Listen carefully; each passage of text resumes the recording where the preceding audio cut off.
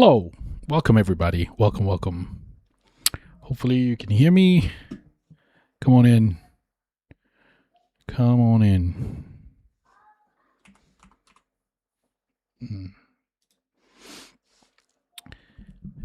Good to have all of you here. Okay. Yo, baby walk. What up? What up?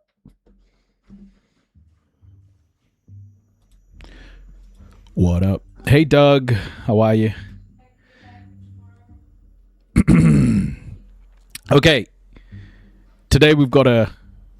Oh my gosh. Sorry. Today we've got a fun show. Morning, Maria. Morning. How are you?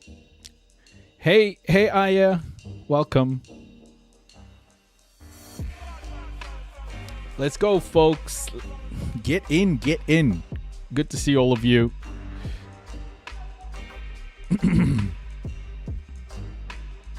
All good in Ireland? Nice. That's great to hear, Maria. Always good to see you. Hope everyone's keeping well. Hope everyone's healthy. We've got a fair bit of news to go through today. So come on in, folks. Today we're going to be talking about the economic situation in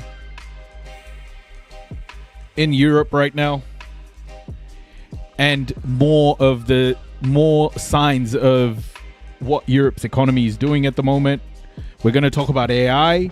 We're going to talk about labor and AI. I think quite interesting things developing in this area. And we are also going to touch on what's going on in Iran, Gaza, etc. And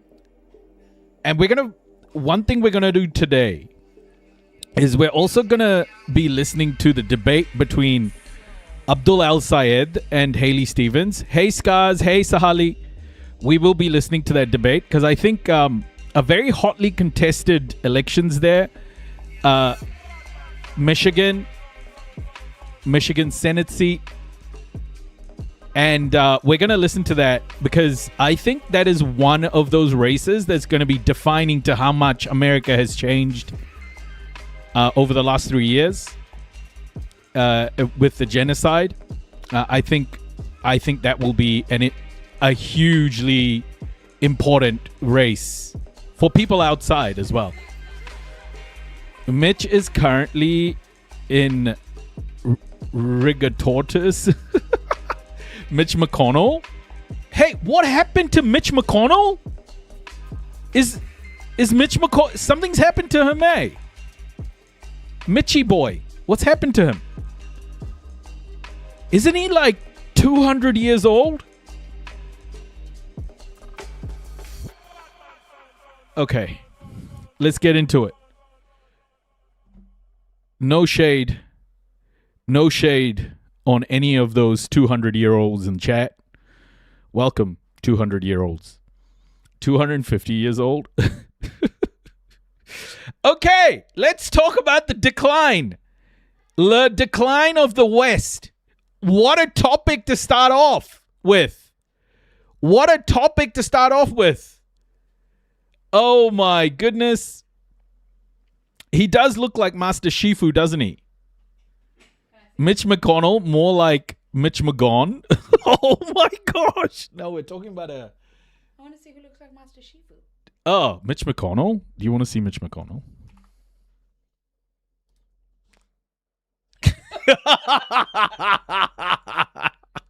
So he's dying, Amber. Don't laugh at him. He's literally in Rigatortus. It looks like his mouth died ages ago. Amber didn't get that joke. Valkarunka, sorry. It's in Rigatortus.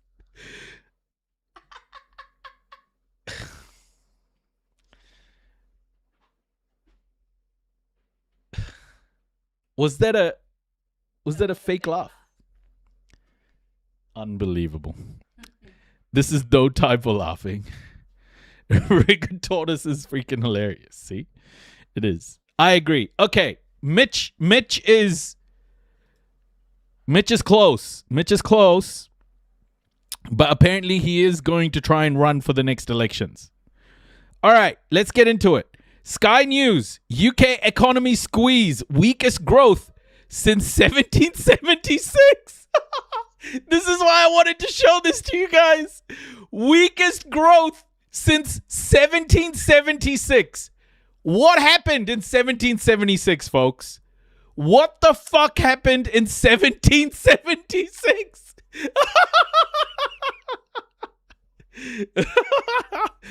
Oh, Mato Vinny. What election? The one in the afterlife? Oh my gosh. Okay. The UK is currently having the weakest growth since 1776, folks.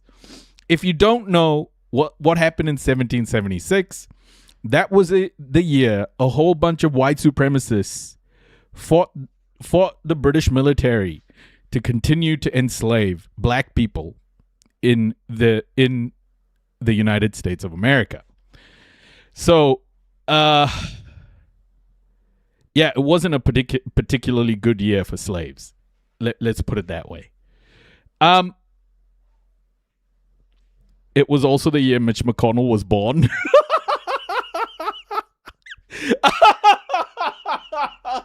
Oh my gosh, I can't breathe. I can't breathe. Oh my gosh. Okay, let's get into it. Here we go.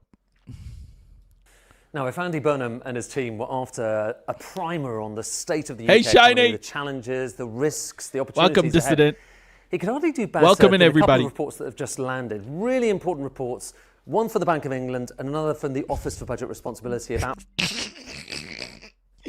Born in a little pond outside of Boston. Guys, this is too soon. His body is still warm. There's blood flowing still. Stop it.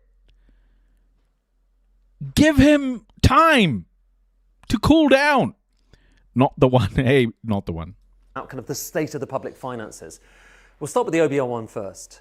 And overshadowing this is a massive kind of trend, a change for the UK economy.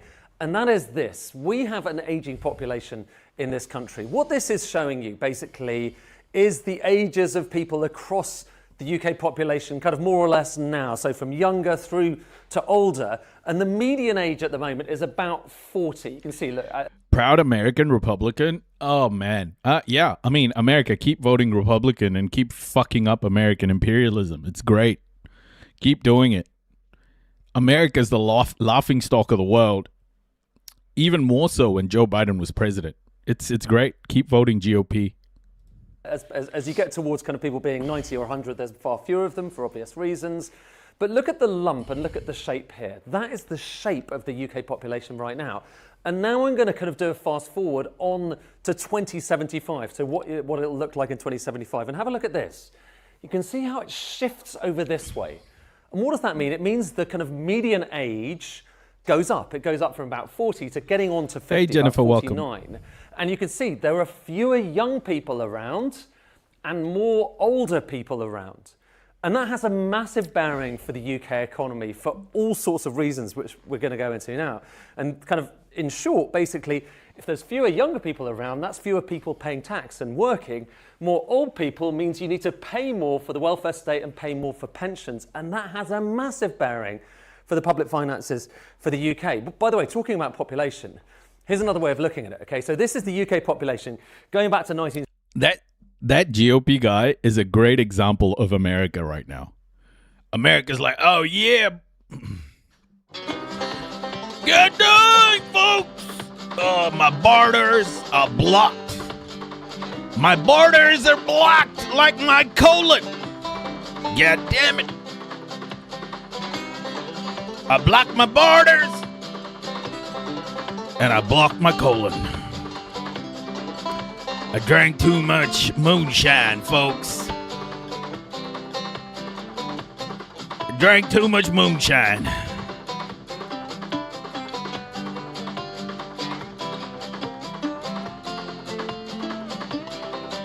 I drank goddamn too much moonshine. Now I'm fucked up.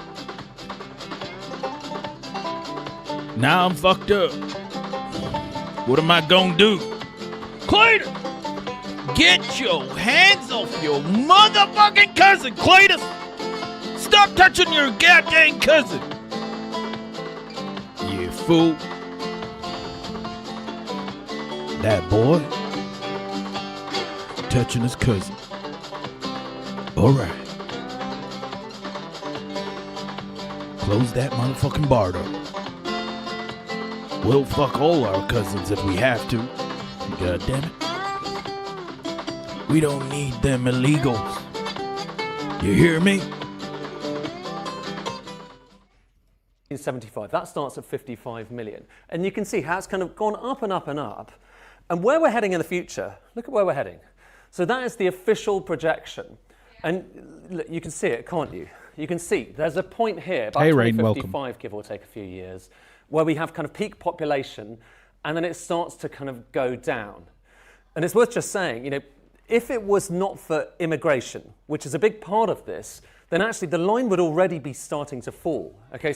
Oh yeah, you know, immigration, that thing that people need to do. So the line on the top is UK population might be about to peak.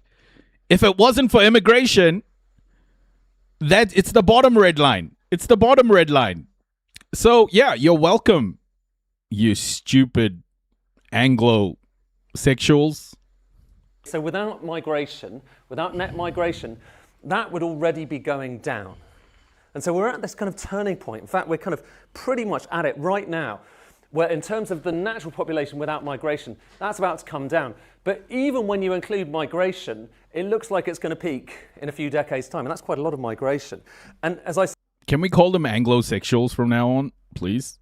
say, that has a bearing on everything else. And why does it do that? It's because this is showing you the public finances. So that the red line there is how much we spend as a state.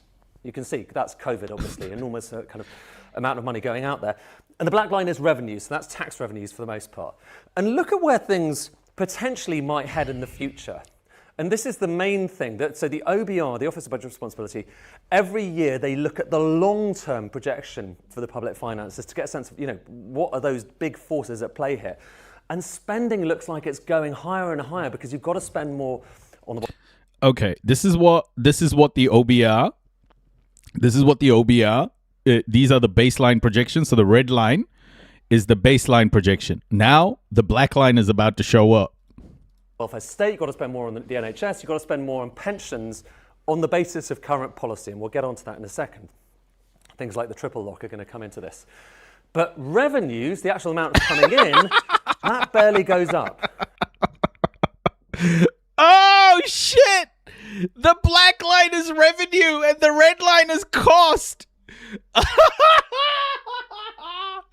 Tax the rich, you stupid fools. Tax the rich. Tax them. Tax the crap out of them.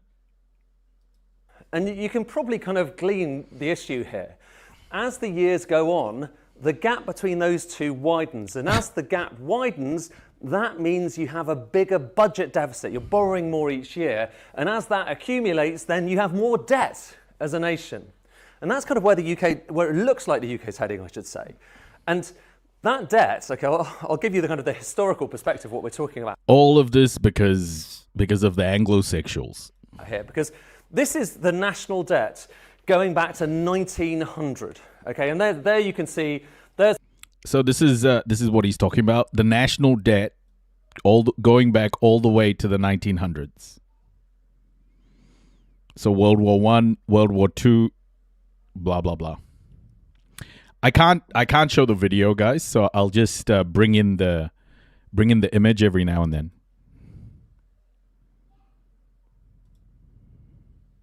Oh fuck! I didn't even play the video, and they suspended my gifting, bro.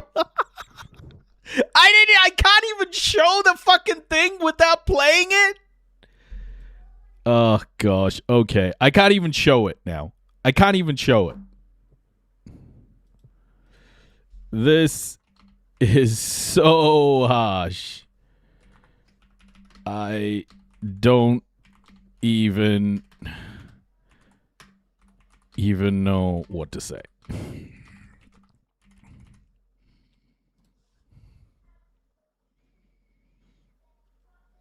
Bro, I was having the same problems on my stream. It's so dumb, eh? It's so dumb. There's World War One. There's World War Two. Two big peaks there. Okay, up to kind of you're getting over a 200% of GDP, a lot of money in the scheme of things. This is where we are at the moment. You can see how it's kind of accumulated. There, you've got the crisis, financial crisis there. You've got COVID there, going up and up and up. Well, here is where they thought. So, the last time the OBR did one of these exercises, it was a couple of years ago. This is where they thought it was heading. I mean, oh yeah, the Lockheed Martin video. They'll definitely be. You say anything about taxing the rich, and they'll come after you. Yeah, crazy. It's pretty striking, isn't it? The national debt going higher and higher and higher because you're spending more basically and not getting more in taxes. They've just updated those numbers. So this is the thing that I think, for the Burnham campaign and for everyone else is really significant. This is where those latest numbers show that we're heading, really high. And here's what's particularly... So basically, the national debt is by 2026 is ahead of projections. Scary.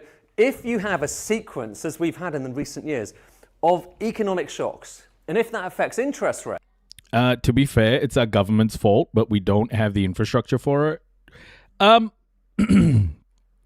Flynn's like, are you from the UK? It looks like you're from Auckland. Is that a picture of Rangi Toto? Rates. Well, look at what happens. Actually, we have to kind of change the axis here, just so you get a sense of that. If you have a series of economic shocks, then you could be heading for a national debt heading on for kind of like 1,000% of GDP. I mean, it's just a projection, but it gives you a sense of the numbers that we're talking about, which would be bigger than anything. Now, I was just going to say, if you were talking about this video that we were playing, this is the UK, but the UK built its whole economy on wealth extraction and globalization. That's how it made its money. Whipping black and brown people to pick your cotton isn't particularly a great business model, it seems. So now they've turned into services economies, and people ain't buying their fucking services. Either in peace or in wartime. Look, there's World War II, World War One, and there's that. But obviously, it's just an illustration. And it's worth just saying, okay, so the numbers we're talking about here, which are the kind of central figures, they do assume that the government is going to carry on paying out extra pensions uprated in line with the triple lock. And they also assume that the point at which you have to start paying taxation, so the threshold, this stuff we talk about quite a lot, that they also go up in line with earnings. If you don't do that, and this is kind of interesting, if you actually say, okay, we're going to raise those increments in line with CPI rather than everything else, in line with inflation, it's a very different story. Then the national debt goes down. Everyone ends up paying more tax. Pension contributions aren't as much. But actually, look, the national debt no longer looks so terrifying, does it? So it's worth just saying, we see these kind of apocalyptic lines every so often, and everyone gets very scared about them. There is a pathway which would be very different, but that pathway would involve potentially more fiscal drag, so there's more people being dragged into higher tax, and also potentially less generous pensions. And when it comes to pensions, okay, this is... Yep, here we go. Your pensions are all getting cut, folks. Your pensions are going to go. Showing you where pension spending are kind of due to head in the future. So again, it's going out to 2075, and it's just an illustration. But if you have the triple lock, which basically says, we're going to pay you the highest of either earnings, inflation, or 2%, look, this is where it heads. This is where it would head if you just said, okay, it's just going to be average earnings. This is where it would head if you said, no, pensions are going to go up in line with inflation, which a lot of people would say is kind of maybe fair enough. It's a totally different story, isn't it? But so controversial. So you've got that issue, which is you've got the changing nature of the UK population, the ageing population.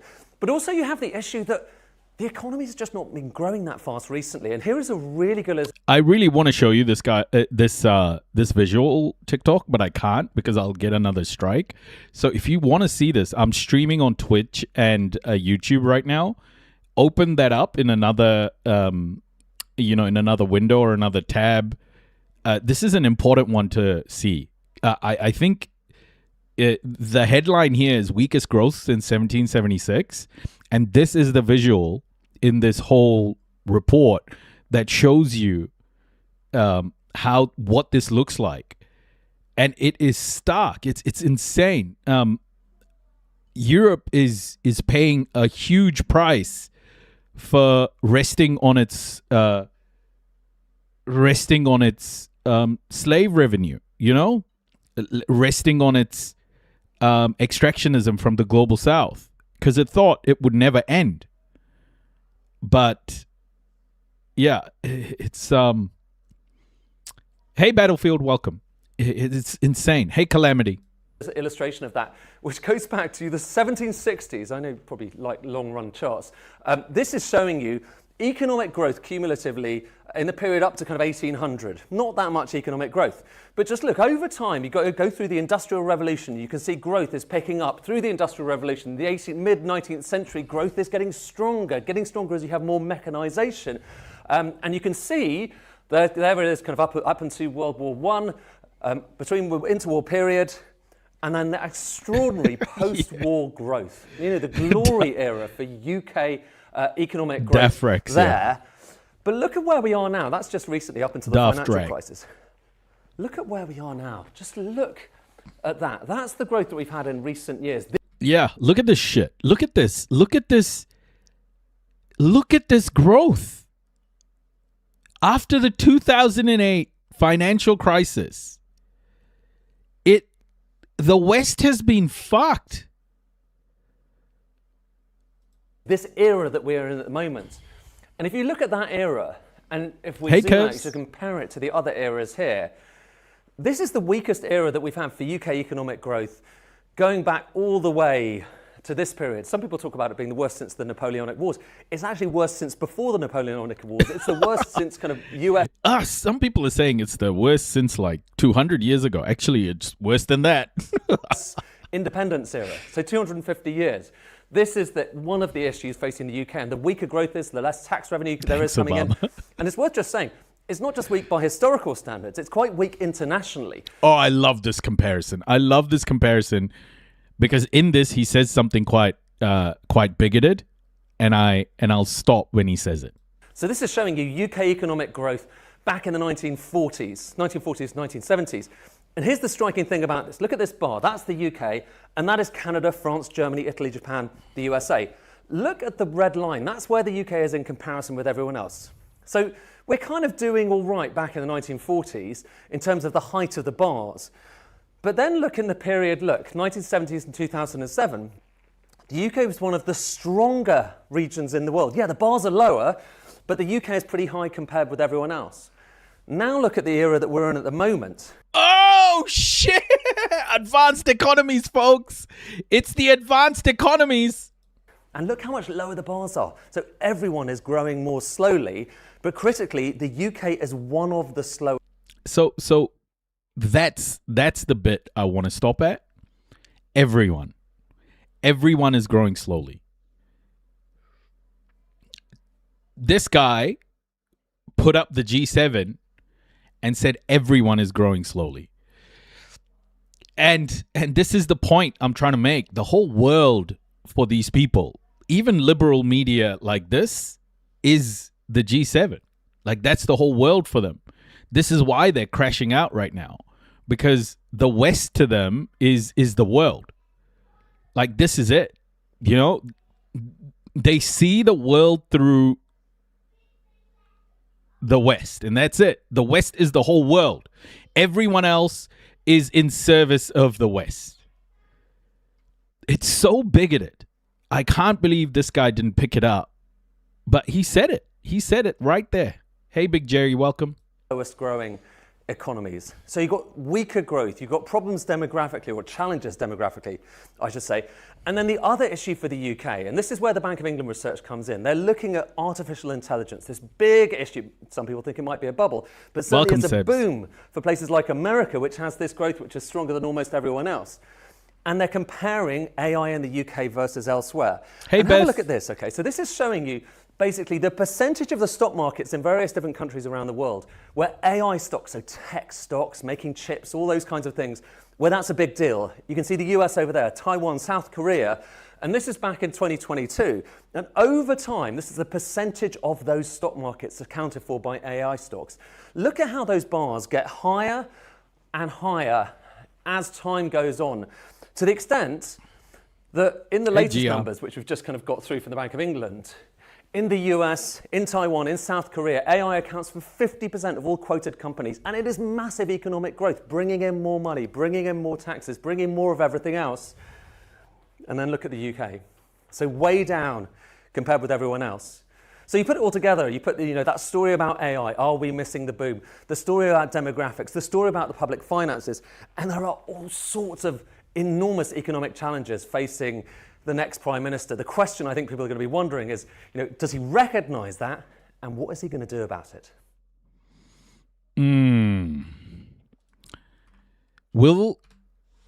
It's an interesting question.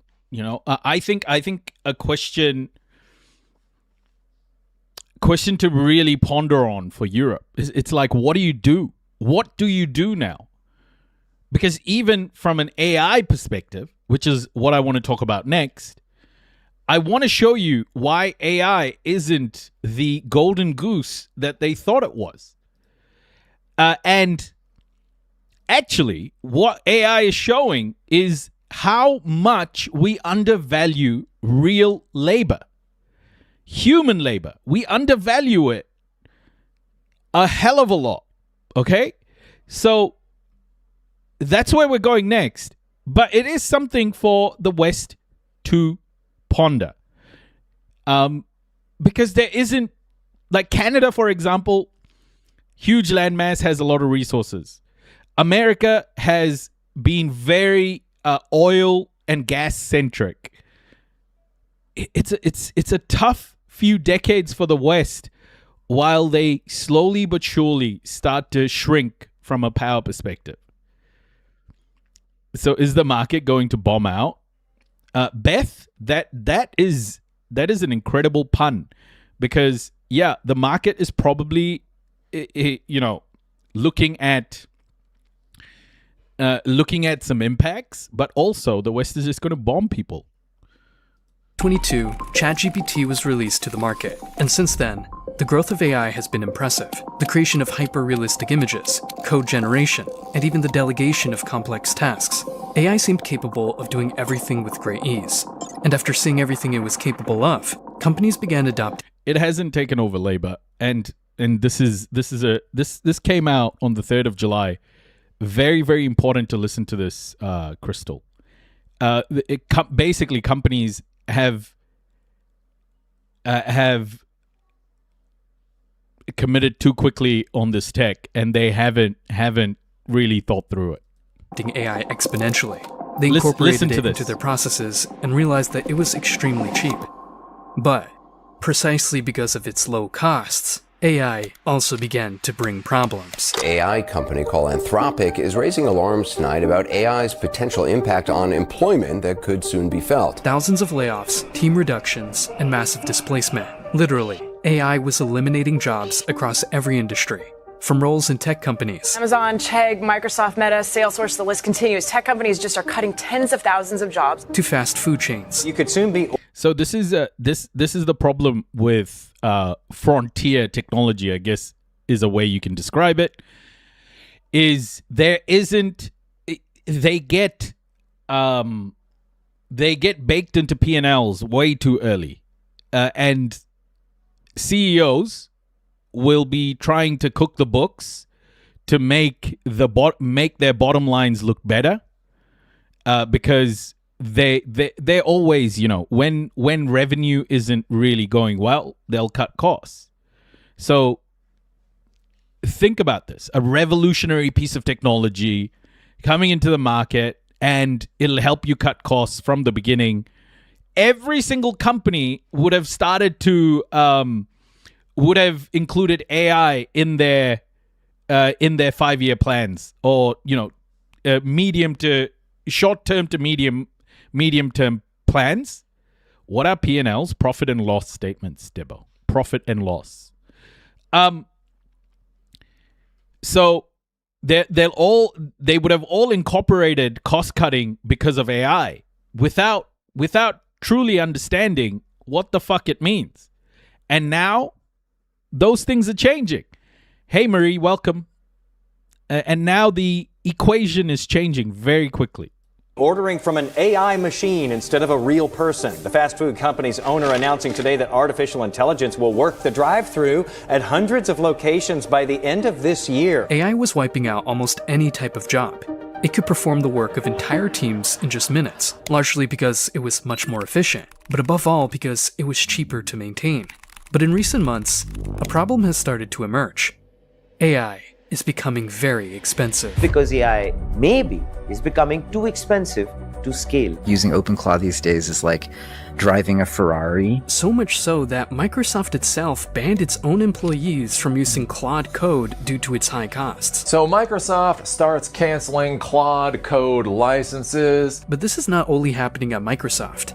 Uber, Nvidia, Amazon, and hundreds of other companies have reported similar cost problems, making it almost impossible even for top executives to justify such a high expense. Big tech is scrambling to slow down its use of AI. Major companies have already exhausted their annual budgets, and some say it's getting more difficult to justify the costs. But if AI promised to be so cheap and efficient, how did it end up costing more than the workers it replaced?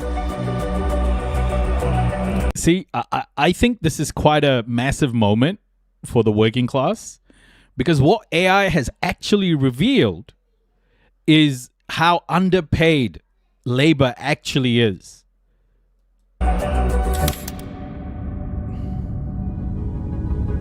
Although the birth of artificial intelligence dates back to the beginning of the 1950s, it was not until 2022 that this technology truly experienced a boom. It promised efficiency and solutions to complex problems with just one click. But most Oh, heck yeah, Crystal. This is now the working class have bargaining power. Because what's their option? What, are they going to replace AI? Are they going to replace you with AI? Go ahead. They'll have to pay more. importantly, it promised to save companies a lot of money. From technology companies to fast food chains, hey Robin, welcome. Every business began implementing it at an unprecedented speed. It was such a revolutionary technology that it could do the work of 10 people at 1/10 of the price.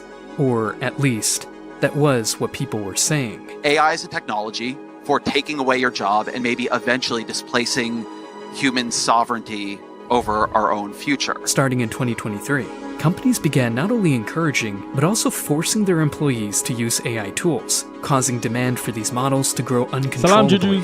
And the way companies measured their AI performance and usage was through tokens. Using a high number of tokens became somewhat of a status symbol among employees, proving that they were going above and beyond to meet key performance indicators. But there was a problem. After realizing this, employees began using these tokens excessively, simply to appear more efficient at the end of the month.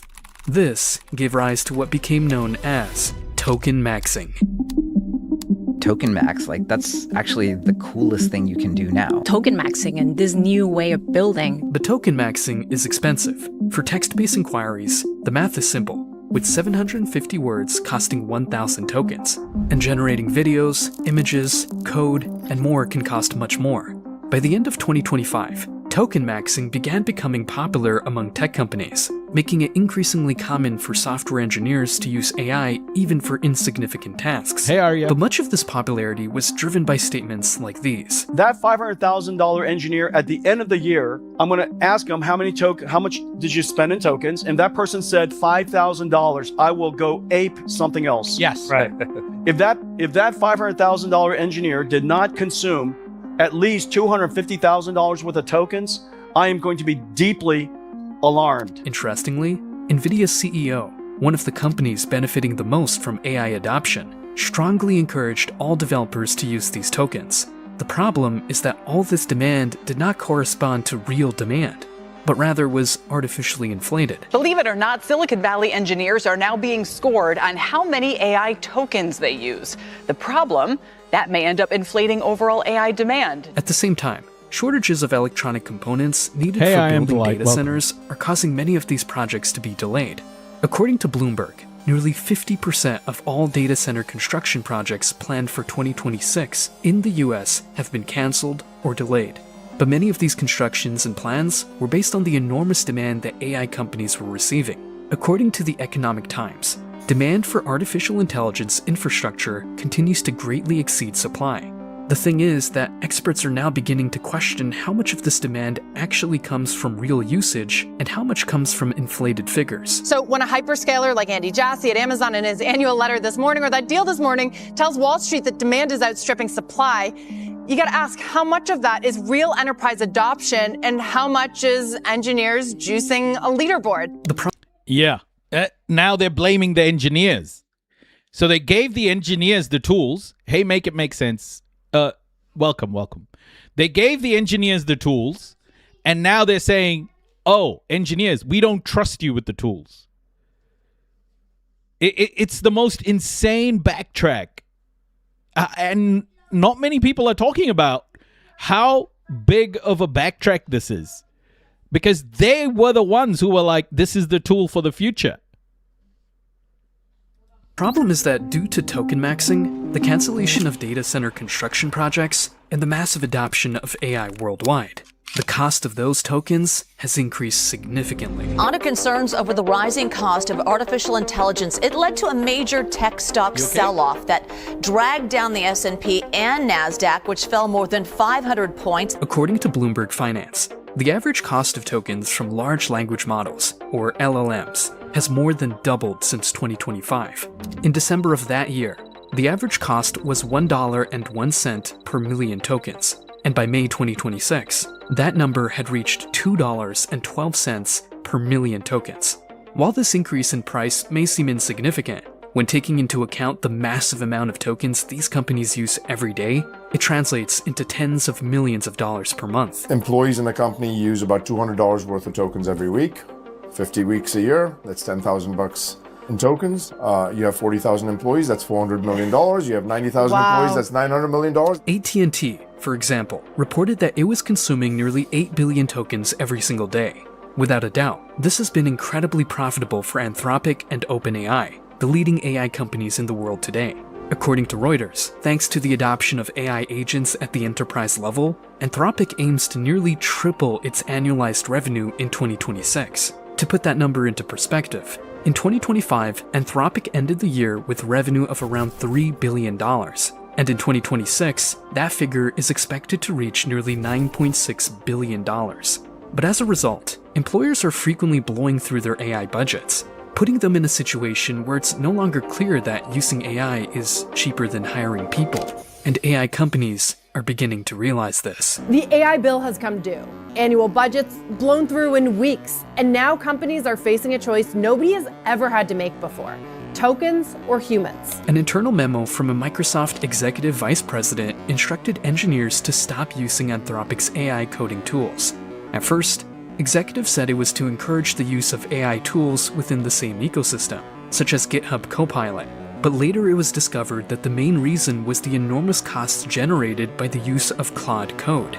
And Microsoft is not alone in this, as Fortune reports that other companies are also pulling back on AI usage. For example, Reuters reported that Meta consumed nearly 60 trillion tokens in a single month. That's roughly $900 million worth of Anthropic's tokens, based on the firm's blended prices. If tech now costs what humans cost, every company in America is about to start asking which one to keep. But these extra costs are becoming a real headache for corporate finance departments. In fact, a Gartner survey found that 3/4 of the executives it polled expect technology budgets to increase this year, and nearly half estimate double-digit percentage increases. A sizable chunk of that spending will go toward AI, which is expected to account for more than 1/5 of total enterprise technology spending by 2035. Why are smart people so stupid? this is the thing, Nero. They're not smart. The people with the money who are forcing this industry to happen are nepo babies, silver spoon babies. They haven't had a hard day in their life. These aren't smart people. These are people who are born rich. A lot of the ones who have a lot of money, it's inherited. So they're making these decisions based on ego.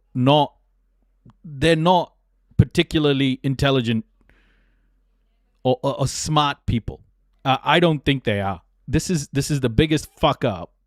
They've put so much money into this, hoping for artificial general intelligence, because that's the real thing they're all aiming for.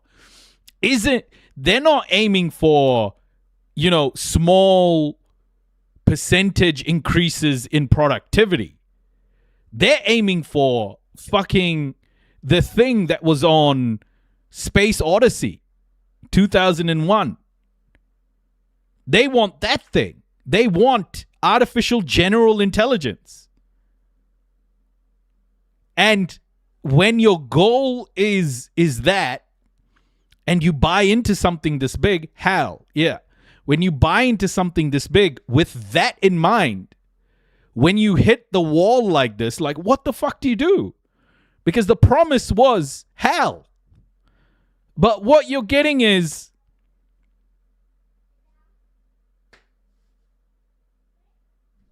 not hell. And the numbers prove it. Global spending on AI agents and models is rising at concerning rates.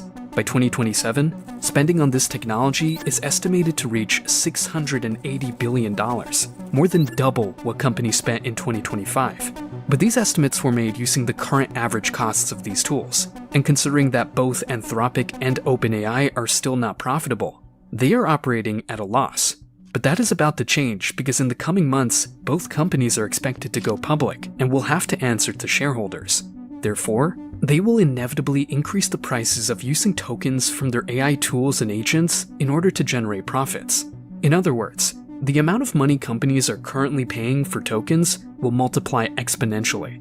So, if the cost of using these tools continues to rise, there will come a point where hiring people becomes cheaper than paying the price of tokens. The thing is, this is not a prediction.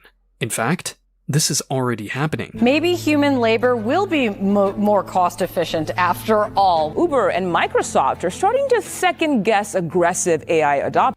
Here's what I need the working class to do.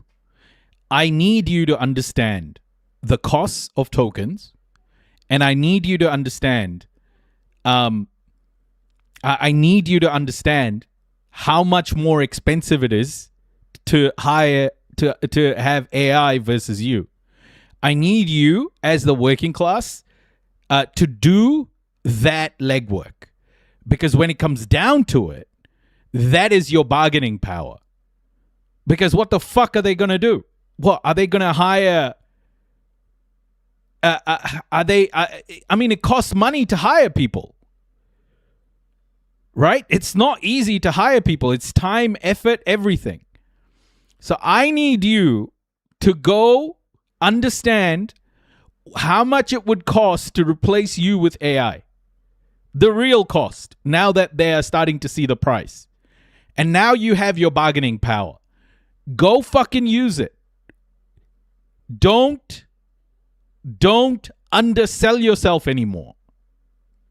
Understand what the discrepancy is and sell your skills for the right price, because now you know what it will cost to automate what you do. What corporations have done unknowingly is, by trying to replace workers, they have provided the working class negotiating power. They've provided the working class leverage. And I want all of you to understand that this is that moment now. If you get offered a job, you need to understand if they tried to automate it and if it failed, and what extra cost it was.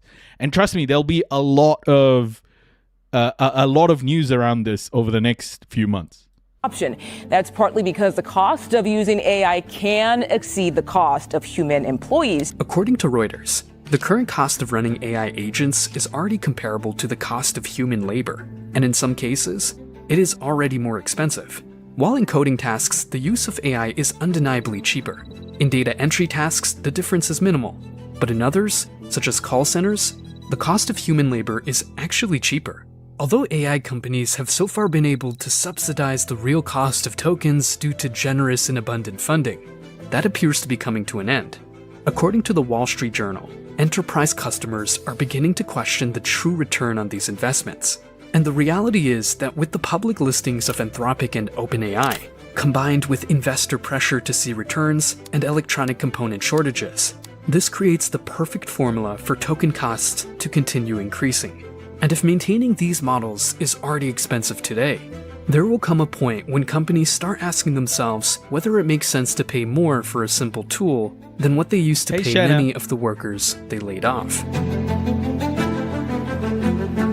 So the other side to all of this, guys, the other side to all of this is how will they try and lower token pricing?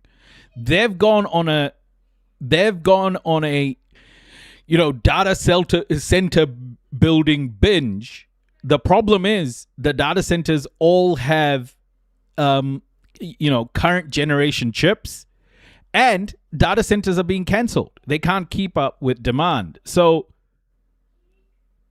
the next 5 to 10 years are going to be hugely critical for the working class to fight like hell to ensure that their rights are preserved. And if the working class doesn't wake up now, I think the window's starting to close. But this is the moment for the working class. They fucked this up. They really fucked this up. Corporations did not calculate this well. They didn't see this coming. I don't know why they didn't see it coming. But yeah, they're going to hire people back. Hey, Sabar, welcome. And you need to be ready. You need to be ready with information. Hey, Steve-O.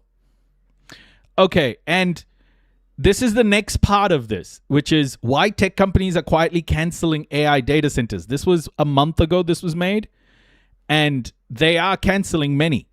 All AI data center construction projects worldwide are being canceled or delayed. Half of U.S. data centers planned for 2026 are expected to be delayed or canceled. Breaking news on the Bloomberg terminal. Oracle and OpenAI are apparently ending plans to expand that Texas data center site. Considering that in 2025, more money was spent building data centers than on housing construction, this is a big deal. Hey, John, so Google is now planning to invest $40 billion in new data centers. Amazon is pumping $20 billion into Pennsylvania. $500 billion investment from one of the biggest tech companies. One of the reasons is that there is an incredible bottleneck in the electrical grid, since these centers already consume close to 2% of global electricity. Millions of Americans could suddenly lose their power this winter as the nation's power grid deals with an increased strain. This is thanks to surging numbers of data centers opening. Even so, most of these data centers obtain around 60% of their electricity from fossil fuels. And due to rising prices caused by the war in Iran, these costs are spiraling out of control. But right now, gas prices are rising again. The price at the pump has been jumping every day, driven by the war in Iran. Everyone feeling the pain. Here's where the numbers stand right now. In Pennsylvania, a gallon of regular will cost you $4.58. That's up 8 cents from yesterday. In addition, the numbers do not add up. Experts estimate that NVIDIA, the largest producer of chips for this tech... Hold on a second. Let me go invest into green technology companies.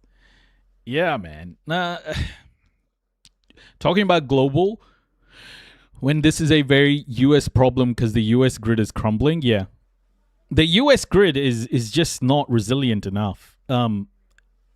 the global south has had to be resilient in so many different ways because it hasn't had the resources that the West has had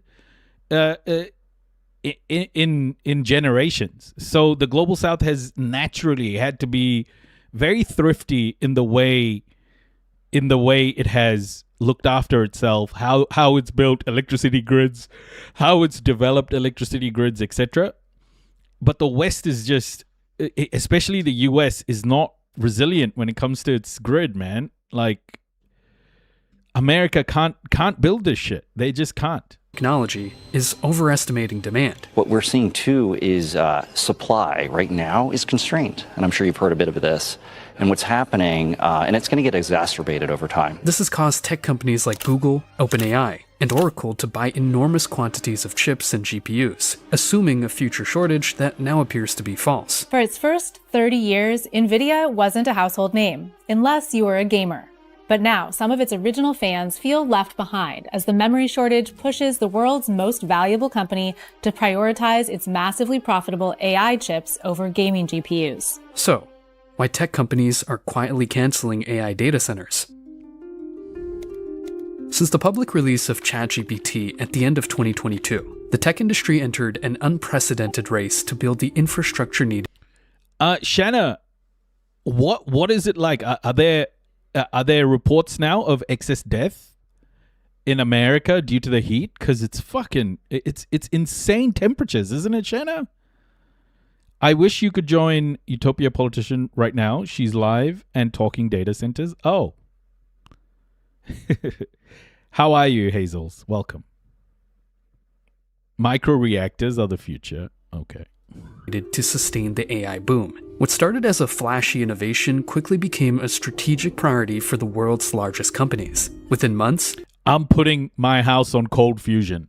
Companies like Microsoft, Google, Amazon, and Meta began announcing multi-billion-dollar investment plans focused mainly on the construction and expansion of data centers. Meta continuing its massive investments in AI, this time in the form of compute power, announcing 2 new major AI data centers. Amazon investing another $15 billion into northern Indiana to build an AI data center campus. By 2023, global people asking me 24 when I'm gonna have kids, but it's too hot to exist.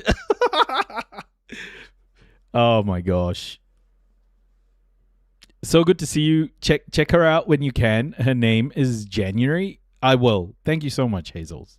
Absolutely. Thank you for the heads up. I live in Arizona. We have people die each year, but numbers are going up. Die each year due to heat. We aren't even at the worst of it yet, but yes, there have been heat deaths. I see.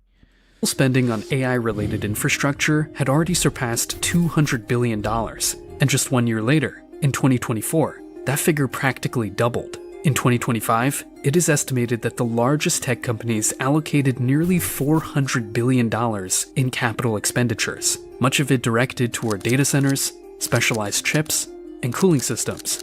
To put this into perspective, that annual investment exceeded the total amount spent on single-family home construction in the United States during the same period, a sector that has historically been one of the largest recipients of investment in the economy.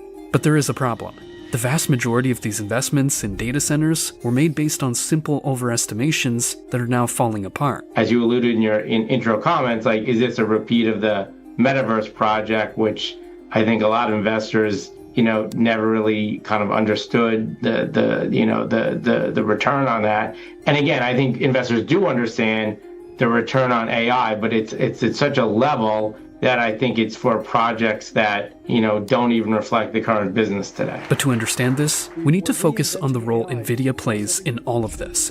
Due to the AI boom, demand for GPUs has exploded, and NVIDIA, being the world's largest supplier of these tools, has also grown at an astonishing pace. In 2025, it reached a $5 trillion market valuation, making it the most valuable company in history. Move over Microsoft. Chipmaker NVIDIA is now the most... You're just watching one side of the story, which is Western. Bro, you come in when I'm watching a story from the West and then you say that. We watch all sorts of stories. Most valuable company in the world, worth more than $3 trillion.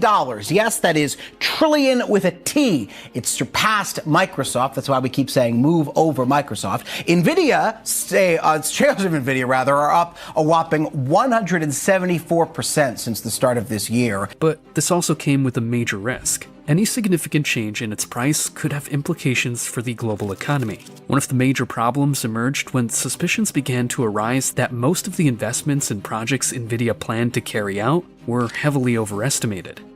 In an interview with CNBC, Jensen Huang stated that the company was distributing around 10 gigawatts worth of GPUs. The reason why Jensen Huang was pushing so hard, was pushing Trump so hard to allow NVIDIA to supply China, was because he wanted China to be dependent on NVIDIA. Because Jensen knew that if they isolated China, China would come up with its own solution. But now it's too late. China's already done that. China's on the way to producing silicon-based tech comparable to the West. And even without that, their data centers and AI models are running on, are more efficient than what the West is building. And to me, and add that to the list of things that Trump has fucked up. It's not just Trump, though, Excalibur. This is one of the things that Joe Biden did as well with his Chips and Science Act. This is American imperialism thing. Because American imperialism and the West treated the global South like a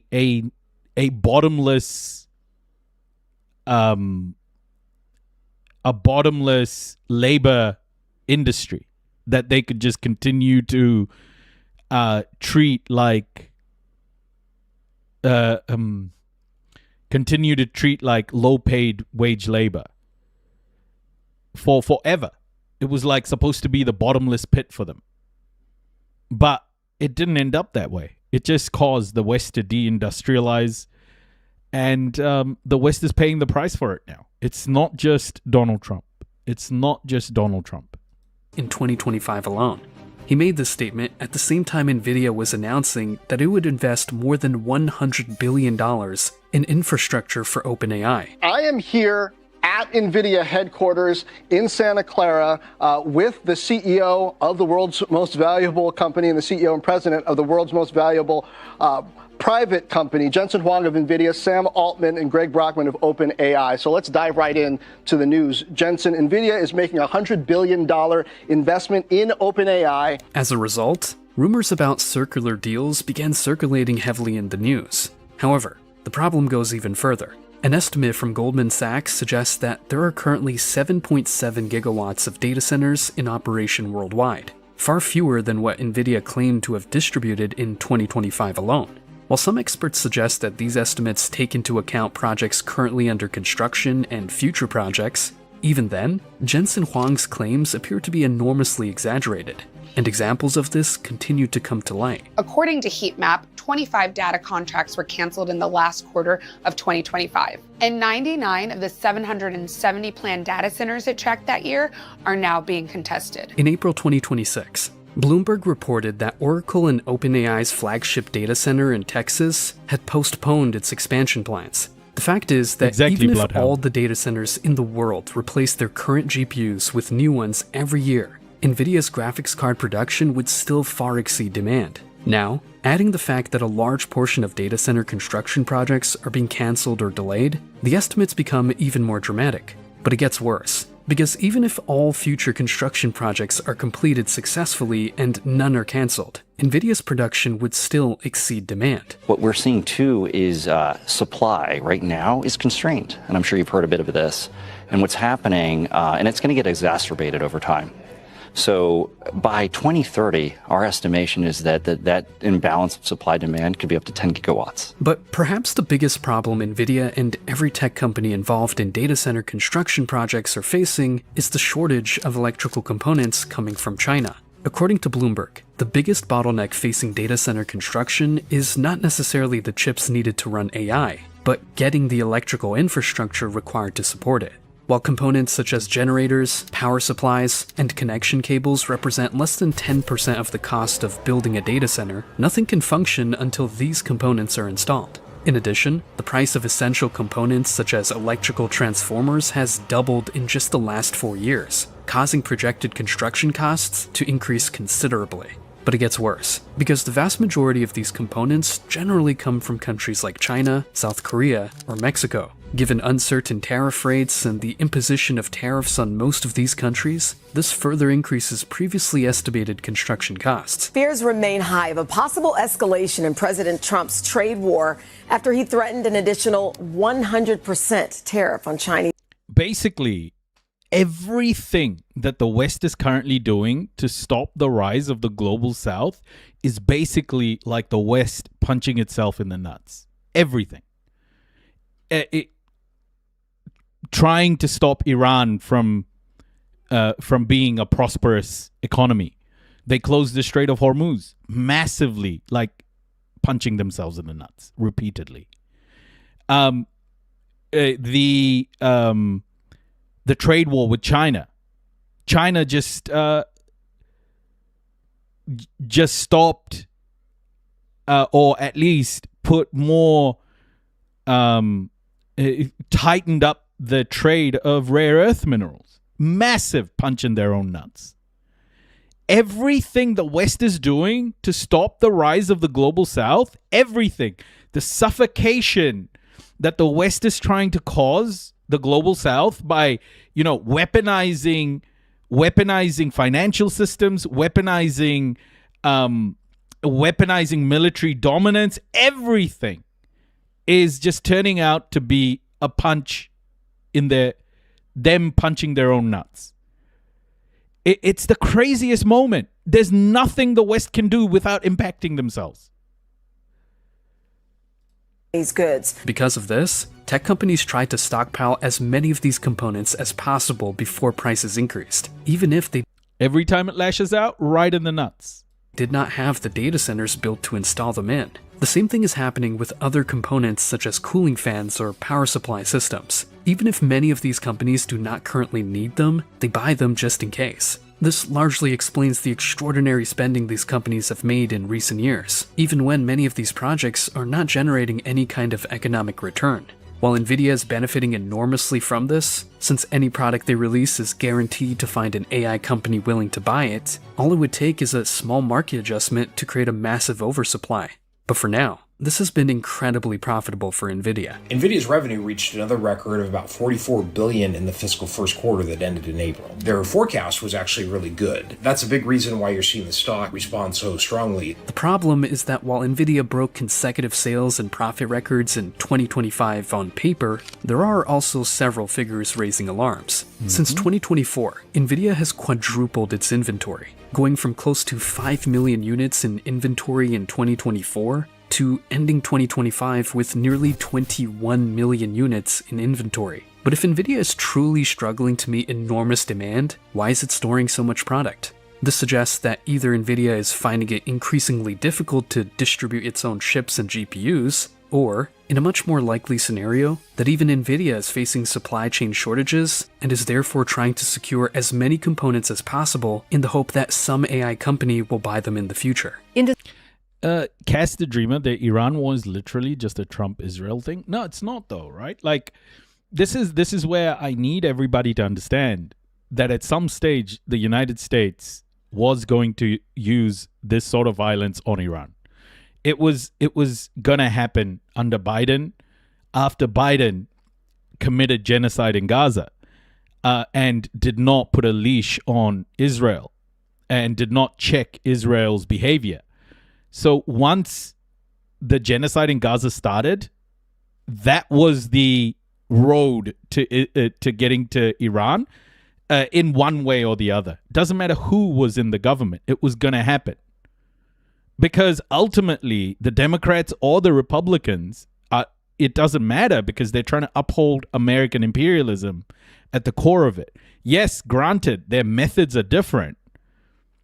But their foreign policy, the outcome of their foreign policy is very similar.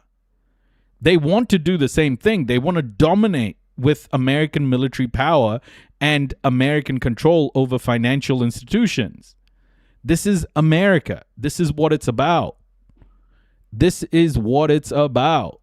So it's not a Trump and Israel thing. This is an American imperialism thing. Israel exists because of American imperialism. America as a structure depends on the weaponization of its military to continue to prop up a consumer-based economy as it is today. It needs the military. The military is the starting point. This is the American model. So these things are inevitable when you build a country based on military might, military power to subdue everybody else. Industry reports suggest NVIDIA's made plans to reduce production of its latest gaming GPUs by up to 40% as it grapples with the DRAM shortage. And Gartner predicts PC prices will rise by 17% this year. And this is a major problem because if NVIDIA itself is anticipating supply shortages, then all those future data center construction projects will not have the necessary components to operate. And therefore, many of them will begin to be canceled or delayed, just as is happening today.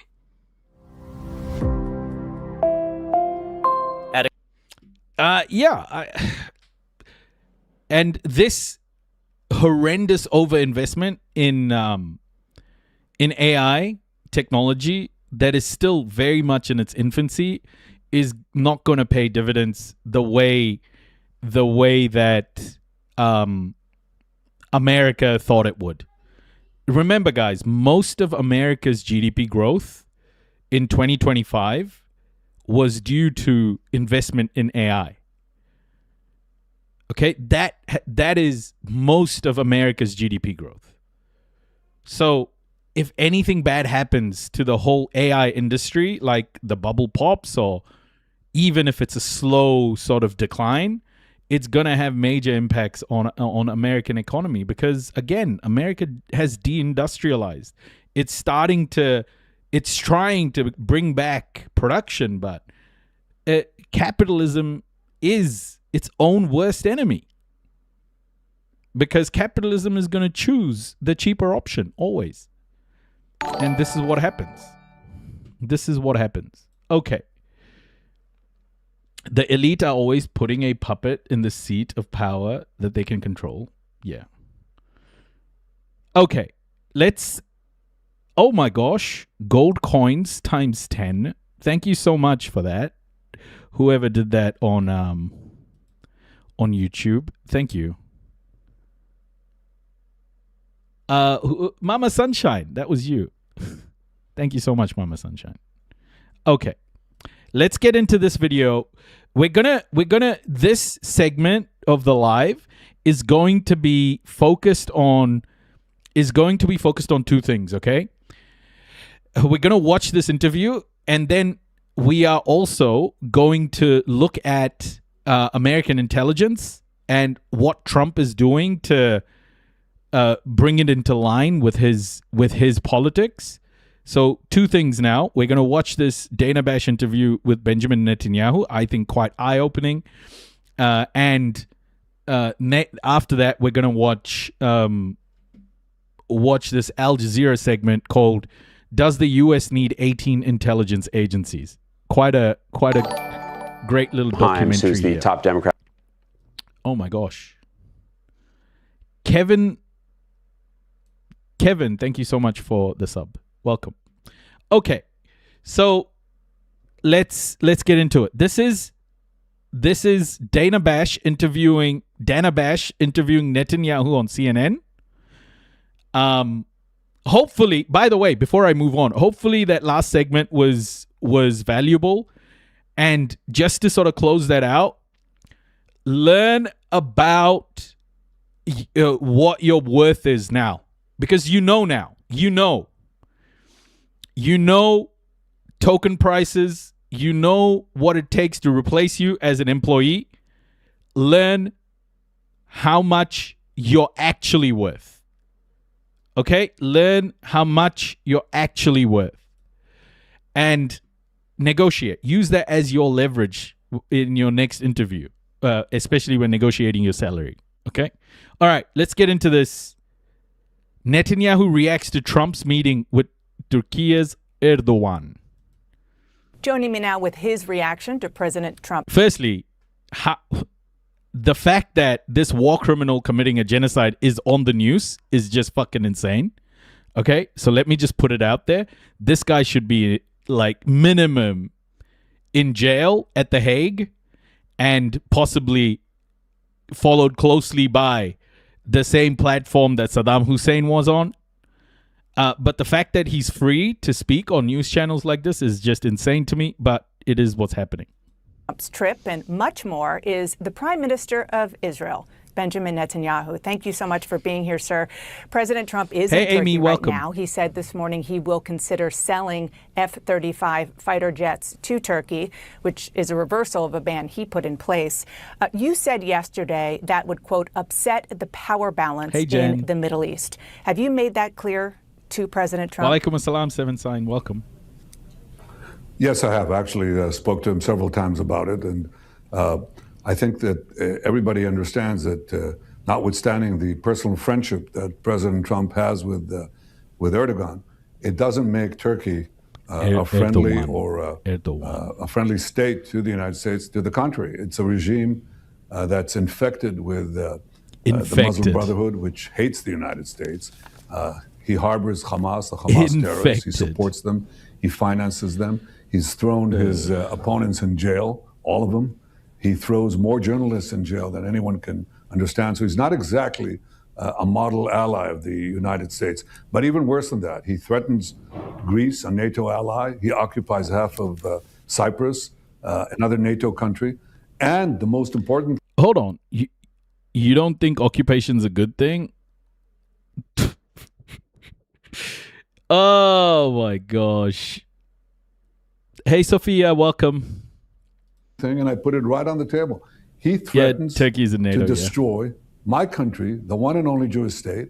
His number two says that we have no place among the nations, and you know what that means. And his number three, the interior minister, says that he's looking forward to be the governor of Jerusalem. Hello? We're a sovereign country.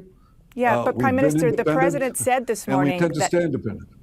President said this morning that they are great friends, and not just the two of them, the countries of the United States and Turkey, and that Turkey is perhaps a better ally than other so-called allies. So he is considering giving the country these planes, F-35s. Well, as I said, it would destroy the power balance in the Middle East because Turkey... Oh, it would destroy the power balance in the Middle East, would it? The fucking power balance. Okay, buddy. Okay. This is what it's about, man. Fuck this guy. I think has aggressive aspirations. I mean, they openly say that. They want to restore the Ottoman Empire. The Ottoman Empire not only included Turkey, it included many other countries, included Syria, it included pieces of Jordan. Included Syria, pieces of Jordan? Watch this. Included all of present-day Israel. Oh, all of present-day Israel! What was it called? You stupid... What did they used to call it? Oh, shit! What is now present-day Israel? Oh, shit! He avoided that one, folks. He fucking avoided that one. He didn't even want to say Palestine. Included some Gulf countries. So this is not a force for peace and stability. And if you give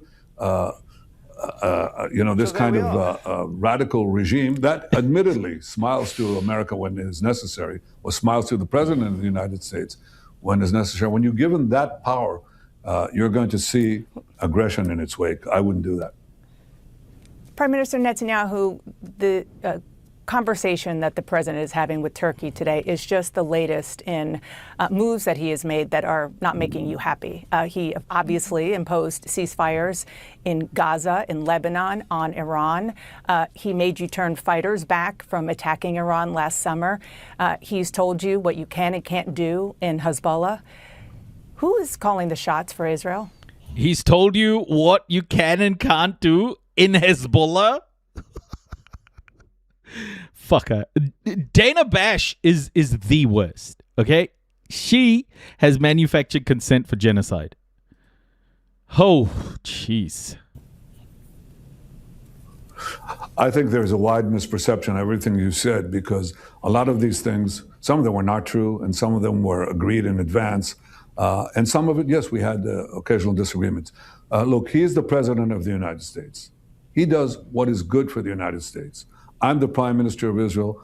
I do what is important for what is good for Israel. And most of the time, these things are identical. I have to commend the president. He brought a huge American force to counter our common enemy, which is Iran, that chants death to Israel, death to America. Had they developed nuclear Tepper weapons, and Bash both, if yeah. we hadn't acted, they would have them already. 100%. They would eventually use them against America, not only against Israel. So on the big things, we see eye to eye, and occasionally we don't, but we're true allies. They call us, the National Security Council issued a memorandum a few months ago. They called Israel the model ally. And I can tell you that even allies can have their differences, but I think America has no greater ally in the world than Israel, and Israel has no greater ally than the United States. Yeah. And I say that with complete recognition of the fact that we sometimes see things a bit differently. It's natural. You're a big country, you're far away. We're a small country, beleaguered and close to these regimes that want to destroy us.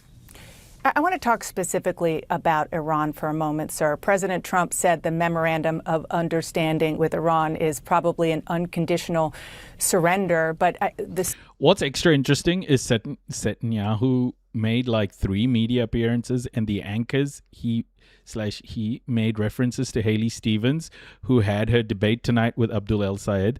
That was not an accident, which many people noticed here in the U.S. Oh, yeah, 100%. 100%. We are going to watch that debate as well, for sure. I have it lined up right here. Hey, Lava, welcome. Welcome. You have to wonder who commissioned this interview. Yeah. Specific question is, under this MOU, the United States terminates all types of sanctions against Iran. Is this a failure for your country, for Israel? Yeah, it is. Look, I think it's too early to say what will happen. The president believes that he can stop Iran's nuclear program, which is a nuclear program to create atomic bombs. He believes that he can do this through negotiations. Do you? And various pressures. Look, I have my doubts, but I think he should be given the chance, and he's, trying to achieve that. It remains to be seen. But I have said, and by the way, I think President Trump has said too, that deal or no deal, I certainly will not let Iran have nuclear weapons. And that with what, bro? is also the president. With what? With in what? 2015. I certainly will not let Iran have a nuclear weapon. With what, buddy? With what? With what, my guy? I was there. I remember that you came to the U.S. and spoke to Congress over the objection of President Obama because of your opposition to that Iran deal, the JPCOA. You specifically mentioned the deal's sanction relief in that speech. What's different about now? I think Iran, look, our combined action, the U.S. and Israeli action today destroyed, I think the lowest estimates are $400 billion of the regime's infrastructure, and some say as much as $750 billion or even $1 trillion. So I think what is being discussed now are very small numbers. Admittedly, any number is a high number as far as countries like Israel and others see it, but it's not going to allow Iran to reestablish itself. The question remains, at the end of the negotiations, if there's a deal struck, Then you have to see, does the deal actually meet the main goals? The most important one being ending Iran's nuclear program, taking out the enriched material. Guys, none of this is going to happen. None of this is going to happen now.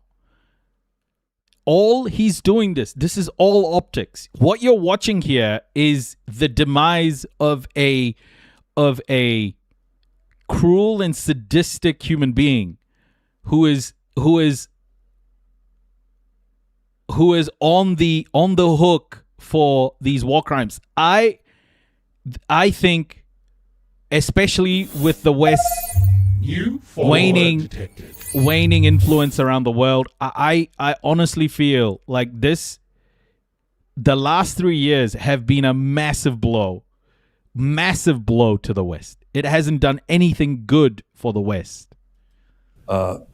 Dismantling the enrichment sites, and there are other things that have to do with proxy warfare and ballistic missiles. Non-drip helmet, welcome. Then yes, Iran will get sanctions relief, welcome. And that would help the regime resuscitate itself. But I don't see that happening yet, and I hope that the president will do exactly as he promised to do, to make sure that Iran does not have a nuclear weapons program.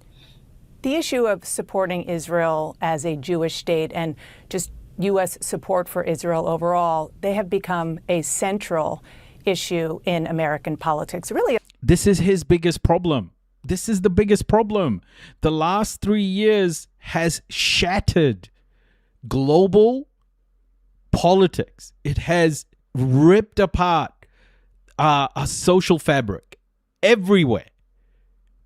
People don't see the world the way it was pre-October the 7th anymore. And this is the biggest problem. He can't spend his way out of this. He can't Hasbara his way out of this. This is generational. A litmus test right now in Democratic primaries here in the U.S. I want you to listen to how the mayor of New York City responded when he was asked if he supports Israel as a Jewish state.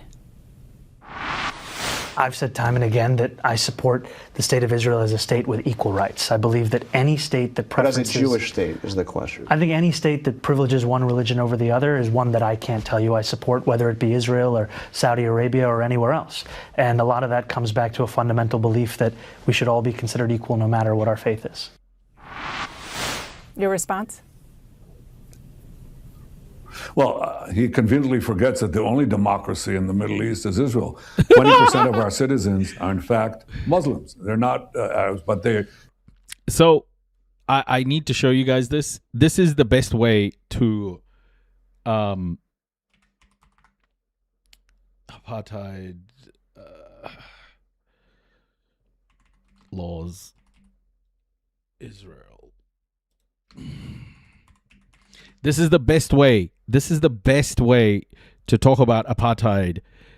Whenever they say dumb shit like this, whenever Israelis or anyone arguing with you online say that, it's so clear that it's apartheid and that Jewish people, especially white Jewish people, have the privilege in Israel. You just have to go look at Israel's own laws. There are more than 65 Israeli laws which discriminate against Palestinians. 65. And they are written into the laws of Israel itself, within the borders of Israel, which actually doesn't even have declared borders. But it's written into their very laws.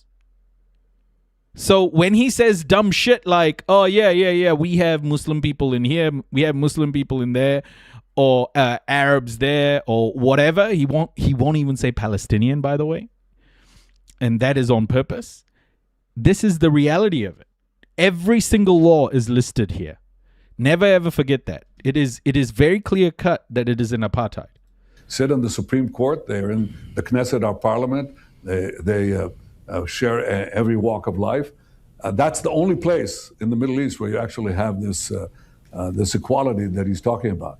But he has supported, or his supporters have supported Hamas, these people who murder people, who beheaded our men, who raped our women, and then murdered them.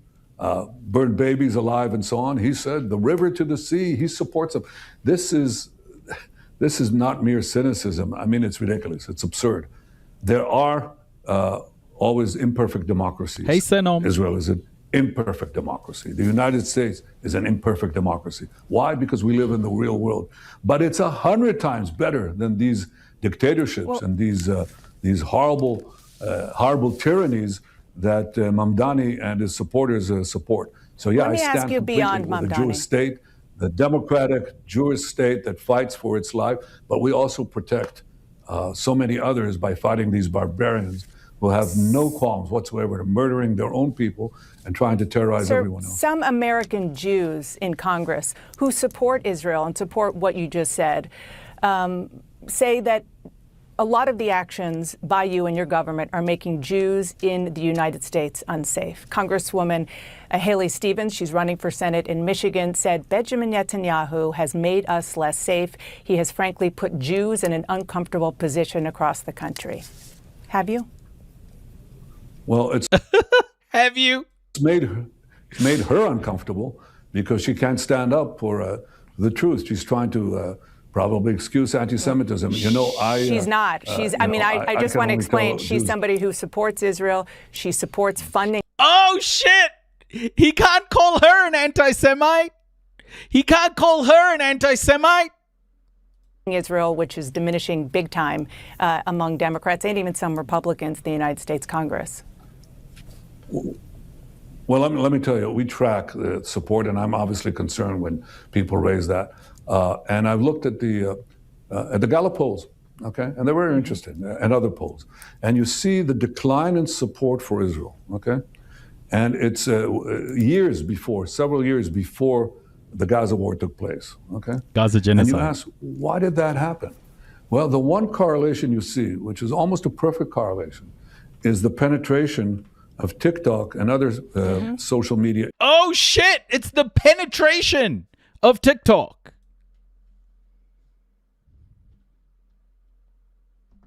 So there we are. In the United States. And as the penetration increases, the support for Israel decreases. And let me tell you something else. The support for America decreases. The number of people who say they're not proud to be Americans. So as people have more access to information, the support for Israel and America decreases? Why is that? Why would having more information make people dislike America and Israel? Why?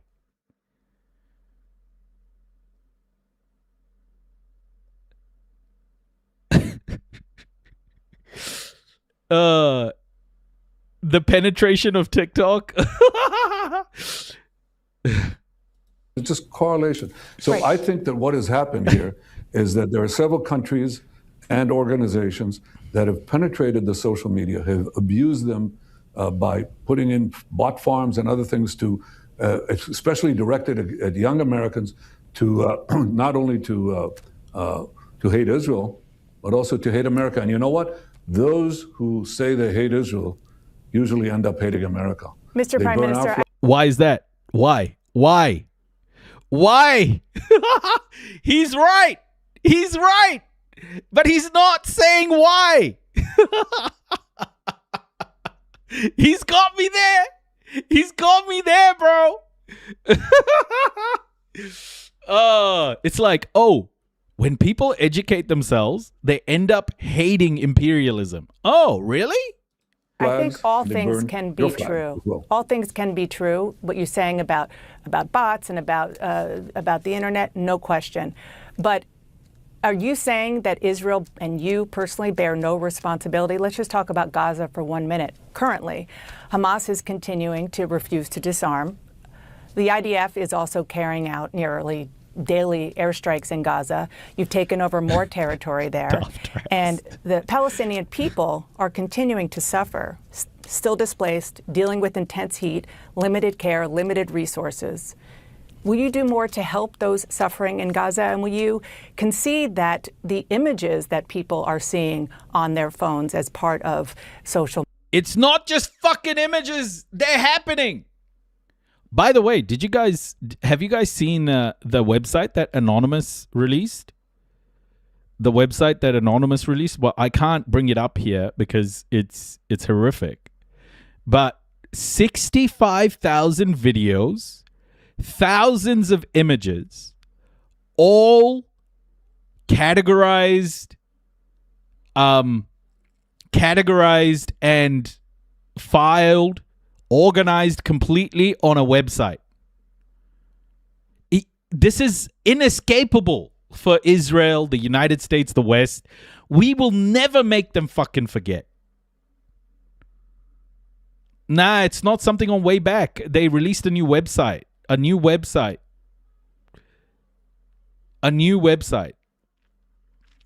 Can I put the link in? I don't know if I'll get banned if I put the link, because it'll be highly, highly regulated.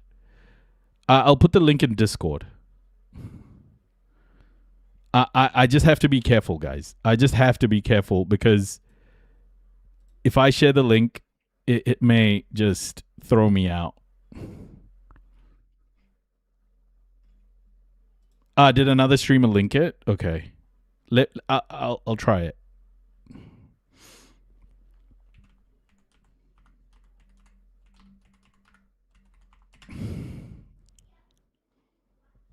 I have shared it on Discord though. Anonymous genocide website.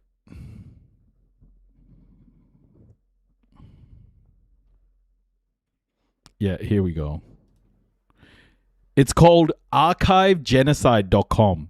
Archivegenocide.com. Yeah, and it's fully up. Archivegenocide.com.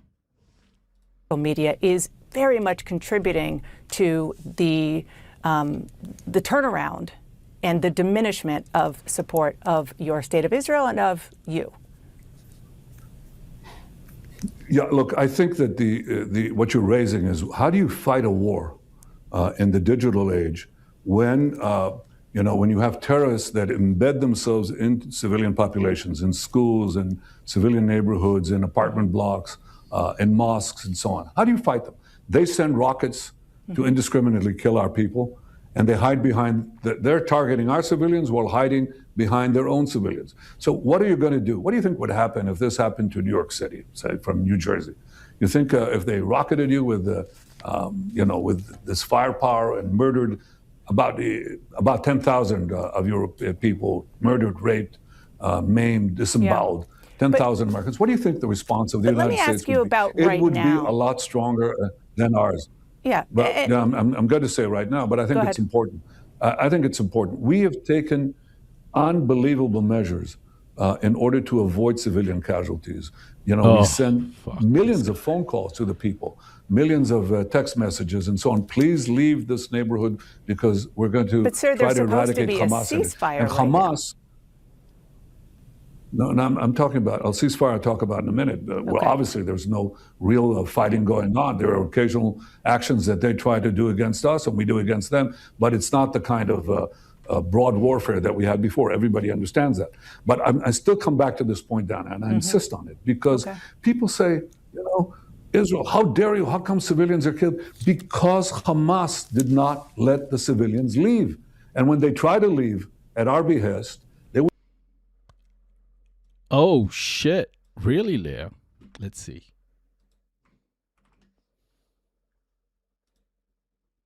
Let's see what he says. I don't want to deal with them anymore. They're scum. To me, I think it's over. I don't want to deal with them anymore. They're scum. You know what scum is?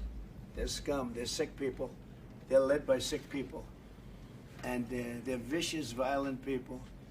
And if they had a nuclear weapon, they'd use it. As far as I'm concerned, it's over. I'll speak to our negotiators. They want to negotiate. They're good people. Steve Woodcock, Jared Kushner. But they have to come back to me. As far as I'm concerned, it's just a waste of time dealing with them. They're liars. We make a deal. And if I make a deal with him, we have a deal. And he goes out, he talks. We make a deal. Everyone's agreed. No nuclear weapon. We make a deal. They go outside, talk to the press. They say, we never even talked about it. There's something wrong with them. They're cuckoo. As far as I'm concerned, it's over.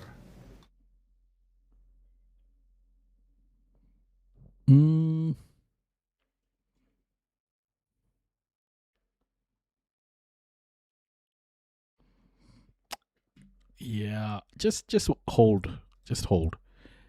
It's not over. Would shoot them. They would actually kill their own people in order to keep them in a place where they would be injured by us. So when you have this cynicism and this horror, you don't support the terrorists. You support Israel because you will end up being in the same place exactly. We're not fighting just our battle. We're fighting People will end up being in the same place because of Israel. your battle, both against Iran and its proxies, Hezbollah, Hamas, the Houthis. These people are exactly Black bent Ranger on destroying our free Will the societies. ceasefire- and will they're the bent ceasefire on take hold and be using the media, successful? using the media for that end. Will the, well, look, it depends. Every time they try to kill our people, make a move on our people, obviously we act. But I think that the most important thing is the disarmament factor in the agreement, the 20-point agreement that President Trump put forward. And the most important one is that Hamas has to disarm and Gaza has to be demilitarized. You know, it's going to happen one way or the other. I prefer that it would happen without the need for the use of force and the need for our use of force, because Donna, I've been to war. You know, I served 5 years in a special unit. My brother died while saving hostages in Entebbe. I had an 18-year-old here we fellow go. soldier die in my arms. Here we go. That's not something that you forget. And I saw the grief of my parents and the grief of so many others. So I would prefer, if we could avoid the renewal of open combat, yes, I would prefer that. If we could achieve our aims of eliminating the Hamas threat from Gaza with other means, by all means. I know we're almost out of time, but I really do want to ask one final question about what's going on the West Bank. This guy's committing a genocide. This guy is committing a genocide. He is insane. Violent attacks by Israeli settlers against Palestinians. Over the weekend, Israeli settlers in the West Bank raided and set fire to a restaurant. We have some photos that we're showing. I know, and I've heard you say these are just thugs. But my question is, if they're just thugs, why won't or can't you stop them? Well, we do actually. This is so nuts. This bit is so fucking nuts. Listen to that question again. Listen to that question again, and listen to his reply. Settlers against Palestinians. Over the weekend, Israeli settlers in the West Bank raided and set fire to a restaurant. We have some photos that we're showing. I know, and I've heard you say these are just thugs. But my question is, if they're just thugs, why won't or can't you stop them? Well, we do actually. It's about 100. It's actually 150 or so. What you would call juvenile delinquents. 150 or so juvenile delinquents, apparently. They're not, by the way, from the settler community. They're overwhelmingly upstanding citizens. They serve in the army. They're law-abiding, and unfortunately, they're attacked by Palestinian terrorists on the roads. They oh my gosh, massacre families. So there is. It's not that community.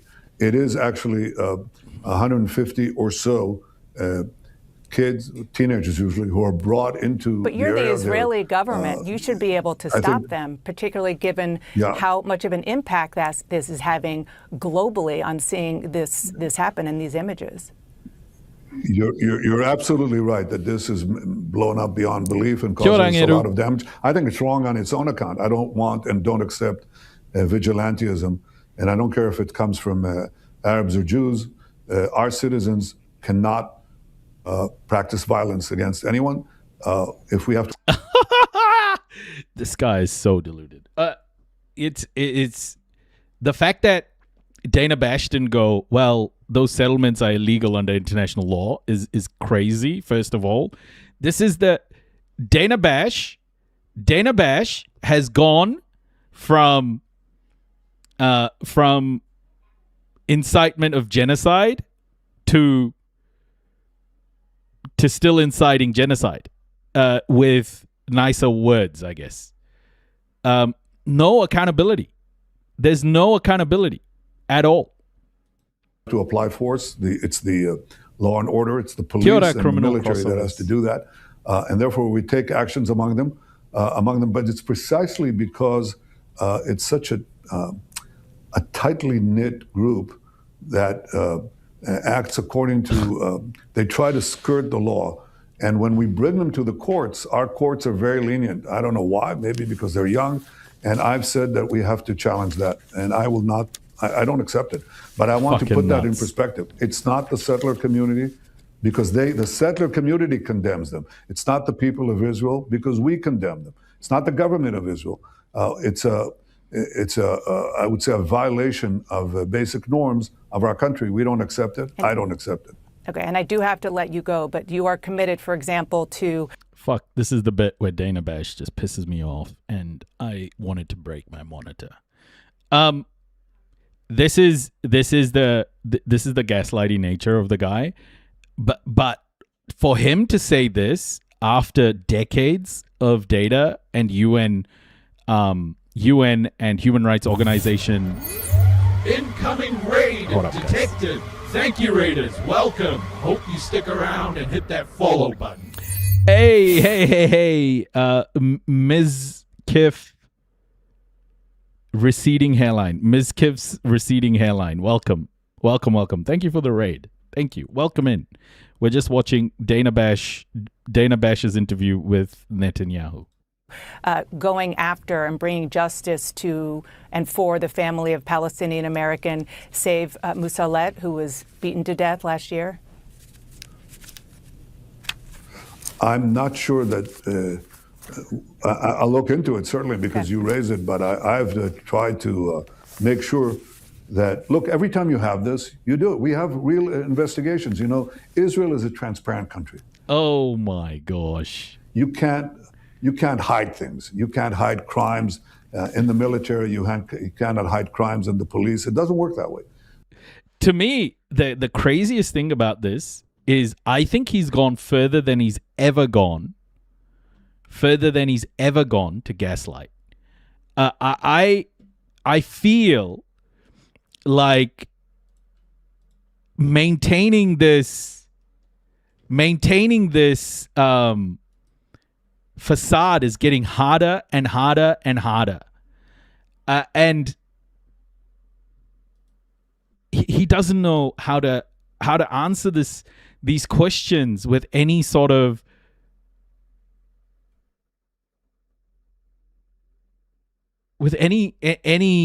connection to reality. Like 150 or so juvenile delinquents. My goodness. So whatever is the charge, we'll look at it. Thank you. And and we'll take care of it because that's the kind of country we are. Despite the. Okay, bro. Let's watch the Michigan primary debate now. Let's watch the Michigan primary debate. A nice segue. Because they spoke about a candidate, Haley Stevens, in that. And Haley Stevens is debating. I'm going to put this on 1.5 speed. And Haley Stevens is debating Al-Sayed. Okay, Michigan. And you'll see the talking points destroyed by Al-Sayed. Here we go. A state that is shaping the course of a nation, deciding presidential elections. I always like it when we agree. Obvious corruption. What is going to happen to check that? Somebody that's going to serve our local community like Gerald Ford did. I want roads fixed. Working for things that are positive for Michigan. Tonight, night one of Debate Week. An open U.S. Senate seat. 2 candidates. 2 visions for Michigan. Abdul El-Sayed. There really is an opportunity to either pick politics as usual or politics is different. People desperately want politics is different right now. U.S. Representative Haley Stevens. I see this as a made in Michigan moment, and we have a story to tell, and we need a champion in the United States Senate. Who earns the chance to carry the Democratic banner into one of the most consequential Senate races in the country? The choice is yours. Live from the Wood TV studios in Grand Rapids and your local Are you guys ready? headquarters. This is Are you night guys one of ready? Debate Week in Michigan, Democratic Senate primary. Good evening. Boomfa. I'm Rick Albin, your moderator for tonight's debate, along with Amber Crisco, who will be here with Hey, viewer Free Dive questions. Monkey. Welcome. Candidates, welcome to you and welcome to viewers across the state watching here on Wood TV, our sister station, WLNS in Lansing, and partners in Detroit, Marquette, Alpena, Traverse City, and Flint. Are you ready, kids? Aye, aye, Captain! I can't hear you! Aye, aye, Captain! This truly is Debate Week in Michigan. Here's a quick review of the rules. Each question goes to each candidate for a 60-second response in an order determined by a drawing earlier in this process. A 30-second rebuttal will follow after each candidate has given their initial response. The only possible change to that would be for the final question. Depending on how much time is left in the program, we may eliminate the rebuttal or adjust the length of time to answer the question. There is no opening statement. There will be a 60-second closing. It is time for our first question in Debate Week in Michigan. Again, welcome to both of you. The first question will go to you, sir. The number one issue facing people from coast to coast and right here in Michigan is no surprise. It's inflation, it's affordability. Everything costs too much. You can't fix it all. But if you're elected to the U.S. Senate, tell me one proactive thing you would do to make Michiganders' lives more affordable. 60 seconds, sir. I've been up and down my state, 110 different cities, 450 public events. No matter where I go, people say the same thing. I just can't afford to live here anymore. I'm so worried about the price of groceries. I can't afford my gas. It's $5. I'm worried about getting sick because I can't afford my deductible. There's a number of things we need to do. Number one, we need to tackle healthcare by guaranteeing everybody healthcare without a deductible, a premium, or a copay through Medicare for all. Number two, we need to stand up to the monopolies and oligopolies that are picking our pockets. Number three, we need to stand up to increase wages. And that means standing with unions like the UAW and the nurses who've endorsed us. It means making sure that we are standing with Michiganders in their moments of crisis by making schools somewhere that our kids can go, by addressing the potholes that cause punctured tires every time you try to drive anywhere. But all of this has to happen by way of getting the corruption out of our politics. So long as corporations are buying politicians, we can't actually enact these solutions because they're getting the policies that they signed up for when they pay for their politicians. Congresswoman Stevens, 60 seconds, please. Well, thank you so much, Wood TV, and to everyone across Michigan tuning in tonight. As your next United States Senator, I will run through anyone and anything to lower costs. My no tariff on groceries bill. My bill to lower your utility bill. Look, I'm the only person running for United States Senate in Michigan who is not a millionaire. I am not trying to sell a book or a podcast. I'm the only one on this stage who doesn't have a talent agent trying to pitch me for paid speeches. And unlike my opponent, I'm not running at the first mic or camera I see. Instead, my head is down doing the work for the people of Michigan who need the work to be. Imagine if she said, my head is down doing the work for the people of Israel, Michigan. Done. We do not need a celebrity senator. We need a workhorse. And as the most effective lawmaker for Michigan in the House of Representatives, if you want a fighter and an effective leader for our state, that's me. Dr. El-Sayed, we also don't need politicians bought off by corporations. In this race, you've probably seen ad after ad after ad. Not one of those ads was brought to you by the Congresswoman's campaign. All of them brought to you by corporate PACs and APAC, trying to buy a politician who's going to do their bidding instead of yours. That's been the story of our politics for far too long. The question is not whether or not you're a millionaire. The question is whether or not you are bowing down to billionaires. And for too long in our politics, we've watched politicians beg for those dollars only to do that bidding when they actually get to office. That has been the story of my opponent. If you want politics is different, I'm the only one who's never taken a dime from a corporation. Congresswoman, 30 seconds. Well, look, transparency is oh so important. And this is why I have released my tax returns. My opponent, Abdul, he said that transparency is key. Schlongy, I watched this. She hammered the shit out of this table. It was so annoying. But yet he hasn't released his tax returns. Abdul, you talk about getting money out of politics and putting money in people's pockets, but who is putting money in yours? What are you hiding? Moving to our next question, it'll be first to you, Congresswoman. With a 60-second response, the Trump administration had been negotiating an agreement to end the conflict in Iran. But within the last hour, we are told that the United States military has launched a series of what they call powerful strikes after commercial ships were struck in the Strait of Hormuz. The question is, what should our policy be going forward with Iran? 60 seconds. Well, our next United States Senator has one mission and one mission only, and that is to fight for the people of Michigan and represent the people of Michigan's interests. Donald Trump selling us out to this war in Iran that no one asked for, that is raising costs for every Michigander, is totally unacceptable. But here's the deal. In terms of the goal that I have long fought for and pushed for in the United States House of Representatives and what I will work for in the United States Senate, we need long-term peace. Donald Trump. I don't know why I'm getting Drewski vibes here. Is that misogynistic or something to say? If it is, I'm sorry. But all I can see when I look at Haley Stevens is Drewski.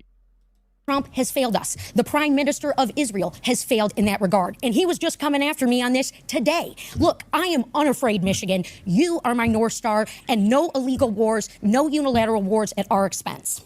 60 seconds. I think it's worth asking why we got into this war in the first place. There is one man who's been wanting this war fought, and that is the Prime Minister of Israel.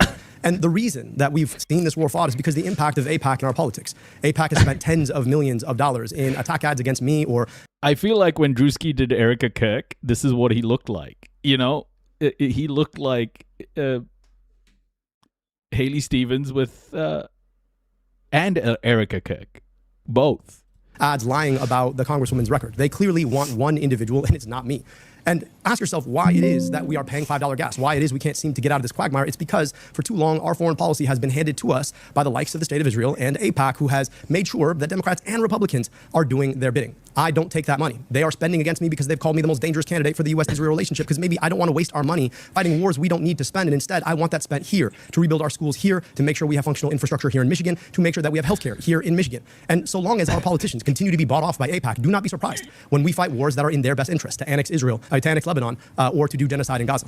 Congresswoman, 30 seconds. Well, Abdul, I would say no one is afraid of you. And in fact, the GOP is spending thousands of dollars to prop up your campaign because they think they will make it easier for Mike Rogers to win if you are the nominee. I do not plan to make anything easier for Republicans or Mike Rogers. What I do is I take on tough fights for Michigan. Why is she smashing that podium? Stop hitting the podium, lady! Damn it! Stop it!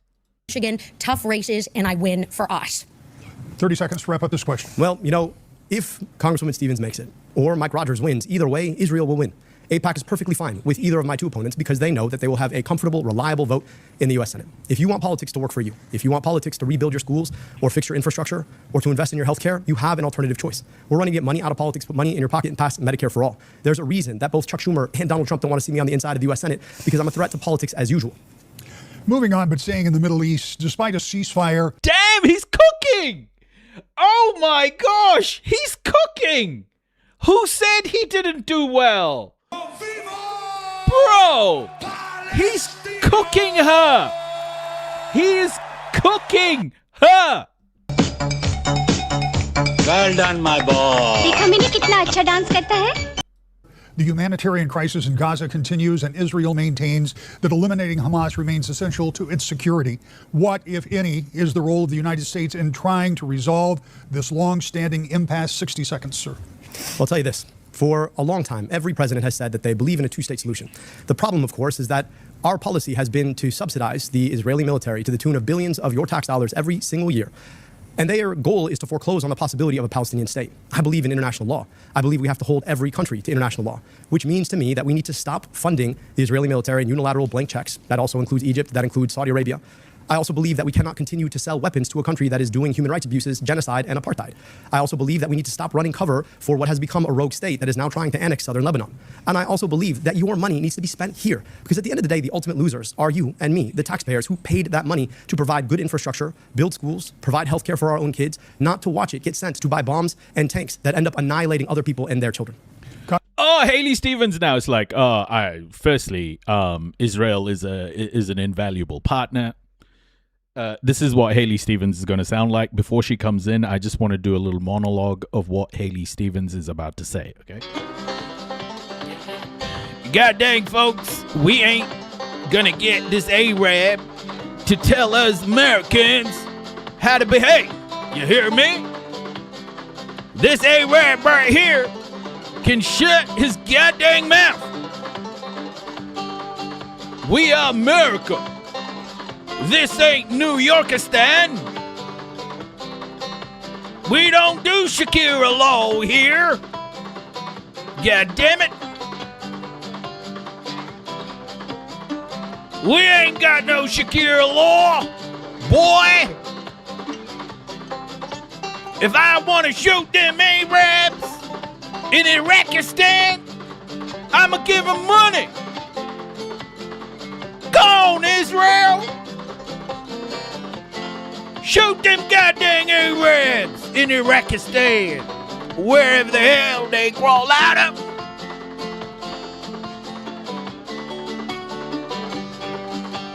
God damn it. We ain't ever gonna let some Arab lecture us on how to live our lives. God damn it.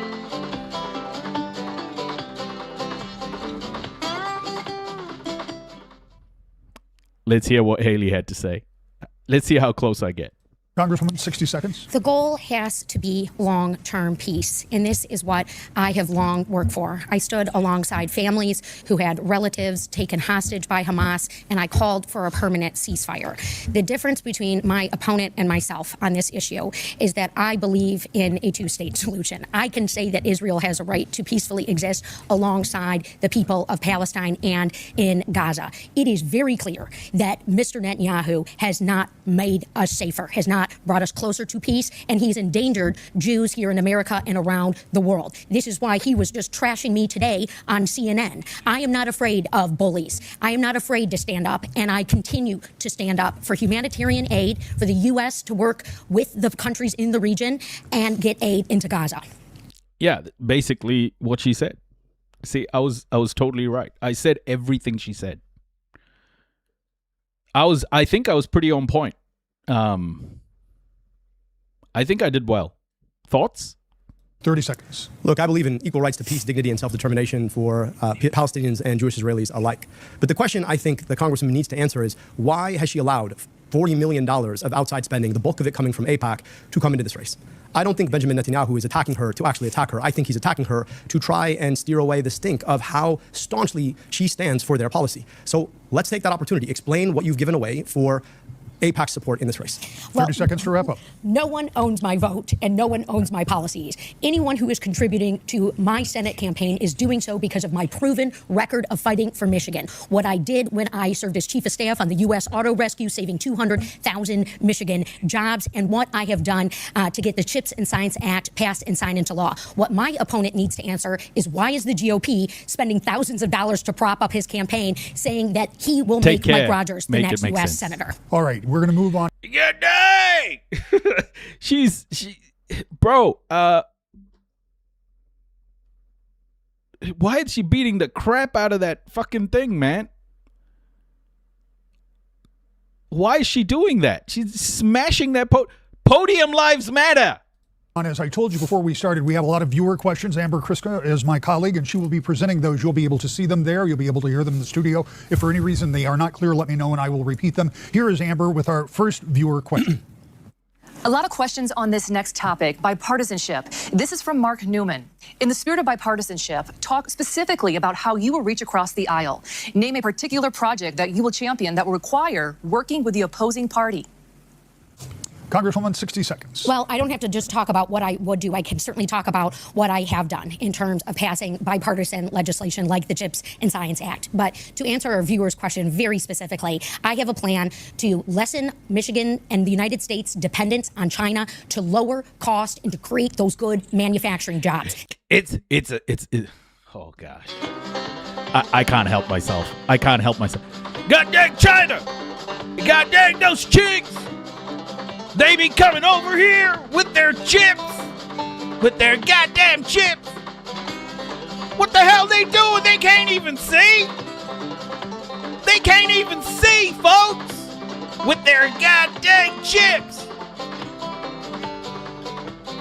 I ain't getting no chips. What flavor are those chips? God damn it. Hey, Cletus, did you get some of those China chips? The fuck? God damn it. That is day one legislation for me in the United States Senate. And look, there is a reason why the Center for Effective Lawmaking recognized me as the most effective lawmaker for Michigan in the Congress, because I fight for us, I win for us. Debbie Stabenow has endorsed my campaign. Our Attorney General Dana Nessel has endorsed me for United States Senate because of their fight for Michigan and their results for Michigan and them seeing the same in me. And so, yes, when we talk about manufacturing, when I bring in my supply chain bill to the floor, I feel really excited about getting other colleagues on the Republican side to join me. Thank you. We'll move on. Dr. Elsie. Yeah, you hear me? You hear me talk? Don't you goddamn cut me off. You can't give no mic to that Arab right there. Don't cut me off, motherfucker. 60 seconds. I'm proud to have been endorsed by the UAW. And the reason that they've endorsed me is because they understand that I am a fighter for working people. I can tell you that there is bipartisan support already to blow up the USMCA, which has been a cancer on our manufacturing industry in Michigan and the industrial Midwest in general. That is a bill, of course, that my colleague actually voted for. And I think there's bipartisan consensus that has been a danger. We have an opportunity to Holy shit, look at her face. Why is she like this? She's currently thinking, man, I'm going to talk to that guy's manager so hard. Think trade policy to make sure that we're protecting good union jobs in this state and in this country. And I think that means rethinking how we do tariffs. Now, Donald Trump's version of tariffs is like chemotherapy, but you give the patient all the chemo at the same time. I think there's an opportunity where you pace it out. You think critically about how you protect critical budding manufacturing industry and that you are transparent with your trading partners about how you do this in an effort to build long-term sustainable manufacturing jobs. I've heard a lot from Republicans saying that they want to bring manufacturing jobs back. Let's roll up our sleeves, work together to get that done. She also looks like she's just done a fat line in like the bathroom and just walked out on stage. She's got hella sniffles. 30 seconds, Congresswoman. Well, NAFTA was a crap deal, and it hurt a lot of Michiganders. And what is also hurting us right now are Donald Trump's reckless policies that Mike Rogers has said he wants to rubber stamp. There's a reason why the Gordie Howe Bridge isn't open, and Mike Rogers is rubber stamping that. There's a reason why a trade war is going on with Canada. Small businesses all over Michigan losing revenues as a result. I thought he was going to take on China. I've got the bill to do that and to lessen our dependence and grow manufacturing jobs. I've done it once before, and I'll do it again as Michigan's next senator. 30 seconds. And the reason that the big corporations always get their way when it comes to free trade is because they buy off politicians to do their bidding. I saw the funniest fucking video. It's you know how in football everyone's like, oh, they look at African people, black people, and especially with like Speed, and while he's been live streaming, they've all been doing the racist stuff. They've been like doing the monkey movements to you know, basically call black people monkeys, right? Like they've done it to the French team, the Paraguayan senator who called Mbappe a monkey. Speed got called a monkey. They're just calling people monkeys. It's insane racism, okay? And then on TikTok, because I've been, you know, obviously like looking at all of these sorts of videos on other social media to see people like breaking down who the people are and et cetera, and I got this video. It's like it was a comedy video. This American black guy speaking about monkeys and going, why the fuck are they calling us monkeys? Have you seen a monkey? Have you seen those lips on monkeys? They're thin as fuck. I was like I just started cracking up, bro. Oh my gosh. I just couldn't. And then it just segued into like a monkey's face and its thin ass lips.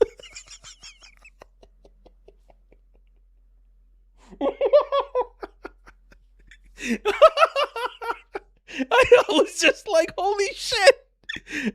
I've been indoctrinated to like thinking that racism, you know, white people can only call brown and black people monkeys. But in reality, the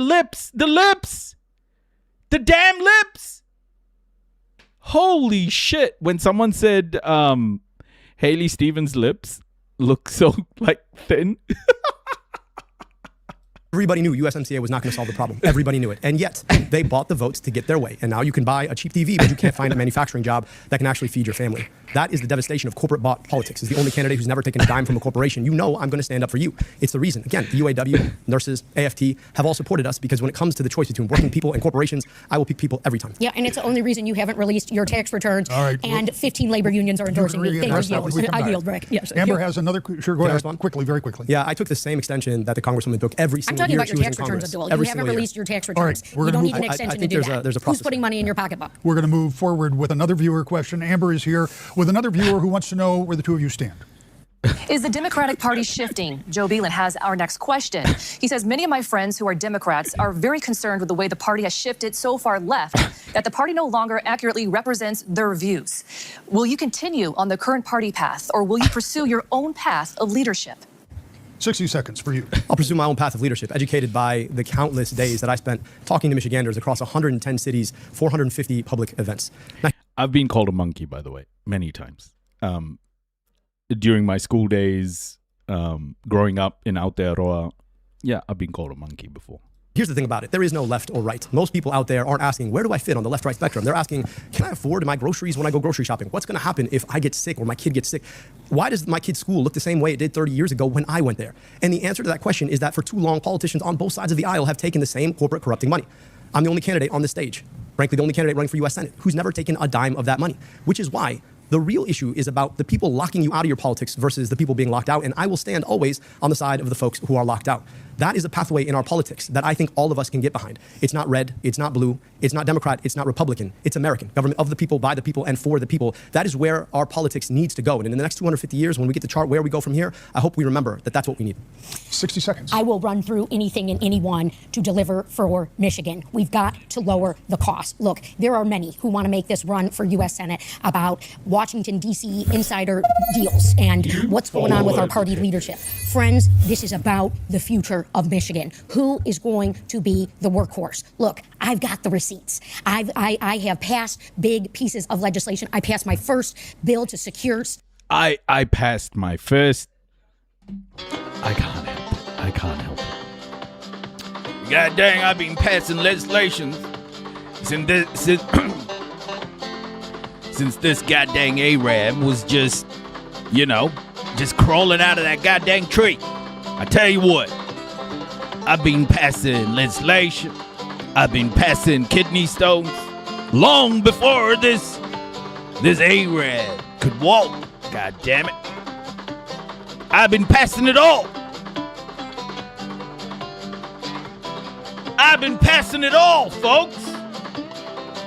That moonshine gives me constipation. I have, 2 or 3 bottles of that moonshine a day, and it gets stuck in there. I've been passing all kinds of shit, and this motherfucking Arab gonna tell me what to do? Hell no.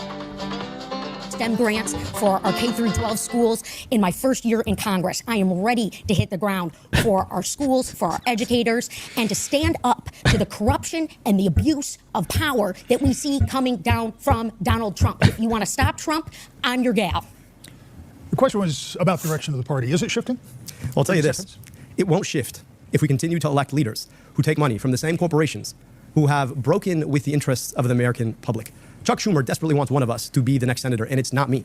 So if you want your politics dictated you by AIPAC or Chuck Schumer, then I'm not your guy. I think we need to go back to the idea of government of the people, by the people, and for the people. $40 million of spending in this race. $40 million. I want you to think about what that means. That's money that buys something on the back end. So if you elect the person who took that money, don't be surprised when they betray you. Except for, again, I have the receipts as the most effective lawmaker for Michigan. I'm not trying to go viral. Oh, she's not denying the 40 million. Or get a good tweet out, all right?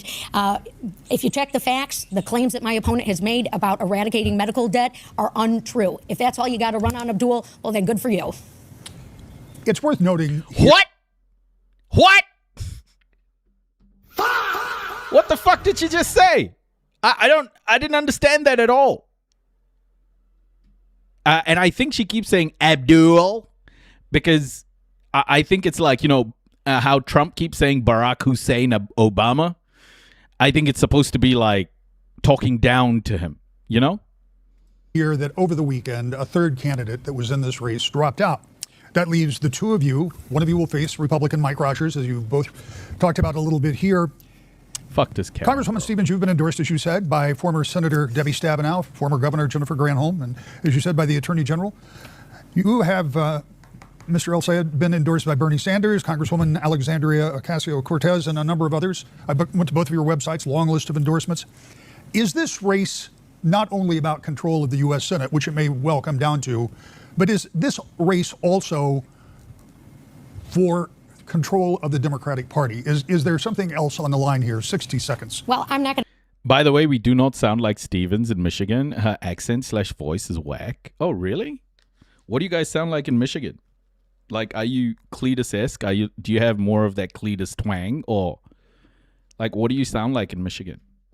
Going to let the pundits or the prognosticators make any such determination. For me, this has always been about Michigan. More like Abdul. I see. I see. I am the daughter of small business owners who met at Oakland University. My dad is 81 years old and still driving his Ford F-150 with the word Stevens Landscaping on the side, and he's drinking his water. Look, it's that value of hard work, that ethos that I grew up with that has always long motivated my approach to public service. And the reason I have put up my hand to run for U.S. Senate is because of what I'm hearing from Michiganders, because a fully paralyzed veteran reached out to me and asked me if he was still going to get his benefit check because he saw Elon Musk walking around with a chainsaw. I have stood up, I have called these guys out, and I am stopping these abuses of power. And you better believe from the United States Senate, Michigan's voice will be heard with me. Okay, why can't I unsee Drewski? Why can I not unsee Drewski? What's going on? Is that Drewski in whiteface? Like, what's going on? 60 seconds. I never intended to run for office. I want to be a doctor. I want to be a doctor because I could go 15 hours to my family's native Egypt or 15 minutes from where I grew up. I went to medical school only to realize that our healthcare system was, in fact, part of the problem, not part of the solution. I went into public health. We eliminated medical debt. Yes, we eliminated medical debt. We put glasses on kids' faces. We took on corporate polluters. We provided free health insurance. We did the things that for too long the government fails to do under leadership that is bought off by corporations. I'm running to do three things: get money out of politics, put money in your pocket, pass Medicare for all. I'm not doing this because of some direction of a party. I'm doing this because of the Michiganders that I've gotten to see. A woman who had cancer 3 times and managed to hold on to her life savings until the third one. A woman who lost her entire life savings because her kid got cancer and died. People who have come and shared their burden with us. If we continue to allow corporations to buy our politicians, do not be surprised when everything gets more expensive and your job gets further out of reach. That is the politics that is corrupting now, and we need different. 30 seconds. Well, transparency remains really key here. You can see my tax returns. I've made them public. Again, I call on my opponent to do the same because we do need to know who's putting money in your pocket, particularly if you have a talent agency getting you paid speeches. I've been busy doing the work for Michiganders. Period. Full stop. Power Outage Relief Act. We're still dealing with that. Small businesses losing their revenues. We got to do supply chain security. I've got a bill for that. I am ready to go for us, Michigan, on day one. 30 seconds to wrap. Let's talk about. You want crack cocaine? I got a bill for that. You want moonshine? I got a goddamn bill for that. What you want, boy? What you want? Charlie?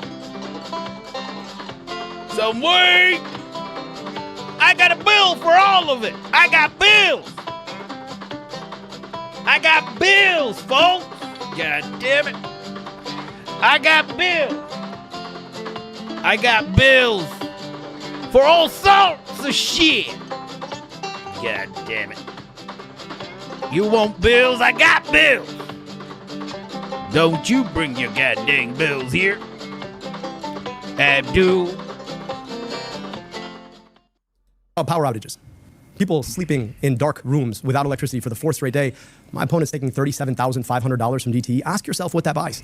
Our politics have been deeply and profoundly corrupted by corporate money, and I want to get money out. You want to talk about transparency? There's a group called Center Forward that happened to pay for a flight for the Congresswoman and her mother to Portugal. I want to understand what she promised them in return. You want to talk about transparency? Why are there $40 million flowing into our politics right now in support of my opponent? Yeah. Well, and again, I have the receipts and I have the bill to stand up to the utility companies as a lower rate. Explain the receipts. So, yes, I've got the multiple bills. I'll give you a chance when we come back in a moment. But first, we're going to take a break. And when we come back in 96, we're explain them. 90 seconds. We're going to talk about something that has been discussed a lot in the past few months, and that's immigration enforcement and ICE.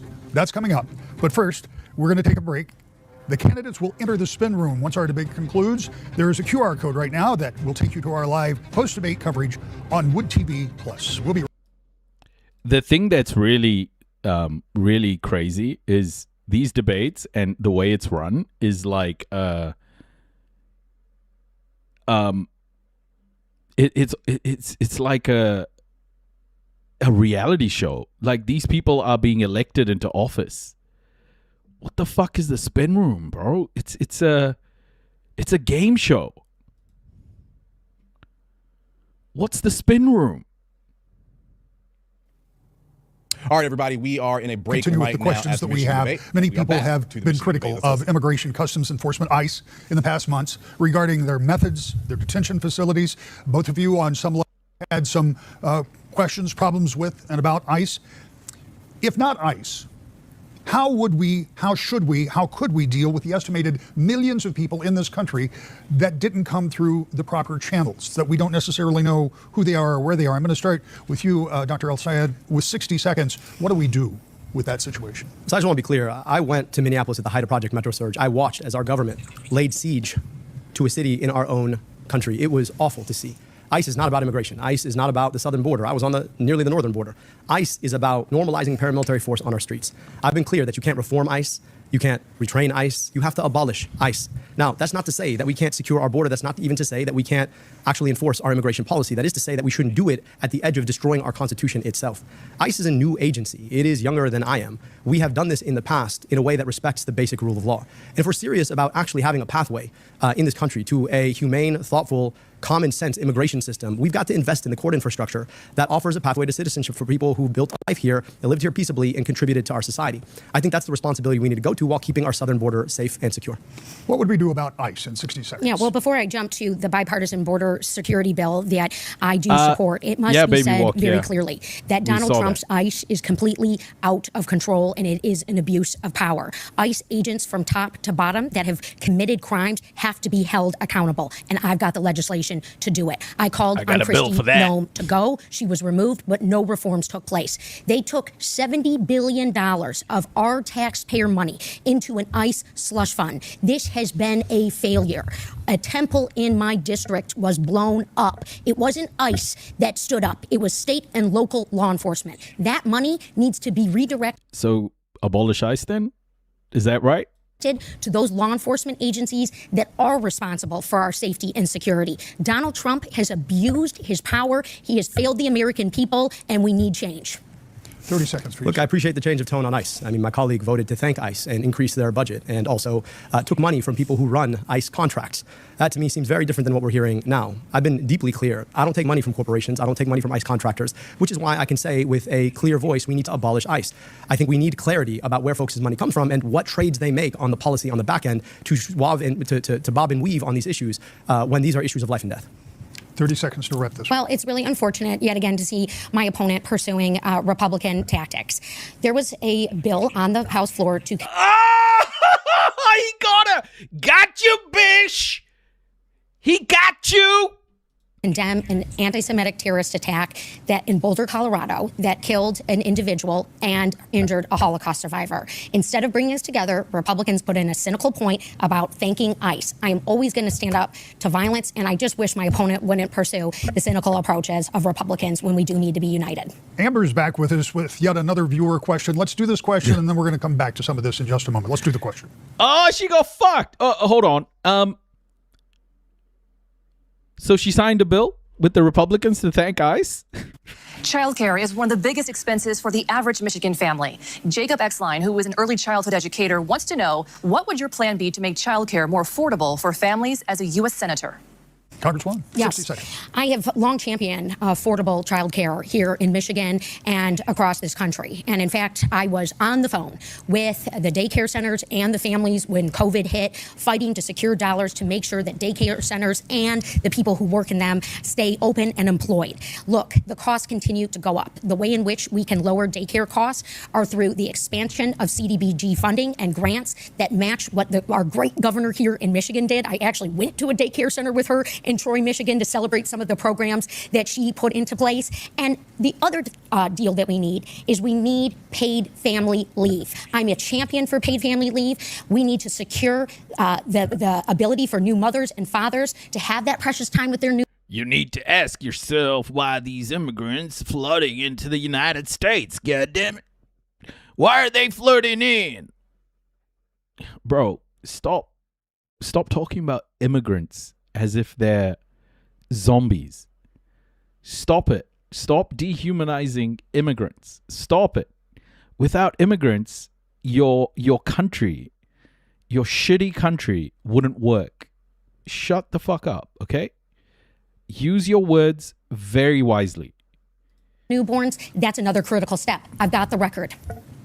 60 seconds, sir. I'm a father of 2 daughters, and the childcare for our youngest, who's 3 years old, is one of the most expensive items on our entire budget. It is insane how much people have to pay. And for a lot of folks, this has become a gender justice issue. It's forcing people out of the workforce, predominantly women. It isn't their country? Yeah, that as well.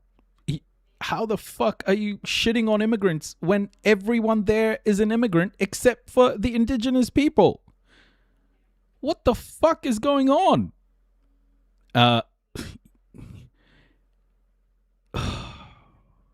This is what white privilege looks like. And it's holding them behind from lucrative opportunities that they can use to advance their family in the first place. I think we need to make childcare free. 100% free. Now, how do we pay for that? We pay for that by taxing billionaires their wealth. We could render $4.6 trillion if we were willing to put, let's say, an 8% tax on billionaire wealth. This is not that difficult, but it's a function of our values. Do we care enough to make sure that women have access to the workplace, that children have a safe, healthy place to go, or would we rather be the kind of economy that allows billionaires to make a second billion, a third billion, a trillion, maybe like Elon Musk? That is the question we need to answer. And ultimately, so long as we allow billionaires and corporations to buy politicians, we're going to get the wrong answer. You absolutely did, Krabby. You called it a flood of immigrants. What the fuck are you talking about? You absolutely did. 30 seconds. This Senate seat is considered a toss-up for November, a 50-50 chance that it will go Democrat or Republican. The one thing that I do is I win tough races. I flipped a congressional seat that was long held by a Republican, blue in 2018, and I held it when Donald Trump was on the ballot. Don't fucking dude me. Don't dude me. My values, living the values to make change and improve people's lives. Mike Rogers, he's not going to do a thing to impact childcare and make it more affordable for families. 30 seconds. Look, if you want somebody who's electable, the last 3 polls in a row show that I'm the most electable Democrat in November. Why? Because you got to actually fight for something. It's not enough to offer people 2 options that kind of look the same on the issues that matter the most. If you're taking money from corporations, the same corporations, Democrat or Republican, how different are things really going to be? I'm offering an opportunity to actually invest in what we want to fight for healthcare that is guaranteed, for an economy that works for working people, for finally getting corporate money out of our politics. Well, with all due respect to Abdul, I think he looks a lot like more like Mike Rogers than I do. All right. So we have apparently scratched the surface on a couple of differences between the two of you. And this is not scripted, and this is not something that's planned, and the people in the control room are about to pull their hair out. But I want to give you 30 seconds, and I want to give you 30 seconds to pursue whatever this is that's going on here. Obviously, you've got a question about some of the money in her campaign. You've got a question about some of the money in his pocket. Yeah. 30 seconds, go. Well, look, my opponent wants to make this race about lies and attacking my integrity and the work that I have done for the people of Michigan. Look, I was the person from Michigan on the team working on President Obama's auto rescue.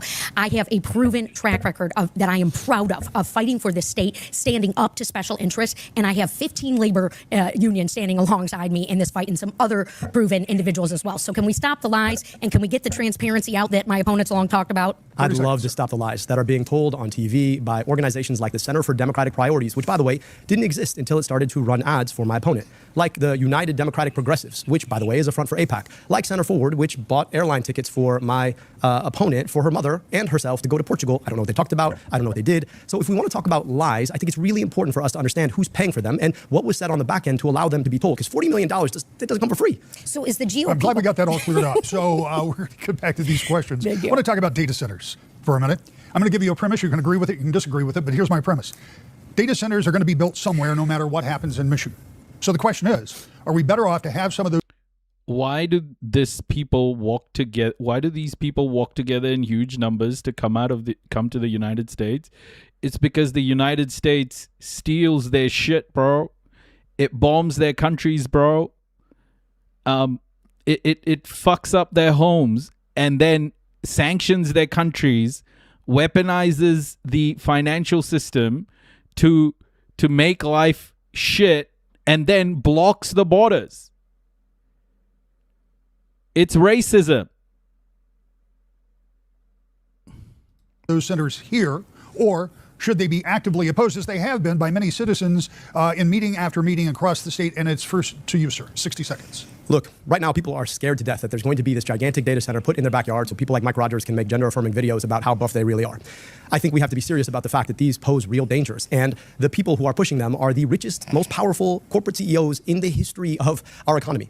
And so we've put forward a terms of engagement. We want to make sure that if you want to put a data center anywhere, that it's going to meet the following terms: all union labor, no raising our utility rates, increasing our utility reliability, not touching our water, and then there has to be a community benefits agreement that's negotiated in good faith with all the money put up in escrow, and this has to be fully enforceable, including shutting down the data center. That has to be passed at the federal level. Now, here's the thing. Big AI has huge super PACs that guess who they're funding, not me, the other person on this stage. And so the question for us is, are we willing to actually do what it takes to protect people from these risks? Or are we going to let them roll us, just like corporations continue to roll our politicians over and over again? Congresswoman, 60 seconds. Yeah, well, look, the citizens need to be heard on innovation and data centers. And it is up to federal lawmakers to secure the tax code so that these gajillionaire enterprises are paying their fair share. It is unacceptable that rates would go up as a result. I want to force these data centers to pay the utility bills and to pay water bills for folks. And look, I also want to secure Michigan being on the forefront of innovation and manufacturing. I visited. Krabby, what I'm trying to say to you is America is the bad place. America is the bad place. America is the place creating the problems. Uniquely hundreds of manufacturing shop floors. They are using this technology. We want the jobs. We just can't afford to force the workers to pay for it. And look, yet again, my opponent takes jabs, except for he won't denounce the GOP when they are funding his operation and his candidacy, and now bragging about the false polls that they're putting out. That Okay, Krabby, like the other thing to just know, the words you use matter. The words you use matter. Flood, when you use dehumanizing language, that takes away from the point you're trying to make. Always. So keep that in mind the next time. That's all I want to say. Like, you probably meant well based on what you're saying, but the language you use matters. he's going to be the best one to beat Mike Rogers. That's me. 30 seconds. I'm sure everybody out there thinks that Republicans really want me to win this race. Sure. The real question is, how much money has the AI industry spent in this race? And why are they spending it? And whose vote are they buying? And what does that mean for you? If you want a future where AI is fully unregulated, where we lose, 50% of our jobs, where a data center sits in your backyard, you have a choice. If you want someone who's going to stand up for the people against the corporations, you also have a choice. Notice, none of the answers actually speak to any of the points I'm making about the money that is being spent in these races to corrupt our politics.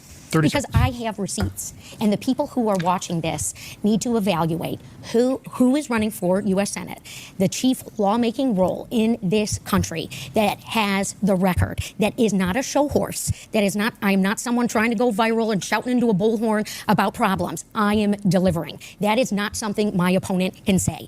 He's great at attacking, and he's great at covering up that his father-in-law is running his super PAC that's spending millions of dollars for him. All right. We're going to move on to a question that you have both addressed, because these go together. And this one will go first to you, Congresswoman. We hear a lot about AI, artificial intelligence, hear about it every day. I doubt that most of us have a really good grasp of exactly what it is, what role it's going to play in our lives going forward, what role the government has in putting guardrails on technology that few fully understand, that could be a positive game. And the reason why she's saying I have receipts as well, I think, is to use language that, millennials and Gen Z would understand as well. You can guarantee that everything she's saying has been thought through by some focus group on words to use, etc., etc. Game changer that is evolving all of the time and is displacing workers already. We know that that's happening. So should the government jump in the business of regulating AI? 60 seconds. Yeah, and look, Abdul is lying. Again, he has a super PAC that is run by his father-in-law that has spent millions of dollars on his behalf, and the GOP is also spending money. It's good to know that his father-in-law isn't involved with AI. Here's the deal. I passed my first AI bill into law in 2020, all right, in my first term in Congress. I have supported resources to invest in can protect in the privacy for consumers and to stand up for the little guy, particularly small businesses who need equitable investment, black-owned businesses like ones I visit on the regular, who oftentimes are getting the short end of the stick, and they certainly are from Donald Trump. I want to make sure that resources are coming into our communities and that jobs are protected and maintained. We can do this here in Michigan. We just need the right leadership, and I believe that is me. Do we need to regulate AI? 60 seconds. Absolutely. First, I just want to be clear. The National Nurses United is not my father-in-law. Working Families Party is not my father-in-law. The UAW is not my father-in-law. But I also want to speak to the fact that we do need to regulate AI. And so long as we are taking money, the party is taking money from the AI industry, it's not likely to happen. I proposed a plan putting AI under democracy. What does that mean? That means that I want to make sure that legacy internet companies no longer own the means of creating AI. The AI corporations are spun off as public interest corporations, and that at least 50% of their boards are publicly appointed, meaning through the democratic process. I also want real clear guardrails on what AI can and can't do. I want an agency in the government like an FDA for AIs. And I want to make sure that we pass our terms of agreement. I can say all this because I'm not bought off by the AI companies. You talked about that 2020 regulation. That was a giveaway to the AI industry. So yes, if you want someone who's really effective at giving giveaways to the AI industry, you have your option in this race. 30 seconds. Well, I'm pleased that my opponent read my deep fake bill to better detect the use of AI, particularly with our children. My deep fake bill to better detect. Bro, she has snorted a fat line before this. It was written alongside the National Institute of Standards and Technology, and I am proud that that passed. And you should be supporting it, not attacking it. But that seems to be the only thing and stunt that he can pull while the GOP is supporting his campaign. And look, I worked really hard to make sure that Kamala Harris was going to get elected and that Donald Trump would be stopped. And my opponent did nothing. I don't know what Kamala Harris has to do with AI, but I want to speak to the fact that right now we have a choice. $40 million. We're being outspent 30-1 in this race, 30-1. That money is coming in from AIPAC. Their goal is to make sure that our money is sent abroad to kill other people rather than kept here to invest here. Now, the question you might be asking is, what does it have to do with the question about AI? Government will continue to work for the people who buy off government so long as we allow people to buy off government. It is that simple. And you're seeing a case in point of that. This next question is one that I take very seriously. Woo! Yo! Get right in there, bro.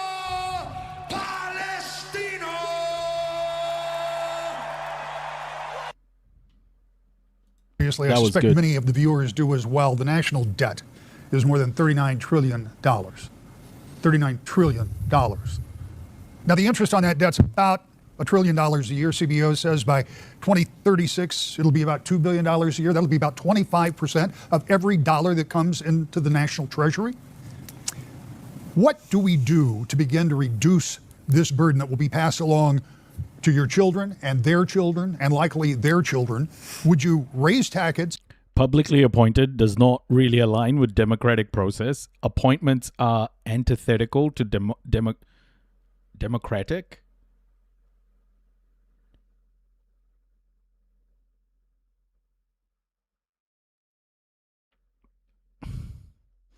Yeah, but the elected officials are elected by the people. Like, what are you trying to say, man? What do you want? A board? A board of directors? Who are they appointed by? Who the fuck are they appointed by? Yeah, I get you. I get you. But what he's saying is he wants a board appointed through vote. So they are voted in to those positions. The taxes. Would you vow to cut spending? What would you do? 60 seconds. Look, as everyday Michiganders know, that a budget sheet is about money in and money out. And for a long time, folks on the conservative side want to tell us that it's all about money out. We're spending too much. But then they do two things. They cut taxes for the richest people in society, and then they cut things like healthcare. And guess what happens? They fight wars that we don't need to fight. So money out goes up, money in goes down, and we run up the national debt. And then Democrats show up, and we're trying to be effective stewards of the national debt. So here's what we need to do. We need to run the play in reverse. How about we end stupid wars we shouldn't be fighting at the behest of foreign governments? How about we start taxing billionaires their wealth so that we can return trillions of dollars to the economy? And how about we invest our money in the things that people actually need, like good education, childcare, good hospitals, and healthcare? Those are the opportunities we have in front of us, so long as we don't allow the same corporations and billionaires to buy our politicians so that they keep doing these ridiculous things. 60 seconds. Our national debt keeps me up for Michiganders, and it is very serious, in part because it is mortgaging the future of our children. And the way in which we get out of our debt and deficit boards are appointed. Fat guy named Tiny. Boards are appointed, but people can be elected. The appointments can be of people who are elected. Like, I think you're nitpicking here just to sound smart, but ultimately, I think I don't know why you're making this point. Like, it's the most ridiculous point you're trying to make here. Like, are you one of those people who's like gonna suck up the oxygen on this fucking point? Like, or are you gonna chill the fuck out? Is by taxing the growing billionaire class and forcing them to pay their fair share. We are growing our economy, except for it's just with the very, very few who aren't paying their fair share. If you listen to Donald Trump, who my opponent just admitted he didn't do anything to help. This is what liberalism looks like. They'll nitpick on dumb shit like this and then go, oh, you said words matter, right? Yeah, when you're talking about dehumanizing immigrants, it's like the most idiotic thing. It's like when people say, oh, I mean, disagreements shouldn't mean that you should, let go of your friends. Yeah, motherfucker, disagreements about pizza, I agree.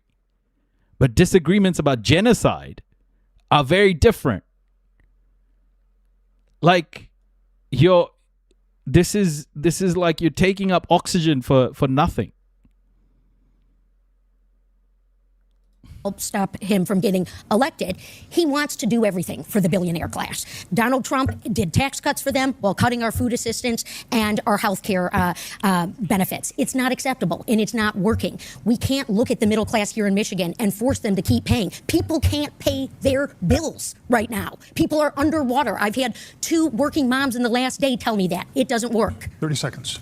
Look, I just want to be clear. It's like the guy's going to go, oh, you said words matter, don't they?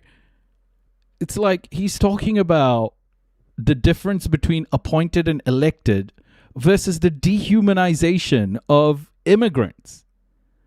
Like, are you thick? I endorsed Vice President Harris. I campaigned for Vice President Harris. I really wanted Vice President Harris to win this race. Now, ask yourself why we were where we were. Because for too long, our policy has been wrong on a number of critical issues. And it's been wrong because of the role of special interests in our politics. Wait, hold up. What the fuck did he just say? Hold on. Taxing the growing billionaire class and forcing them to pay their fair share. We are growing our economy, except for it's just with the very, very few who aren't paying their fair share. If you listen to Donald Trump, who my opponent just admitted he didn't do anything to help stop him from getting elected, he wants to do everything for the billionaire class. Donald Trump did tax cuts for them while cutting our food assistance and our health care benefits. It's not acceptable, and it's not working. We can't look at the middle class here in Michigan and force them to keep paying. People can't pay their bills right now. People are underwater. I've had 2 working moms in the last day tell me that. It doesn't work. 30 seconds. Look, I just want to be clear. I endorsed Vice President Harris. I campaigned for Vice President Harris. I really wanted Vice President Harris to win this race. Now, ask yourself. What? Why? What? What?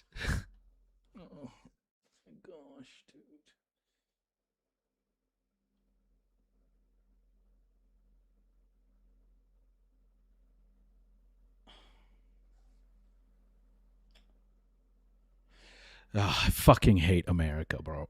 Fuck America. Honestly, I despise America so much. I despise America. Why we were where we were. Because for too long, our policy has been wrong on a number of critical issues. And it's been wrong because of the role of special interests in our politics. The same exact special interests who get their way when it comes to our tax system. The same exact special interests that have us fighting stupid wars we shouldn't be fighting. The same special interests who are funding my opponent. 30 seconds for you. Well, look, leadership is going to get us out of our debt and deficit mess. And as someone who has my finger on the pulse of the needs of the middle class here in Michigan, you and your family. Why? This guy endorsed someone who committed genocide. Like, he just literally just said, I voted, I endorsed Kamala Harris. Why the fuck did you do that?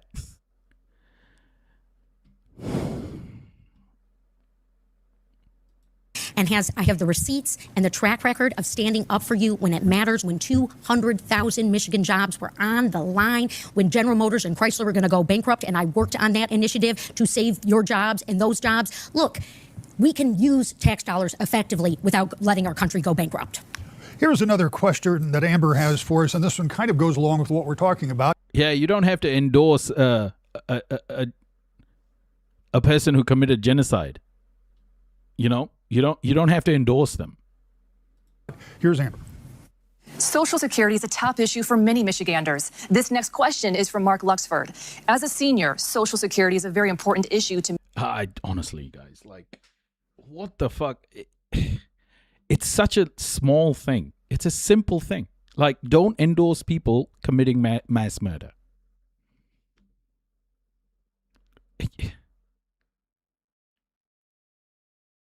To me, what is your opinion of the proposal to guarantee adequate funding for this critically important program by raising, or better yet, eliminating the income cap for the FICA tax that funds Social Security? 60 seconds, Congressman. Well, I fully endorse that proposal of eliminating the FICA cap and making sure that folks are paying their fair share. What is going on with Social Security right now is another example of how Donald Trump and the billionaire class believe that they can rob our Social Security trust fund and force the middle class to pay for the crisis that we are going to be in. We can fix this. I have also stood up to Donald Trump today and said, rehire the Social Security workers that you have fired, because my constituents, they're on the phone trying to get access to their disability benefit, their retirement benefit, and no one's picking up. And again, these are programs that folks have paid into. I believe in it. Mike Rogers, Donald Trump, they're going to sell us down the Potomac River. 60 seconds. I've talked to so many seniors who are struggling. They're struggling because they paid their home off 30 years ago, but the property tax is getting too high. Their premium. I just don't give a fuck anymore. Okay. I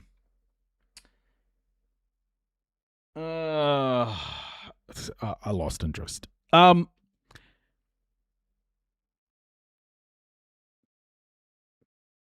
the fuck? Makes no sense to me. Does it make sense to you? Like, when someone is mass murdering someone and then you just campaign for that lady and you endorse that lady, like, how is that real?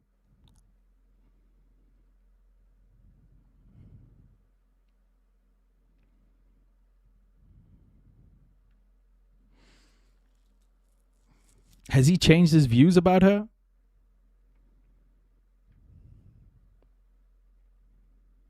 No. See, this is the problem, Krabby. You think Israel is the problem. Israel exists because of America. America is the imperialist machine that funds the mass murder of Palestinians. Israel is a means to an end. So what Israel does is being done by America, ultimately. And you cannot blame Israel and think that you can't just go, oh, it's Israel's fault, and think that America is somehow being victimized by Israel. No. That's the wrong view. You got to understand, this is what America has done for a long time. Resub, a loyal, noisy crew member detective. Thank you for your continued support. Oh, thank you, Shad Spork. Thank you so much, Shad Spork. So whenever someone says, I have to stop people when they say things like, Israel's the bad place, I don't want to send money there.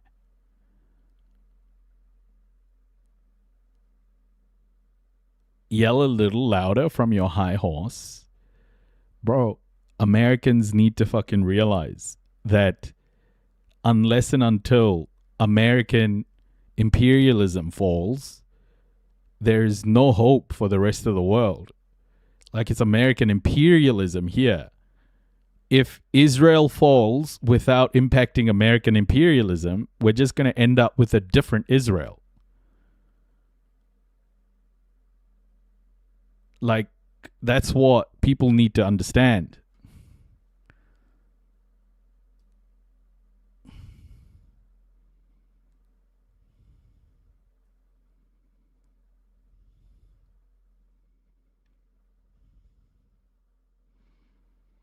Unfortunately, Abdul is pretty staunch on being a capitalist. When asked about it on Hassan's stream, he said something like he's a business owner, so he believes in capitalism. Fuck, man. I don't know, way. I don't know. I just it feels like a betrayal. I think it's simple, right? Like, these are simple questions. I don't care what his opinion about ultimately, I think a lot of people don't understand what capitalism truly is. But if he can't understand that Kamala Harris committed genocide,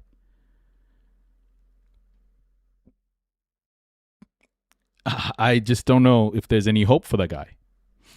Anyway, guys, let's move on. Let's see what happens in that race. I'll follow it, but now I'm like following it without giving a fuck, honestly. Does the U.S. need 18 intelligence agencies? So this is a piece by Al Jazeera. Does the U.S. need 18 intelligence agencies? And this is a story about Donald Trump looking to centralize intelligence agencies within the U.S. This is about what he's been doing in the background. I think this is a very big tell on how he is progressing. The fact that the CIA is starting to feel Trump's oppressive policies says a lot. I mean, the CIA is like, Trump is oppressing us, which is nuts. Okay, so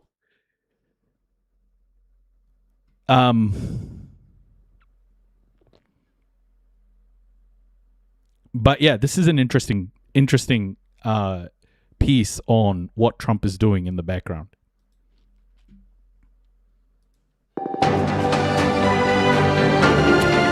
Let's go. Well, this is America, and that, of course, is the White House, where it's reported Donald Trump is pushing to take a tighter control of the country's intelligence agencies. There's been a purge of officials, the installation of a new director of national intelligence with... So, America, if you want to understand about where your country's heading in the next, decade, I think this story is very important. This story is, I would say, should be on the top of your list, because how the restructuring of the Pentagon and intelligence agencies go. Train detected. We are chugging. Let's keep this momentum going. Let's go. Oh my goodness. We have a new subscriber. Welcome to the Noisy Crew. Oh my gosh. Did you hear about the Iran-Yemeni plan? No, I haven't heard about it. Thank you so much, Dissident. Thank you. This is a very important thing. How your intelligence agencies and the Pentagon are being restructured are things very important, I believe. And Americans, like, if you truly want to get an idea of the direction your country is heading, I would keep a very close eye on this story. Seems no previous experience in the field. Thank you. All of it under the watchful eye of Donald Trump. We'll have more on that in a few minutes. First, though, let's go to Alex Marquardt in our Washington, D.C. studio. Thanks, Richard. America's intelligence agencies are in charge of keeping the nation's secrets and uncovering those of others, friends and enemies alike. If you ask Americans about who does that, they might say the CIA, the National Security Agency, maybe the FBI. But the U.S. intelligence community is actually a sprawling web of separate but often overlapping intelligence agencies with different specialties. They range from cyber to human spying to surveillance from space. Yeah, Donald Trump doesn't know or care. I think the biggest mistake that people can make is to look at Donald Trump and immediately assess him as a stupid guy who's fumbling his way through it. I don't think you should look at it that way. I think Donald Trump's execution is obviously very fascistic and terrible in nature, but he has plans. He has a plan. For example, with what's happening in Iran, people could look at Iran and go, "Oh yeah, Israel just made Donald Trump do it. He's too stupid. He's too stupid. He doesn't understand. He's just controlled by Israel." Or you could understand that actually what's happening right now is a massive sort of engagement between the US and China, and the move by America to try and disintegrate Iranian resistance is because that gives America more control over energy, over the energy industry and over movements of energy. America would get another 20% full control of the energy industry. So why does that matter? Well, this is a transitional period, China with clean energy versus America with oil and gas. So these are very important things, and America could use the Strait of Hormuz as leverage against China. So you can either look at everything that Trump does as small little bits of chaos, or you can zoom out and understand the real geopolitical impact of the things he does. He has a plan. It's just his execution is terrible. Fascists suck at details. They are terrible with how to do things. They just want to do stuff. They just want to do things without the red tape. They want to move quickly. But the red tape exists to stop people like Donald Trump.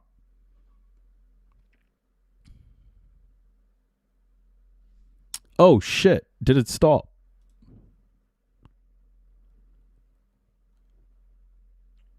Did it go down?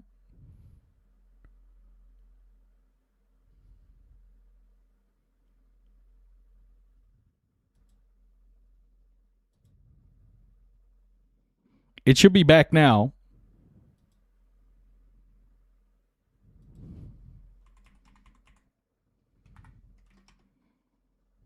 Oh, shit. Hold on.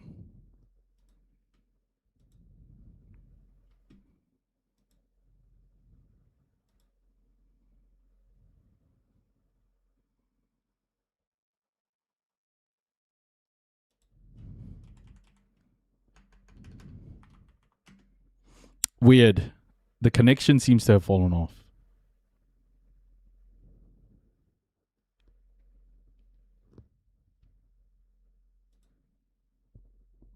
Oh, dear.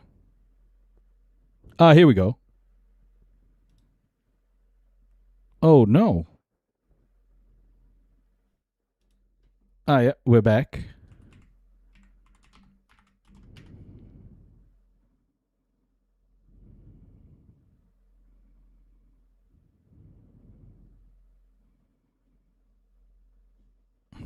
Oh, that was weird. Not sure what that was. Hold on. Let me just close a few things, just in case.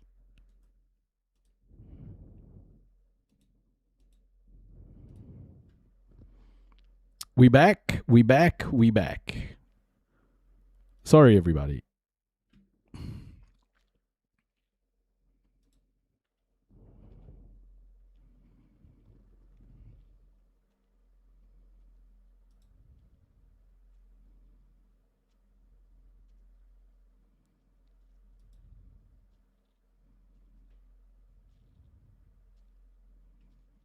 Okay, Welcome back, everyone. What was I talking about? Sorry. We serve a loyal, noisy crew member detective. Thank you for your continued support. Hey, my clothes brush. What was I talking about? Yeah, basically, the big thing about Trump is smarter than we think. Yeah. So Donald Trump, you can't see Donald Trump as a guy with no plan. I think his execution is terrible. He lacks the patience. He wants to do things quickly. So his execution often lacks the detailed thinking. I mean, you can see that with launching attacks on Iran,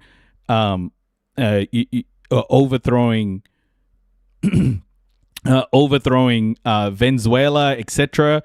Like, it's a hit and miss with Donald Trump.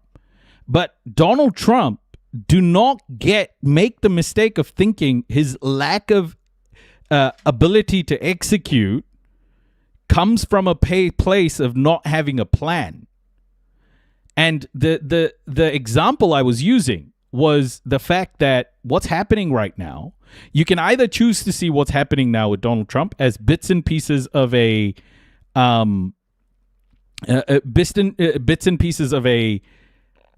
decentralized or sort of decoupled or unrelated unrelated group of events or unrelated set of events. You can either see what Donald Trump is doing as that, or you can zoom out and start to understand that America and China are at war, basically. And everything that's happening in the world is that overall America-China transition period into a multipolar world. And Trump's moves are basically to ensure that the world stays addicted to oil and gas, and China is all about maintaining its hold of the supply chain of green energy manufacturing. And we are in a moment of transitioning from oil and gas to different energy sources. And Trump's move against Iran is about gaining full control of the 20% of the energy of the world that goes through the Strait of Hormuz. And it's about gaining leverage against China. Everything Donald Trump is doing right now is trying to gain leverage against China, because he knows power from the West is starting to slip away.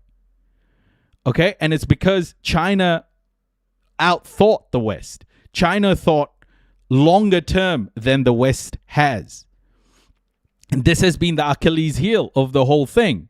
So, although Donald Trump you might see all of these pieces as chaos, but it is a plan. It's just that Donald Trump's execution lacks the focus on the detail.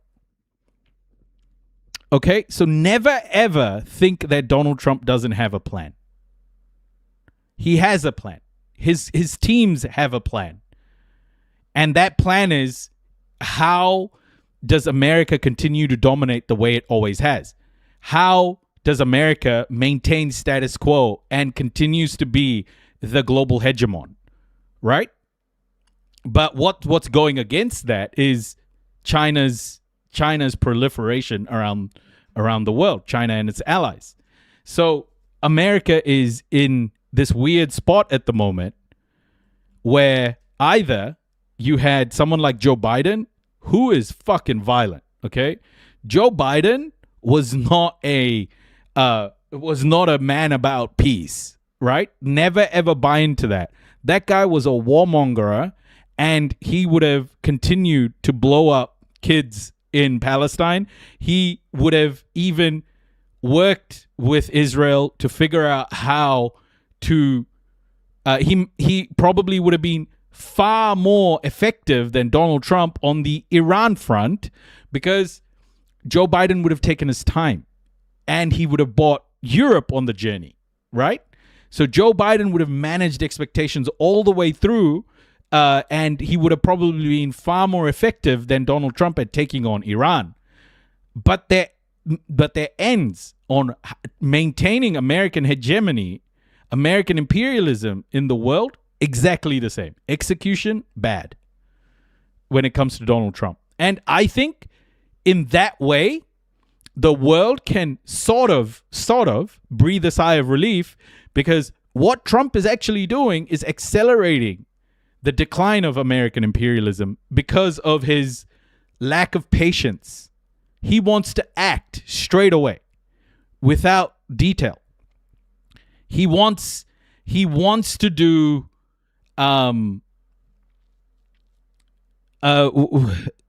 like the lightning war of the Nazis, blitzkrieg.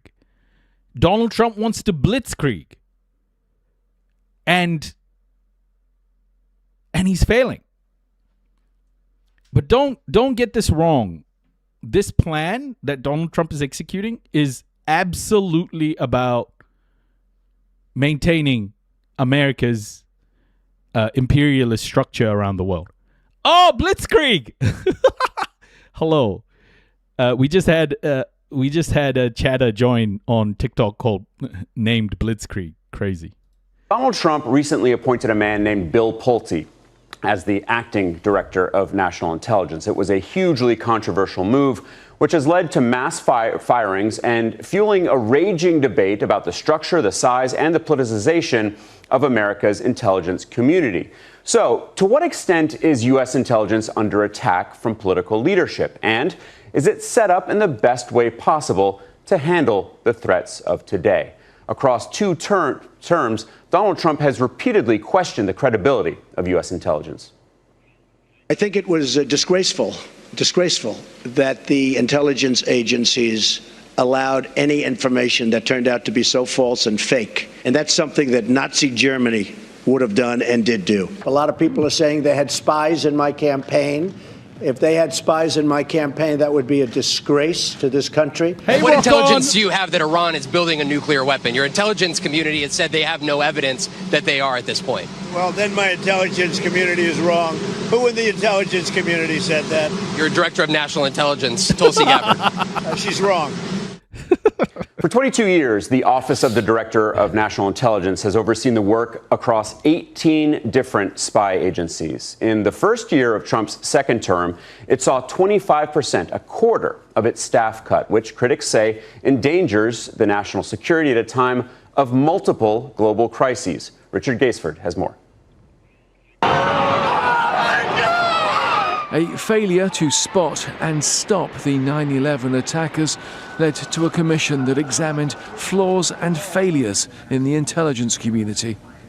That culminated in a decision to install a director of national intelligence to coordinate the activities of all the intelligence agencies. For his second administration, Donald Trump chose politician Tulsi Gabbard to lead national intelligence. What you're seeing here today and what you'll continue to see is a unified effort.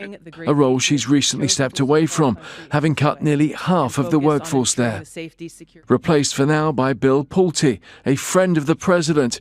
He's a former housing official with a background in finance, tasked to make further cuts. Democrats on Capitol Hill are concerned. The president's appointment of Bill Pulte to be the acting DNI is dangerous. It is dangerous for rule of law. It is dangerous for our national security. The president's also hoping Bill Pulte will deliver proof to back his often repeated claims of election interference. But he's a very smart guy, and he may find out some things about the rigged elections, et cetera, et cetera. I think he'd like to do it. I think he wants to do it very much. Got a lot of energy. For most Americans, the intelligence agencies are all about spies. It's trained, conditioned, built to disappear. But the web of intrigue surrounding them is now more of a political thriller. Well, President Trump has said there's people inside the Office for the Director of National Intelligence that shouldn't be there, seeming to suggest that political opponents would be removed.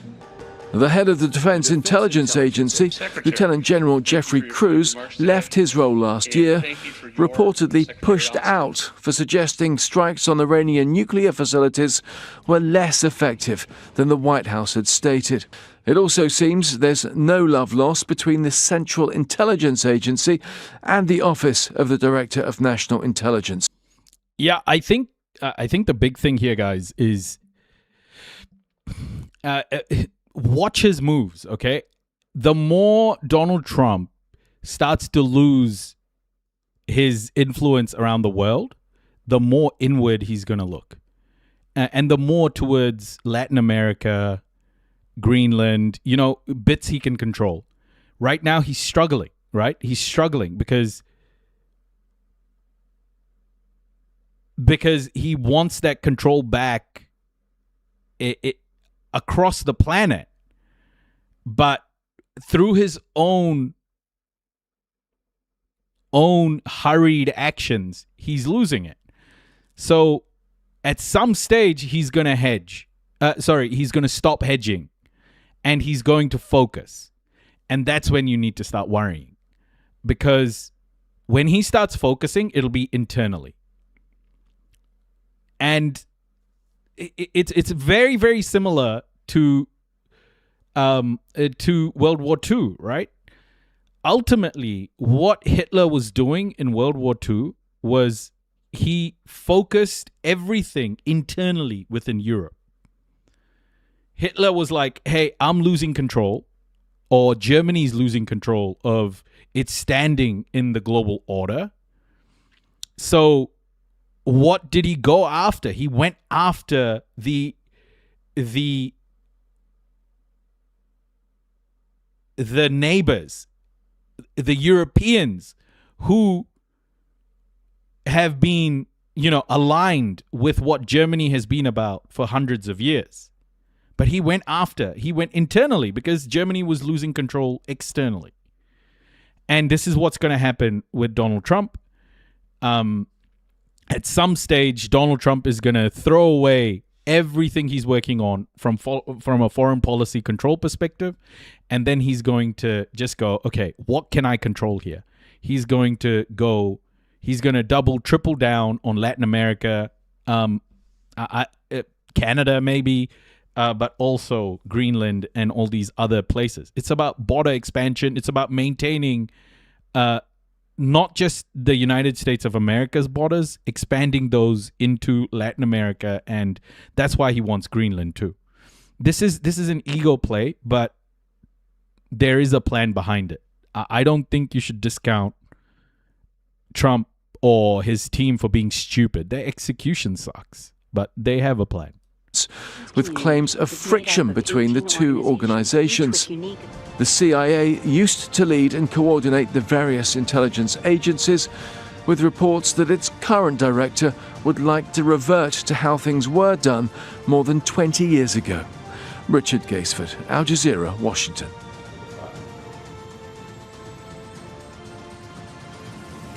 Joined now by former senior CIA analyst John Nixon and former Pentagon defense policy official Jason Campbell. John, Jason, thank you both so much for being with me. This is an extraordinarily tumultuous time in the intelligence community. The same could have been said for Trump's first term. I think he's really ratcheted things up in this second term. But Jason, set the table for us, if you will. You've heard Trump compare intelligence officials to Nazis. What is the relationship now like between the president and... By the way, that comparison to Nazis is not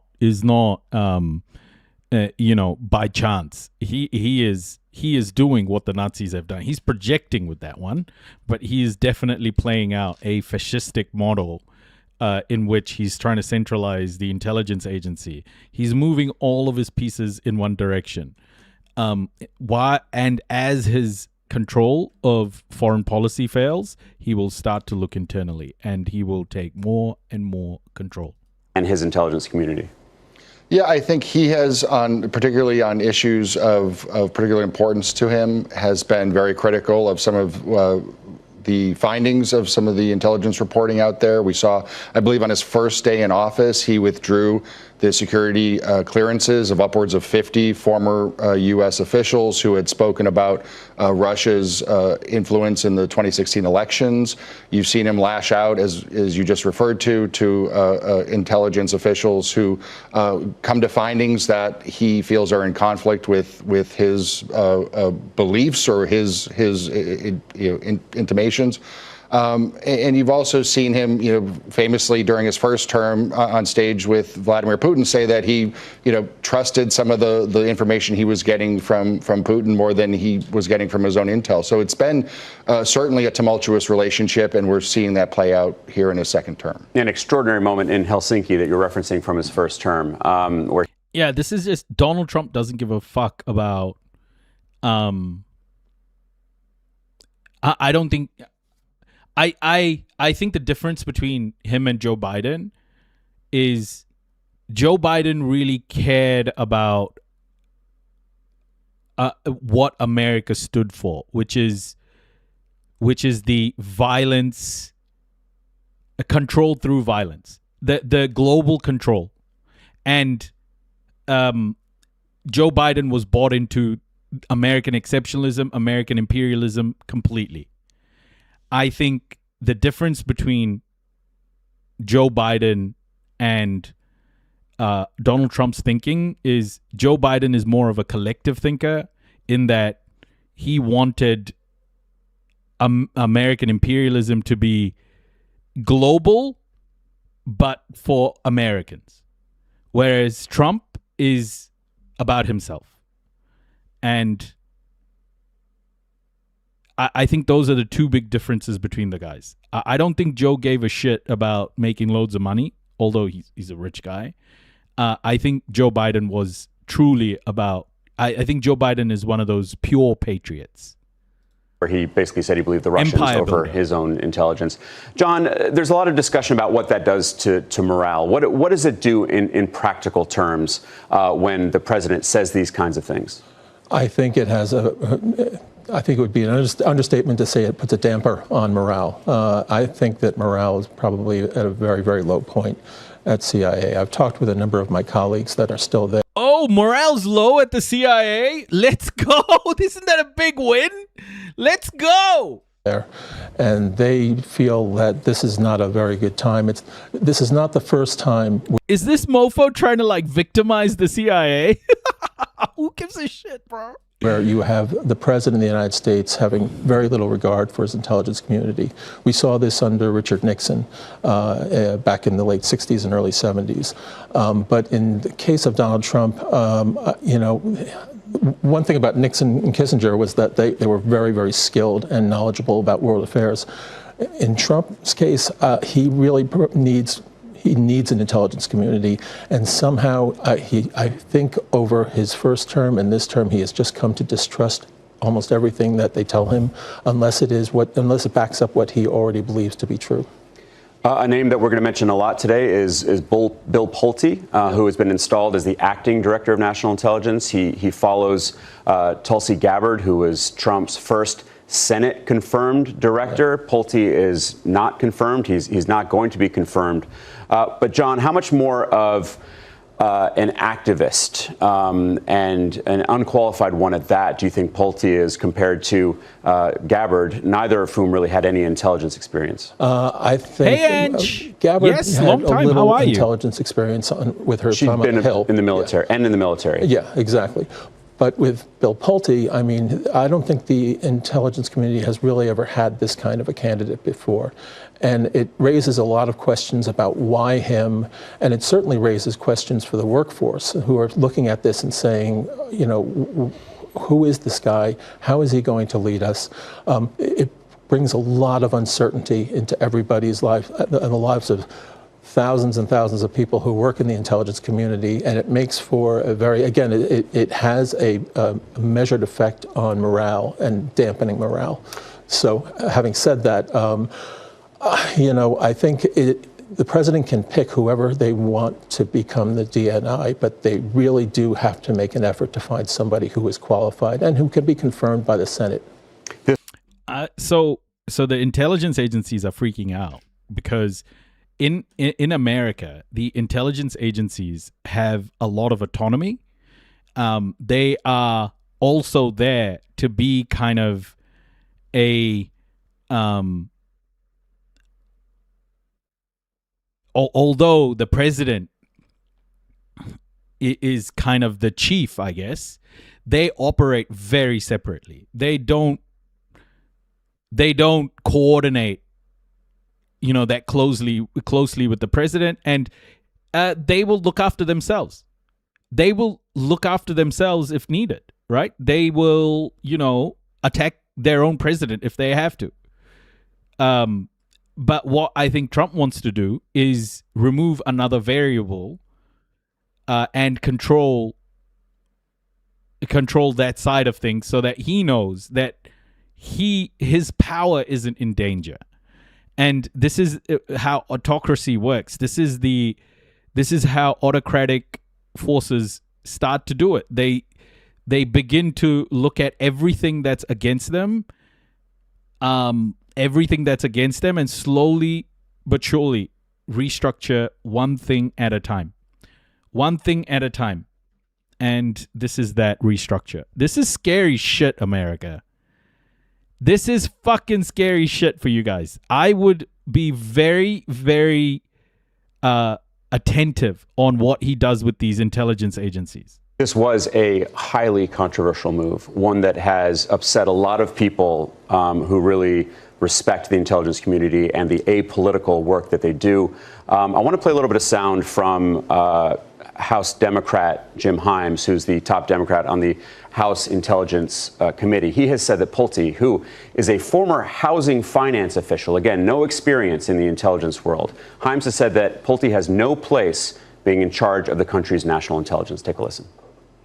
The law shouldn't need to say that the most important intelligence official in the United States of America at a moment in time when the Iranians would like to orchestrate terrorist attacks against us, when Russia is doing all they can to sort of go after us. Yeah, the law does happen to say that this person should have some national security experience. He's going to do whatever it is that he believes is in the president's political interest. And there is no way that the authorities and assets of the intelligence community can be in the hands of an individual who showed that his sole reason for being in Washington is to do the president's political laundry.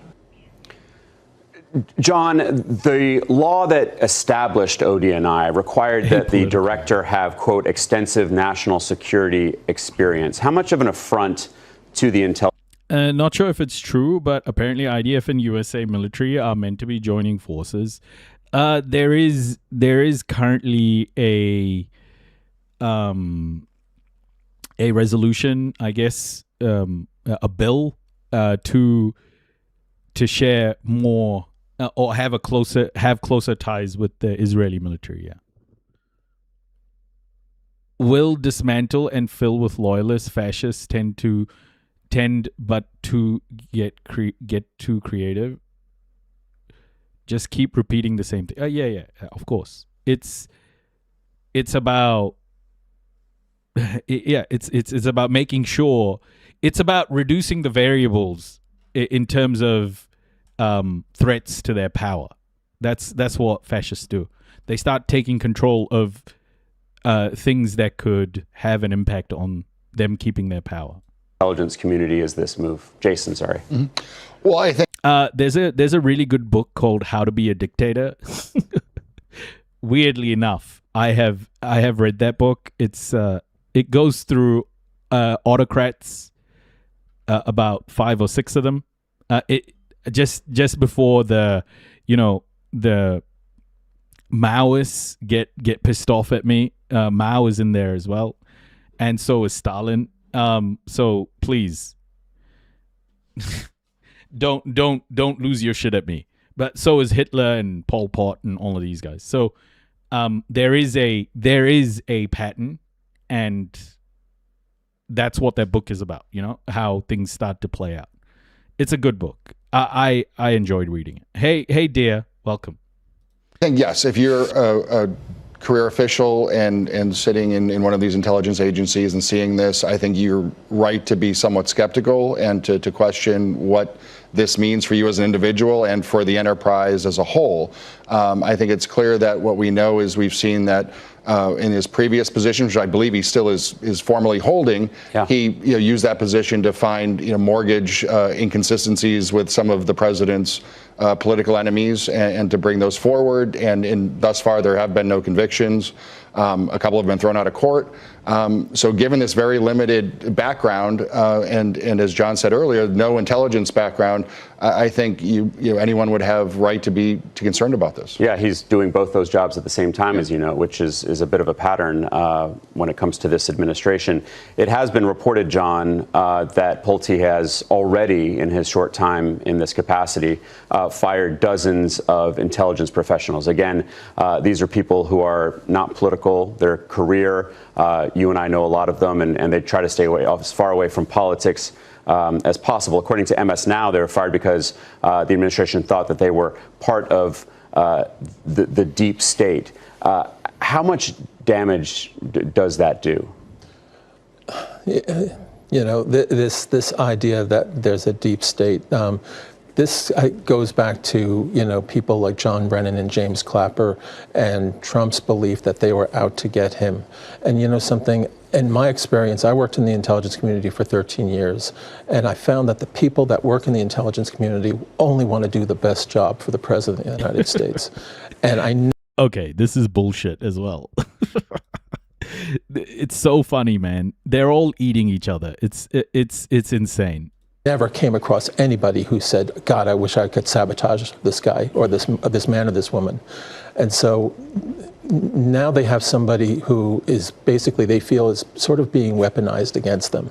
And again, it creates an atmosphere and an environment in which you just want to kind of keep your head down and just, try to survive the next few years in the hopes that that eventually the Trump administration will come to an end and the new president will come in and he will bring in new blood and new leadership. Jason, according to this reporting... that is the dumbest thing you can do. I think that is exactly the opposite of what Americans should be doing. Americans should absolutely be proactive now, not wait for this guy to end his presidency, because everything he's going to do is going to be learnt from his 2020 election loss, and everything is going to be to basically turn everything into his favor. You cannot wait this one out. That's exactly the wrong fucking advice. Just wait it out, guys. It'll get better. Just wait it out. Yeah, you'll be fine.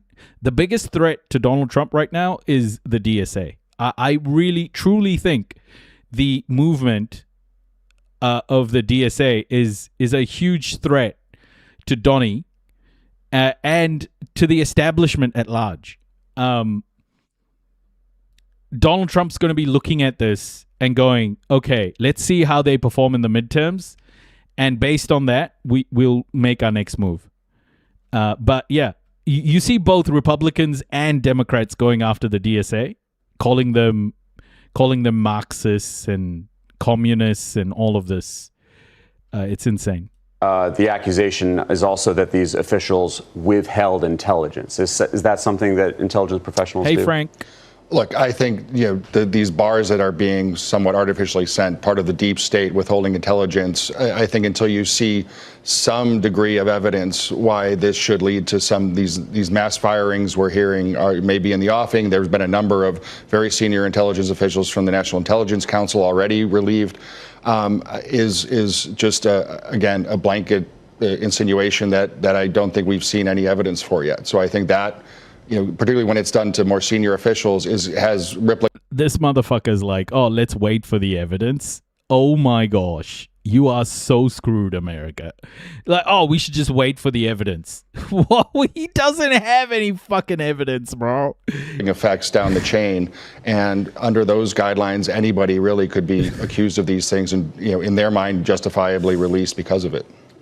John, how much of it is political to you? How much do you see this as an effort for the president and the administration to be able to go after their enemies? It's hard to say right now because we're right at the beginning of this. But I mean, as far as downsizing the DNI's office, I think that there might be a case to be made in terms of just maybe making it smaller. I don't believe that the DNI's office has ever kind of achieved its mission in life, which was to sort of streamline the intelligence community and get rid of redundancies and also fill in the gaps that helped cause 9/11. However, having said that, the fact that Pulte is sort of a political operative, if you will. The fact that his deputy is a young woman who also has no experience whatsoever, and who is the CIA, right? Like the CIA is about protecting American interests, and the moment American interests start to be threatened, then the CIA will activate against the people who are threatening American interests. If anything, I would be concerned if I was in the DSA or if I was Donald Trump. Because Donnie and his family are definitely impacting American interests right now. They are very much dismantling American imperialism bit by bit. And that goes against American interests. Organizations like the CIA love people like Joe Biden. Basically an election monitor. I think that this sends a very strong signal of politicization, and that it's going to be a sort of off with their heads as long as you toe the administration. But that's why Trump is doing this, right? That's why Trump is doing this. That's why Trump is dismantling all of these organizations, because he knows that in the long run, these organizations will protect American interests over Donald Trump's interests. So he's dismantling it one by one. Administration line, you'll be fine. If not, you'll be gotten rid of. And you do not want to send that signal to people who are basically sometimes risking their lives, but sacrificing and doing really, really important work for the national security of the United States. Jason, one thing we've heard the president say is that Pulte now has the ability to declassify whatever he wants, including documents ahead of the election this fall. As someone who has obviously seen a lot of intelligence, worked in classified areas, I know that a lot of officials hold that classification rather dearly. It's No, the thing about this is classical gas. Like, Trump is dismantling that whole killing socialists part. I actually think this is a great time for the working class to unite, if, they were so inclined. He was going to say something about McCarthy. Can you back it up? When was this? One sec, guys. I'll be right back. Give me 1 second.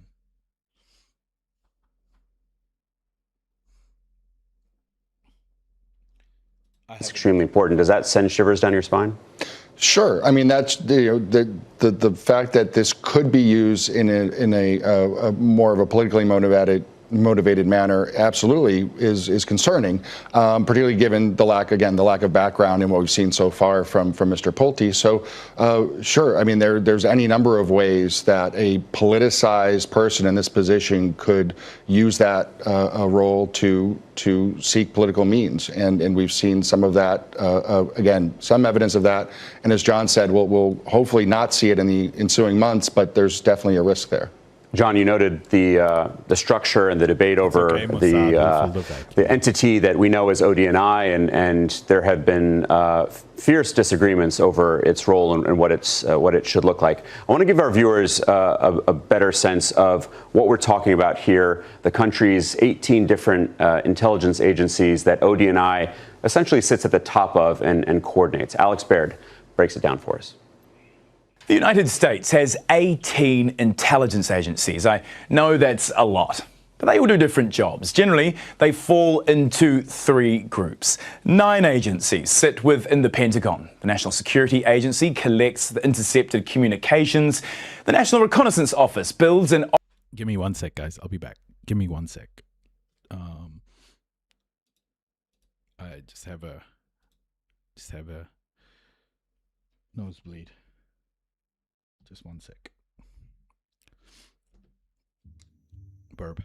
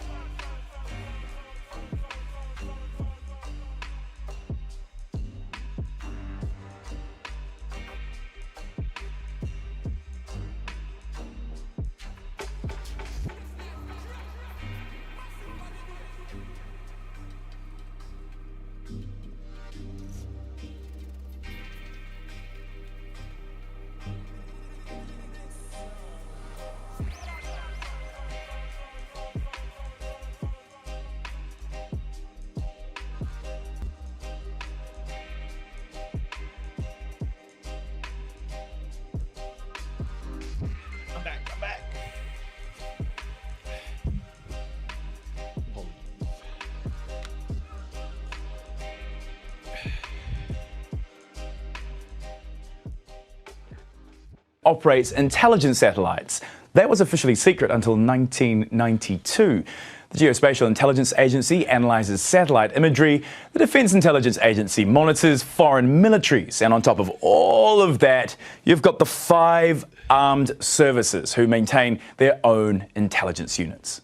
Then you've got the 7 bodies belonging to various government departments. There's the famous FBI. They handle intelligence inside the United States. Treasury covers illicit financing, while the State Department provides analysis for US diplomacy. The Energy Department protects government research labs and monitors foreign nuclear programs. Homeland Security assesses threats to the homeland. The Coast Guard covers the seas. And the Drug Enforcement Administration, well, that one's pretty obvious. Finally, well done for keeping up. You have 2 independent agencies, the CIA, which collects human overseas intelligence, and the Office of the Director of National Intelligence, which coordinates the whole lot. They're appointed by the president. Now, that role was set up after a commission into 9/11 found that the country's spy agencies had failed to connect the dots. So the DNI was set up to coordinate that sprawling web. Now, let's talk money. For the 2027 fiscal year, the White House requested $81.9 billion for national intelligence and $50 billion for military intelligence. And how is that all spent? Well, like much of the work that they do, that too is classified. Our thanks to Alex for that explainer. John, you're a former CIA man. You have argued that duplication amongst these agencies can be good, that it's not necessarily a bad thing when work is doubled up. Can you explain that? Well, there is going to be, we are a superpower, last time I checked. We have global interests, we have global responsibilities. We're naturally going to have a large intelligence community. Now, a lot of these agencies have different missions, but every now and then there is duplication, and you're going to get that no matter what.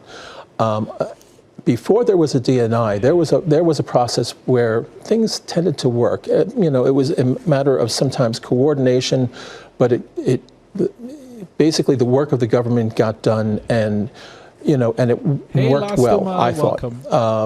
Now, since that time, with the creation of the DNI, in theory, the DNI system should have been a godsend, because that was being made to sort of streamline the community. But the thing is, they gave the DNI the authority, but they didn't give the DNI the power, the budgetary power that was needed to really get the IC into shape.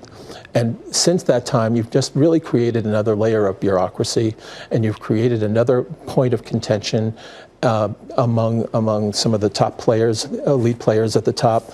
And you also have created a situation where, you have a DNI, but if the CIA director has a better relationship with the president, then the CIA director is probably going to win most of its fights, and that the DNI is not. And so therefore it has never kind of lived up to the promise of its creation. Who do I mean when I say American interests? The United States of America. American interests have been about empire and extractionism and maintaining its power over the world. Oh gosh. Hold up, guys. I'm sorry. I'll just play this. It is an interesting structure, if you will. I mean, the Director of National Intelligence isn't necessarily the foremost intelligence official in the country, because, as you noted, the CIA director has a very powerful position, is often a cabinet secretary, him or herself. We saw in the Biden administration, for example, Bill Burns was very much on equal footing with Avril Haines, who at the time was the Director of National Intelligence. John Ratcliffe, who is currently the CIA director, has had a relatively steady and smooth ride during the course of the Trump administration this time, and is certainly well regarded by the White House. Jason, as we attack this question of how ODNI could evolve, what would you like to see? Well, I think fundamentally, if you don't have senior leadership in the White House, I think the big thing Americans need to realize is that your lifestyle, whatever it may be, right? Like whether it's cheap gasoline, whatever, that's possible because American interests are defended with the military and with the intelligence agencies, with America's soft power. So American interests are about maintaining that global control in order to continue extracting wealth, extracting labor from the rest of the world, to basically power the capitalist economy. So, Shlongi, when you ask me about what it is, what they represent, all of these agencies are created to protect the empire, the imperialist structure of America globally. White House that sees benefit in being provided objective intelligence, you're going to have leadership problems subsequently in your intelligence community. So I think that should be pointed out at the outset.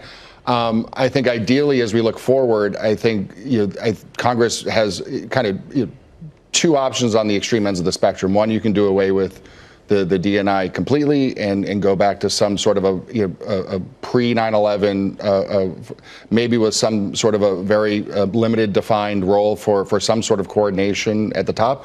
Or you could go, as John said, to a much more empowered DNI structure that had the budgetary power beyond just the authorities to set the priorities and to manage some of the budget, to make, no kidding, budgetary decisions on the intelligence community, and then have that clear leadership at the top of the intelligence structure. One of the people, if not the person who really holds the purse strings for the intelligence community, is the top Republican on Senate Intelligence, Tom Cotton of Arkansas. And he has made the argument that 2 decades after ODNI was created, that it really does need to be reformed. Take a listen.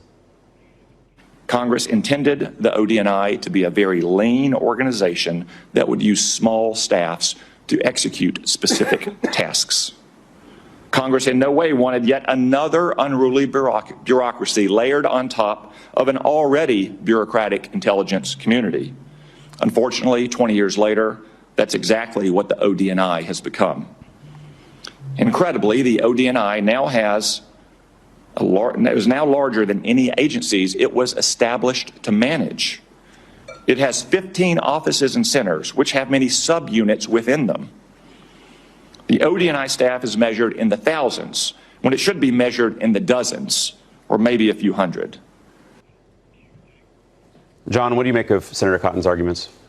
I find it shocking that I'm in full agreement with Senator Cotton. I never agree with him on anything, but on this topic, I really do think he's correct. It is, I think, a time for downsizing, and again, it's the importance of the intelligence community and the importance of the people at the top.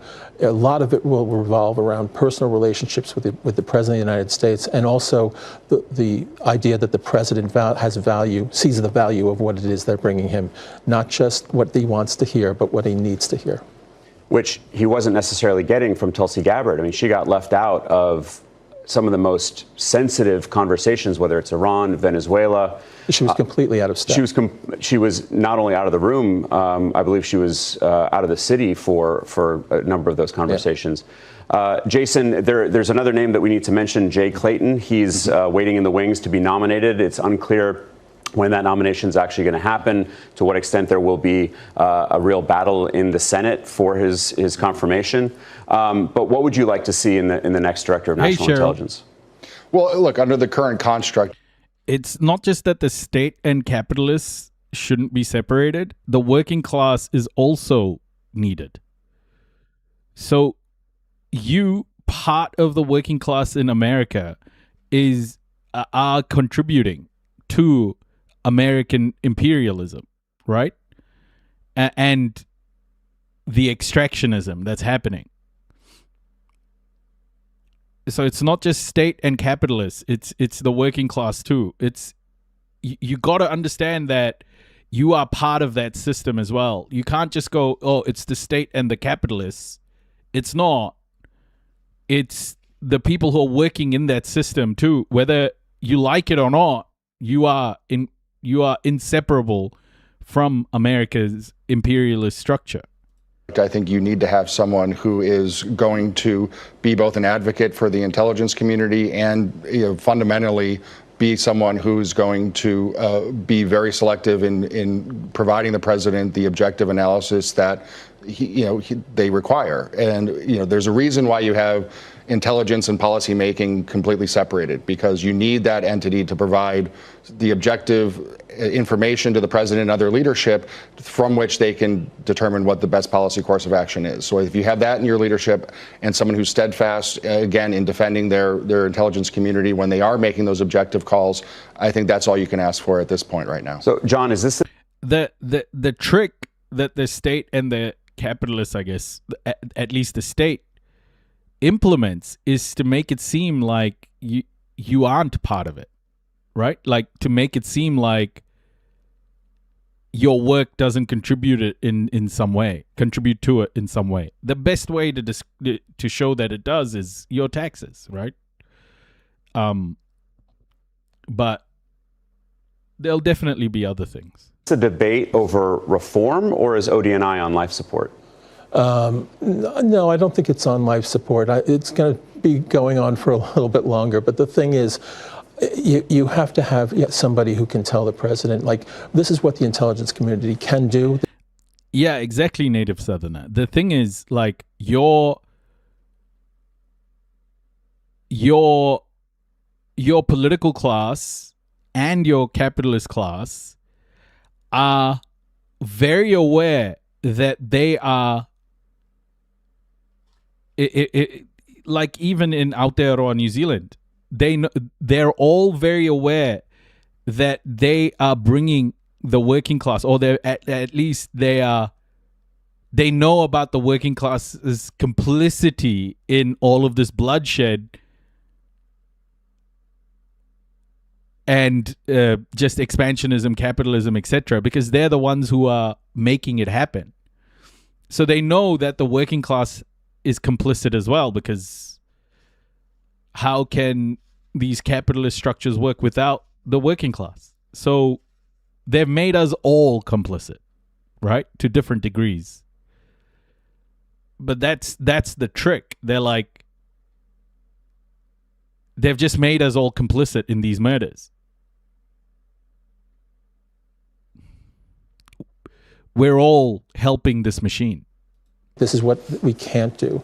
These are the things you need to sort of educate the president also on how it is the information that they're giving them, how they got it, what good is it, and how they can use this and how to read it. George H.W. Bush, that was the golden age for the CIA, because you had a president who understood intelligence, because he had been the director, and he understood how to read an intelligence document, and he had a deep understanding of the process. Mm-hmm. And I wish we had people like that again. It's going to be a very bumpy road ahead. Former CIA analyst John Nixon and former Pentagon official Jason Campbell, thank you both so much for that terrific conversation. Appreciate it. And that's all from here in Washington. I'm going to hand it back to Richard Gaisford and Al Jazeera's. By the same logic, we, the working class, share the responsibility in holding American imperialism to account, and honestly, we are probably the only ones that can stop it in its tracks and start the process of reversing the imperial designs of empire. Yeah, exactly. Like, that's the trick, right? Like, if you can be... If the working class is indispensable to the capitalist class and the political class, and the capitalist class and the political class have manipulated the working class, or at least have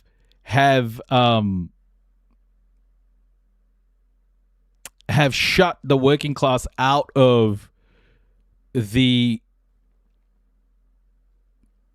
larger or the global view of how things actually work, and they've got us working in, cubicles,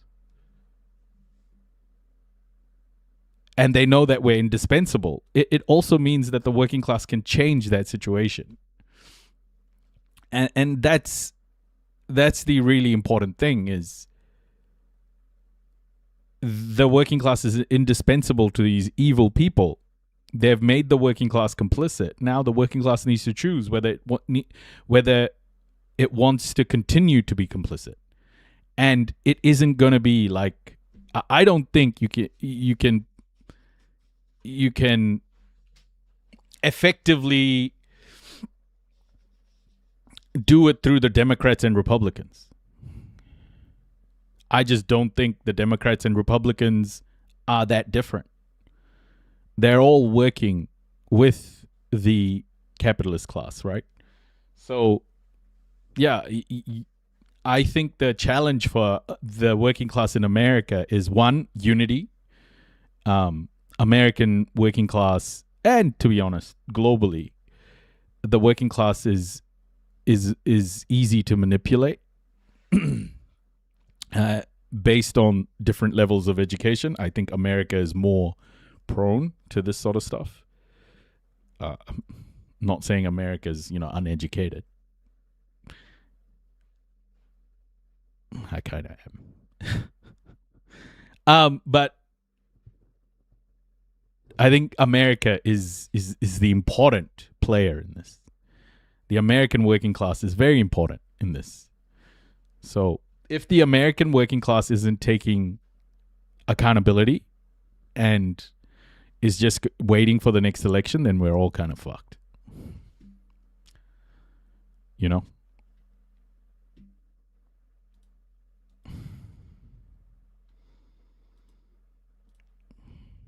Hey, Liban, welcome. Okay, so I wanna finish today's live with this absolute banger. Nigel Farage. The problem is robots and AI replacing workers. We already spoke about that, Cora. It's actually not easy to replace human beings. So Nigel Farage has resigned, and he has called for a by-election. And the only person who's going to be running in that by-election against Farage is Count Binface. UK leader Nigel Farage has announced he's resigning from the UK Parliament to recontest his own seat in a by-election. The far-right leader is facing intensifying scrutiny over allegedly undeclared donations from major financial supporters, including a £5 million gift that he received from a Thailand-based cryptocurrency billionaire. But he says he's done nothing wrong and now wants the people to decide his future. Nick Rowley is a former member of the Downing Street Policy Directorate under Prime Minister Tony Blair and is now an associate professor at ANU's Crawford School of Public Policy. Nick Rowley, thank you so much for joining us this morning. How unusual is this move that's being... I think every party will pile headlong into their election, surely. That's not what's happening right now. Proposed here by Nigel Farage to resign in order to run again, where there is little doubt that he will win again. Well, it's unusual, but Nigel Farage has made it his business to be the great animator of British politics. Let's go, Count Binface. 10 years ago now, the Brexit vote was largely initiated because of the politics that was stimulated by Nigel Farage. And it's a constant show, so it's not really that unexpected. But much as we might focus on the cabaret of British politics, and British politics is a little bit messy at the moment, shall we say, we might focus on... Did this guy just call British politics a cabaret? Wow. Bro. This is not a cabaret, bro. Holy shit. I don't want to watch this. On that, but the allegations against Nigel Farage are very serious. And in terms of what his future might be and how those allegations might well be properly investigated and what the consequences of that might be, it's pretty serious stuff. Yeah, well, it might be helpful. Imagine if Count Binface was really Tony Blair. Oh my gosh, Ladybird, what a thought. Before we go on with further questions about what is that heat that he has been feeling? What are these allegations, essentially? Well, Nigel Farage has made it his business to try and be a member of the British Parliament. He finally succeeded at the last election, but he's always wanted to present himself as the populist outsider, that it's a system that's broken and I will throw rocks from outside. But once you're inside, you need to abide by certain rules, and that's just the nature of an open liberal democracy and I think we all need to see Count Binface in Parliament, like in the House of Commons, for sure. Will they have to demask and derobe, i.e. put civilian clothes on, or can they represent themselves in that costume? Democratic process within a parliamentary system, and the Parliamentary Standards Commission has been looking into Nigel Farage, and as you described initially, he appears to have received an enormous gift from a Thai-based crypto billionaire. He makes a lot of this not being a donation, but being really? a gift of some sort. Well, I don't know how many of your viewers, any other members of staff here at the ABC, myself, actually receive £5 million gifts just from people. When you're a member of Parliament and the leader of a political party and you receive a gift such as that, it's not because you're good company, it's because the person giving you that gift thinks that you can essentially be their voice piece or affect the political process in some way. So that's one of the allegations, very serious. The second is an allegation that he's received quite considerable financial support from a very young 32-year-old aristocrat called George Cottrell, someone with a very, very, shall we say, florid past, who has been successfully prosecuted by the FBI in the United States for money laundering and for engaging in some rather strange dealings, shall we say, with regard to drug interests. And George Cottrell... With regard to drug interests? What? Excuse me? Is not someone who there needs to be too much work done in terms of understanding the relationship between Nigel Farage and this young man. Nigel Farage himself has stated that he considers George Cottrell to be like a son to me. And there is so much material out there showing that this young 32-year-old man has been very, very close to Nigel Farage, always at his side, but also giving him use of an apartment just down the road from Buckingham Palace, helping Nigel Farage and Reform employ people to help them with their social media, and other examples of that very, very close association. Now, we shouldn't be in a position to judge the details of that. That's why we have a Parliamentary Standards Commissioner. And they've been looking into this, and they believe that there is real substance and really serious questions about the manner in which these relationships have played out. Well, I understand that parliamentary standards process would be paused while he's not an MP. This idea to resign in order to run again, some are labelling it a stunt. He is framing it, Nigel Farage, as the people versus the establishment. What is this? Is it a smart play, or could this really backfire? Well, time will tell. I think the general view is that it's likely to backfire. There was a really rather excellent piece in the Times newspaper. If these people are saying it's likely to backfire, then Farage has made the right move. Because every time they've said stupid shit like this, like, oh, Brexit is never going to happen, it's going to backfire, blah, blah, blah, blah, blah, it's ended up like completely working out for everyone who was expected to just crash and burn. Oh my gosh. These guys, these pundits always like get it wrong, man. This morning, and I should just... Nah, I'm not supporting Farage. I'm just saying this liberal media will always say things like, yep, it'll crash and burn. They did the same thing with Donald Trump, right? When when what's her name? Hillary Clinton was running against Donald Trump. They completely wrote Donald Trump off. They were like, he's going to lose for sure. And then he just won. Like, this is what the media is. They read all of this stuff wrong, and they give you a false sense of security. When we talk about the establishment, maybe just pay tribute to the role of a professionalised journalistic investigation. Way back, you may remember there was a whole case in relation to the impact of a drug called thalidomide on unborn children, meaning that they actually had real problems with disability with regard to not being born tragically without limbs. Now, what led to that being brought to the public attention and then proper regulation of those drugs in the UK and... Yeah, that's the other thing. If reform, you're right, Lynn. If reform fails, they have another party waiting in the wings that's probably to the right of reform, and that's Restore Britain. Restore Britain is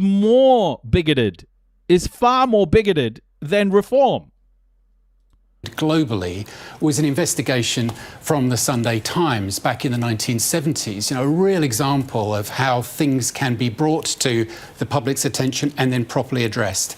And many of the relationships that Nigel Farage appears to have been brought to the public attention by work by the Times newspaper and the Sunday Times and their investigations unit, which I think I would really pay tribute to them and use it as an example if that's kind of the value that we have of professionalised journalism. But what we have here in relation to the implications of that is Nigel Farage, as always, seeking to draw attention to himself, saying, look, let the people decide, the establishment, whether it's the Sunday Times or this acronym in Parliament, they're all against me. And therefore, I'm going to put it to the people of Clacton. A great populist play, as it were. Now, you'd think that that would actually create a lot of attention, but what's happened is that the Labour Party, the Conservative Party, the Liberal Democrats have all said, well, we've got no interest in contesting that by-election. You can stand, you can make speeches, etc., but we're not seeking to play your game. And with that, it looks like the only declared candidate against Nigel Farage is someone else who's always been very, very keen to animate the entertainment value of British politics, and that's someone called Count Binface. So we do actually have the prospect of a runoff between Nigel Farage and Count Binface at the Clacton by-election. Nick Rowley, former... Oh my gosh. This is one to watch, folks. This is one to watch. It is incredible that a guy in a bin costume could be running against Nigel Farage. And he's a legend too. I don't know if you've seen the bin face clips, but he is an absolute legend. Hold on. He has his own YouTube channel. Count Bin Face. He's very popular. He's very popular.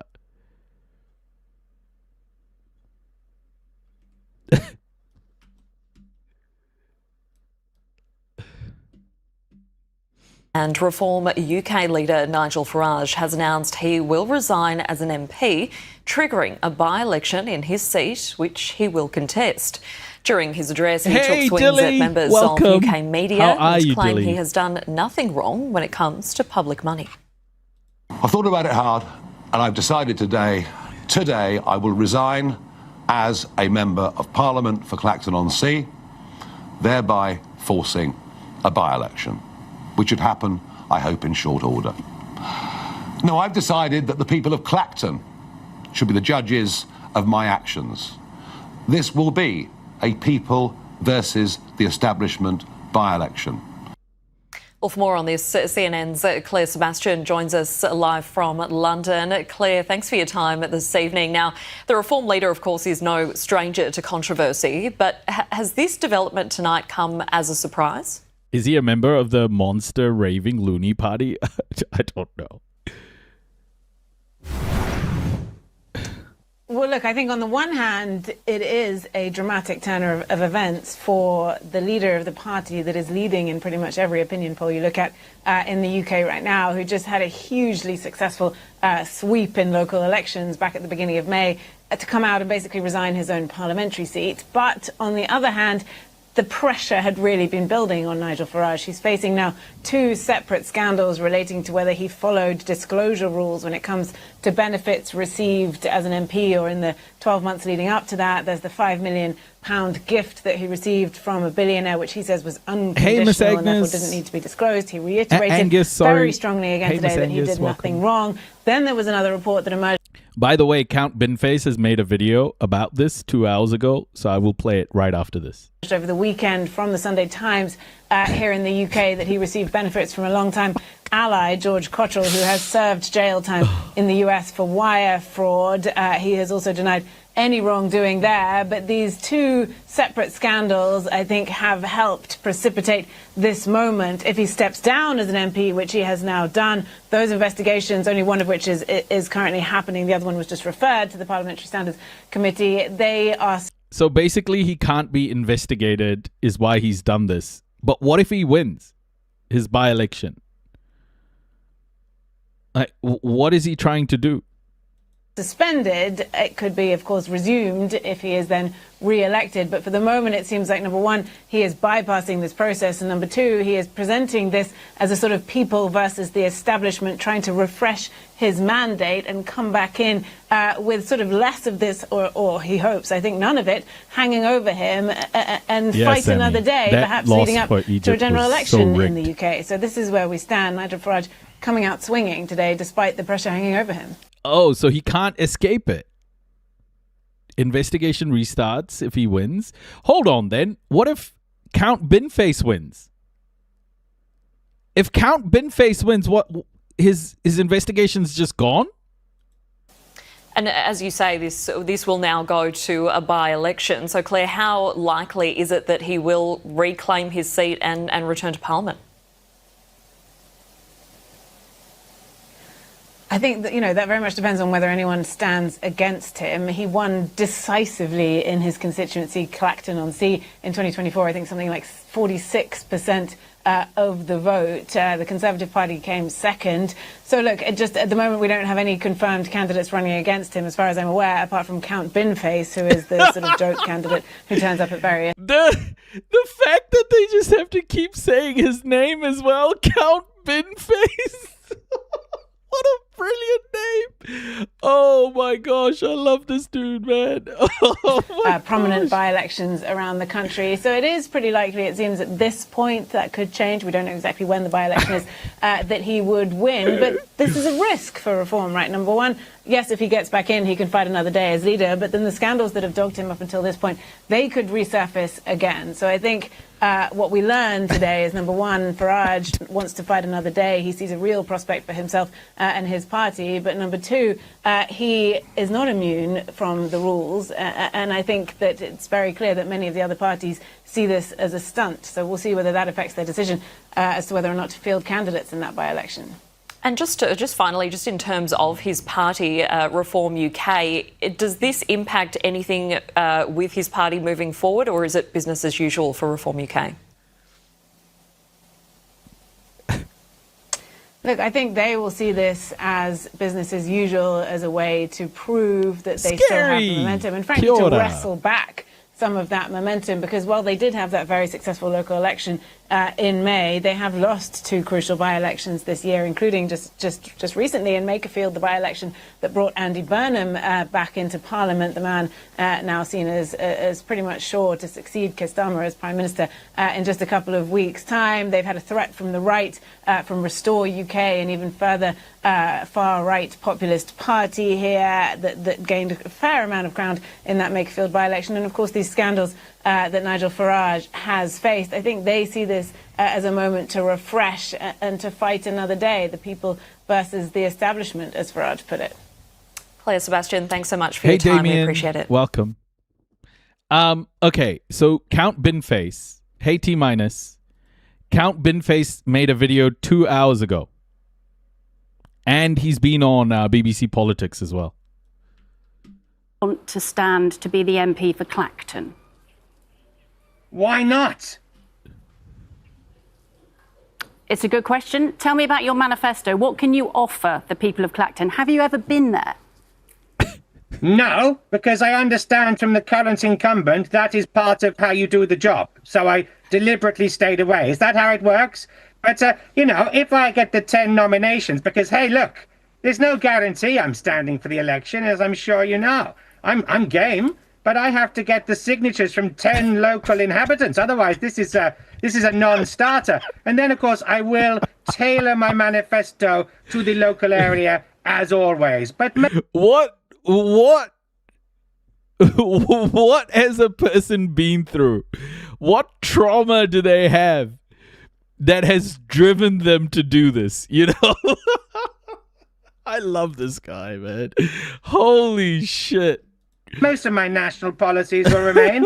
Building at least one affordable house, nationalising Adele, bring back CFAX, and of course, moving the hand dryer in the gents' toilet in the Crown and Treaty pub Uxbridge to a more sensible position, because as you know, it's a national issue.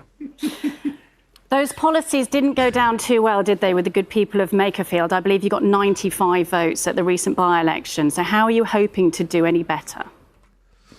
What a disgracefully scornful tone. How dare you? 95 actual votes? That's a Dolly Parton. 95, just one shy of a reverse 69, which I scored against Boris in an Uxbridge sports hall in one shy of a reverse 69. 2019. So I'm cock-a-hoop. I'm over your moon. I'm over my moon. I'm doing very well. I came 7th out of 14. I mean, what more do you want? What do you say to those other parties who have decided not to field candidates in Clacton? Well, I mean, that's for them, isn't it, mate? That's democracy. They can choose to run away from my beneficence and magnificence, or maybe they just noticed that Nigel is up to a rather peculiar hissy fit, and they're keeping their powder dry for a second by-election when, of course, the parliamentary committee reports. But interesting, you see, the thing is, that second election, which would cost 380 grand, will only happen if Nigel wins this one. So if you vote Binface, you save the British taxpayer £380,000 without me doing anything. Stick it in the Ministry of Defence. How'd you like them apples? Can I ask roughly... he's making sense. He's making sense. where you are, how long it's going to take you to Clacton, and when you're planning to make your first visit, and what you plan to do while you're there? Well, good question. Absolutely. Now we're talking. We're cooking on gas here. I was on my way back to Sigma 9 in my starship, the Alboreto, and I caught wind of what was going on yesterday, so I did a quick old U-turn, bit like Keir Starmer, did one of those, lovely jubbly, and zoomed back, so I'm approaching the Kuiper belt of your star system, and yeah, I'll be with you in a jiffy. Would you be up for a head-to-head debate with Nigel Farage? A tete-a-lid debate. I see what you're saying. Yeah, why not? I'd be up for that. I'd like to understand how you get 5 million Earth pounds in crypto donations, which, if they're completely above board, I think we'd all like some of that, so we could ask him how he can enrich our coffers just like his own. And, you know, I think I'm sure he's got nothing to hide. I'm sure he's not going to do a reverse ferret, because it looks like it could be the Binny McBinface election to demonstrate the wonders of democracy like never before. No, I'm sure he's up for it just as much as I am. Clearly, Mr. Farage denies any accusations of wrongdoing. Very quickly, Count Binface, can you win? Probably not. But you know what? It's the taking part that counts. My job is to demonstrate that British democracy is wonderful and unique in the entire cosmos, because you can stand for whatever you want. You can stand no matter who you want. You could stand if you want. Come and join me. Why not? Exercise your democratic right. And let's see where it takes me, or indeed you. You might be the next MP for Clacton. Who knows? Count Binface, many thanks. Brilliant. He was on another show. He was also on another show. At this point, he's been on TV more than Zach Polanski. Debt. Now, the interview of the morning. Count Binface has confirmed that he is going to run in the by-election in Clacton if it takes place. This is the by-election that the major parties are saying, as we've heard from them all this morning, they are not going to run in. So who better to talk to about this? Joining us live, Count Binface himself. Good morning to you. Good morning, Justin. Good morning, Today listeners. I love how he's got that green screen on when he's talking to everybody. Oh, this guy has really thought this character out. It's great. Planet Earth, it is a pleasure to be here. I should say you are, I can see a video link of you. You appear to be in outer space and wearing your bin. Well, what else would you expect, mate? You know, I was on my way back home to Sigma 9, bit of R&R, and then old Nigel throws his toys out of the pram, has a hissy fit, calls an unnecessary by-election. I got wind of that. I've turned around the starship pronto. How about that? Lovely. What is your appeal going to be to the people of Clacton? Well, I'm not Nigel Farage. It's a full manifesto. Yes. So I'm assuming from that you are going to be sparse when it comes to policy promises.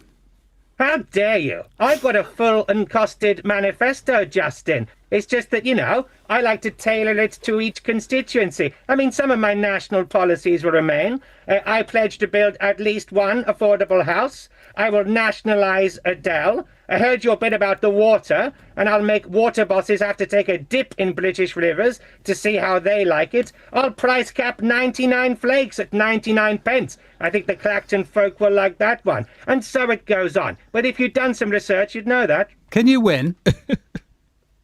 Probably not. But then, you know, my job is to celebrate and defend the wonders of British democracy. And look at this, eh? The fact that you're interviewing me on the Today programme, because all the other parties aren't standing, says more about them than it does about me. Are they running scared from old Binny, or do they think that Nigel's running a cunning stunt? And I pronounced that carefully at 8:55 in the morning. Do you now, moving swiftly on...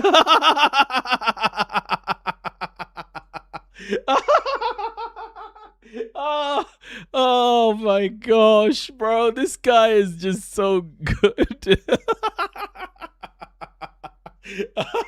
Moving swiftly on, yeah.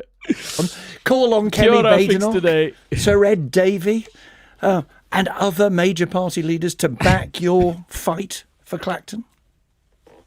No, I don't need them. I mean, they can do whatever they want. I think they're too busy trying to shore up their own positions, wouldn't you say, Nick? In the face of such trenchant questioning from you. When, of course, you're not celebrating Manchester United. But, you know, I'm game for anything, just like I'm game for the fact that your lovely people got me on for 8:45, and I've been listening to taped bits of your debate, and now you've got me in the crazy roller coaster spot where the pips might come at any minute. I'm game for anything. That's quite enough from you, Count Binface. Pleasure to talk to you. Best of luck. Are we allowed to say best of luck in a by-election? Well, we don't. Okay, so this is how I heard about Count Binface. So this was this is during election time, and this is the interview where I first saw and heard of Count Binface, and I have forever been hooked. Oh my goodness. Sky News. A man with a bin on his head. And it's not the Tory candidate. Looks like something out of Star Wars. Yeah. Okay. Anyway, I better. To talk to him. No, I'm going to hand you back to. Oh, right. Okay. Do you want to talk to me? Yeah, go on then. Go on then. Right, what? Do you want to talk to me? Who are you? My name. What kind of journalist is this? You don't know? Have a look. I've got my list here. Burnham. No, I realise that. Oh, you're Count Binface, yeah? There you go. You did go to journalism school. Excellent. Yes, A long time ago. I beg your pardon? I said a long time ago. Yeah. Oh, well, I wouldn't have known. Why are you standing in this election? Just a stunt? It's A, because it's happening. B, I was at a loose end. C, because I believe elected mayors should serve out their terms before they're eligible to stand for Parliament. Oh, you've made a sensible serious political point there. Well, no, you're supposed to be impartial, mate. So let me carry on. I'm going to replace the traffic lights on Liverpool Road. I'll price cap Wicken kebabs at £2. I'll make cyclists who disobey the highway code have to ride unicycles instead. And I will turn HS2 into FFS1 and reroute it. Not going to swear, are you? No, I'm perfectly... Although we are past the watershed, but don't worry, I'm a... No, we don't want you swearing, please. I promise I won't. I'm a good boy. And no, but I'm going to reroute it through rail executives' homes. I'm going to build at least one affordable house. I mean, I could go on. What's Andy said he's going to do? Oh, he said lots he's going to do, and he changes his mind from time to time. But anyway, are you going to save your deposit? Probably not. No, in a word. But if I could beat the Tories or the Lib Dems, that would be quite funny. Yeah, I suppose they wouldn't find it very funny, though, would they? How many votes do you think you're going to get? Well, I'd be happy with one. Do you live in the constituency? I do tonight. Well, it sounds as though you don't. What, do you? No, of course not. I don't live here, no. So why should I? Well, a lot of candidates like to boast that they're local. You're obviously not too concerned about that. Well, I'm looking at the putative Prime Minister Nigel Farage. He spends more time in America than in Clacton. So why should... You don't think Mr. Burnham's the putative Prime Minister, then? Well, they both putatas, that they will be the next PM. But I think at least Andy feels like he's slightly local to the area. But that's something. If I was to win... He used to be the MP for Leeds, just not very far from here. Exactly. If I win, I swear... That's not going to happen. Well, exactly. So I'm going to say, I swear I'll move to Makerfield if I win. Okay, all right. I'm sure they'll all be delighted. Well, I'm sure there's other people who want to interview you. Thank you for talking to Sky News. It's my pleasure. Well interviewed. Well done. Hello. It's the Manchester Evening News. That's a proper journalist. Well, Anna, I think I got the short straw there. Got a crowd of people watching that. I mean, people were filming you interviewing Count Binface, and I'm afraid for me, you've lost your by-election king crown because you didn't know who he was, and everybody knows who Count Binface is. Let's be honest about it. But anyway, he's still there. He won't leave you now. Of course, I don't live in the area. Was the mantle. Go on, John. Yeah. Excellent. This is politics are a joke, and it should be treated that way when people aren't when the people who are supposed to be politicians aren't even serious about doing their job. So a bit of satire is always helpful. But yeah, just the shit hitting the fan constantly. It's become a common pattern, and our politicians constantly fail us. In my dream world, we get Vermin Supreme for 2028 in the US and Count Binface for UK Prime Minister. Oh, I love it. All right, folks. Thank you so much for being here with me. Hey, who are we rating Twitch? Who are we going to rate? We're not going to have as many people as we usually do because my Twitch freaked out, but that's okay. I think we can still give back. I want the New York Pizza Rat for President of the US. Oh my gosh. It was good. I'm disgusted by the governments. Yeah, it's insane. It's so insane. It just sucks, My favorite joke was the cunning stunt. Yeah. Yeah. Oh my gosh.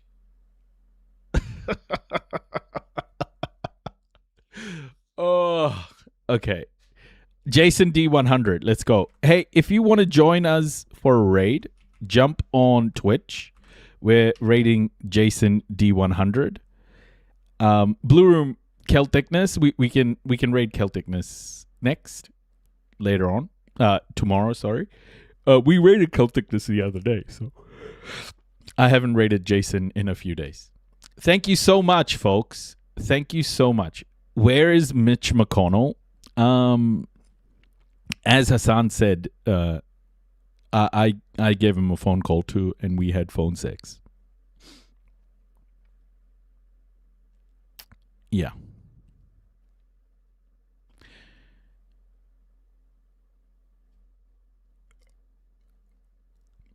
It was good. Okay. Thank you so much, folks. Kakite. Pomarie. I will catch you all soon. Tenakwe. Thank you for tonight. It was a great live. Hey, Shelley.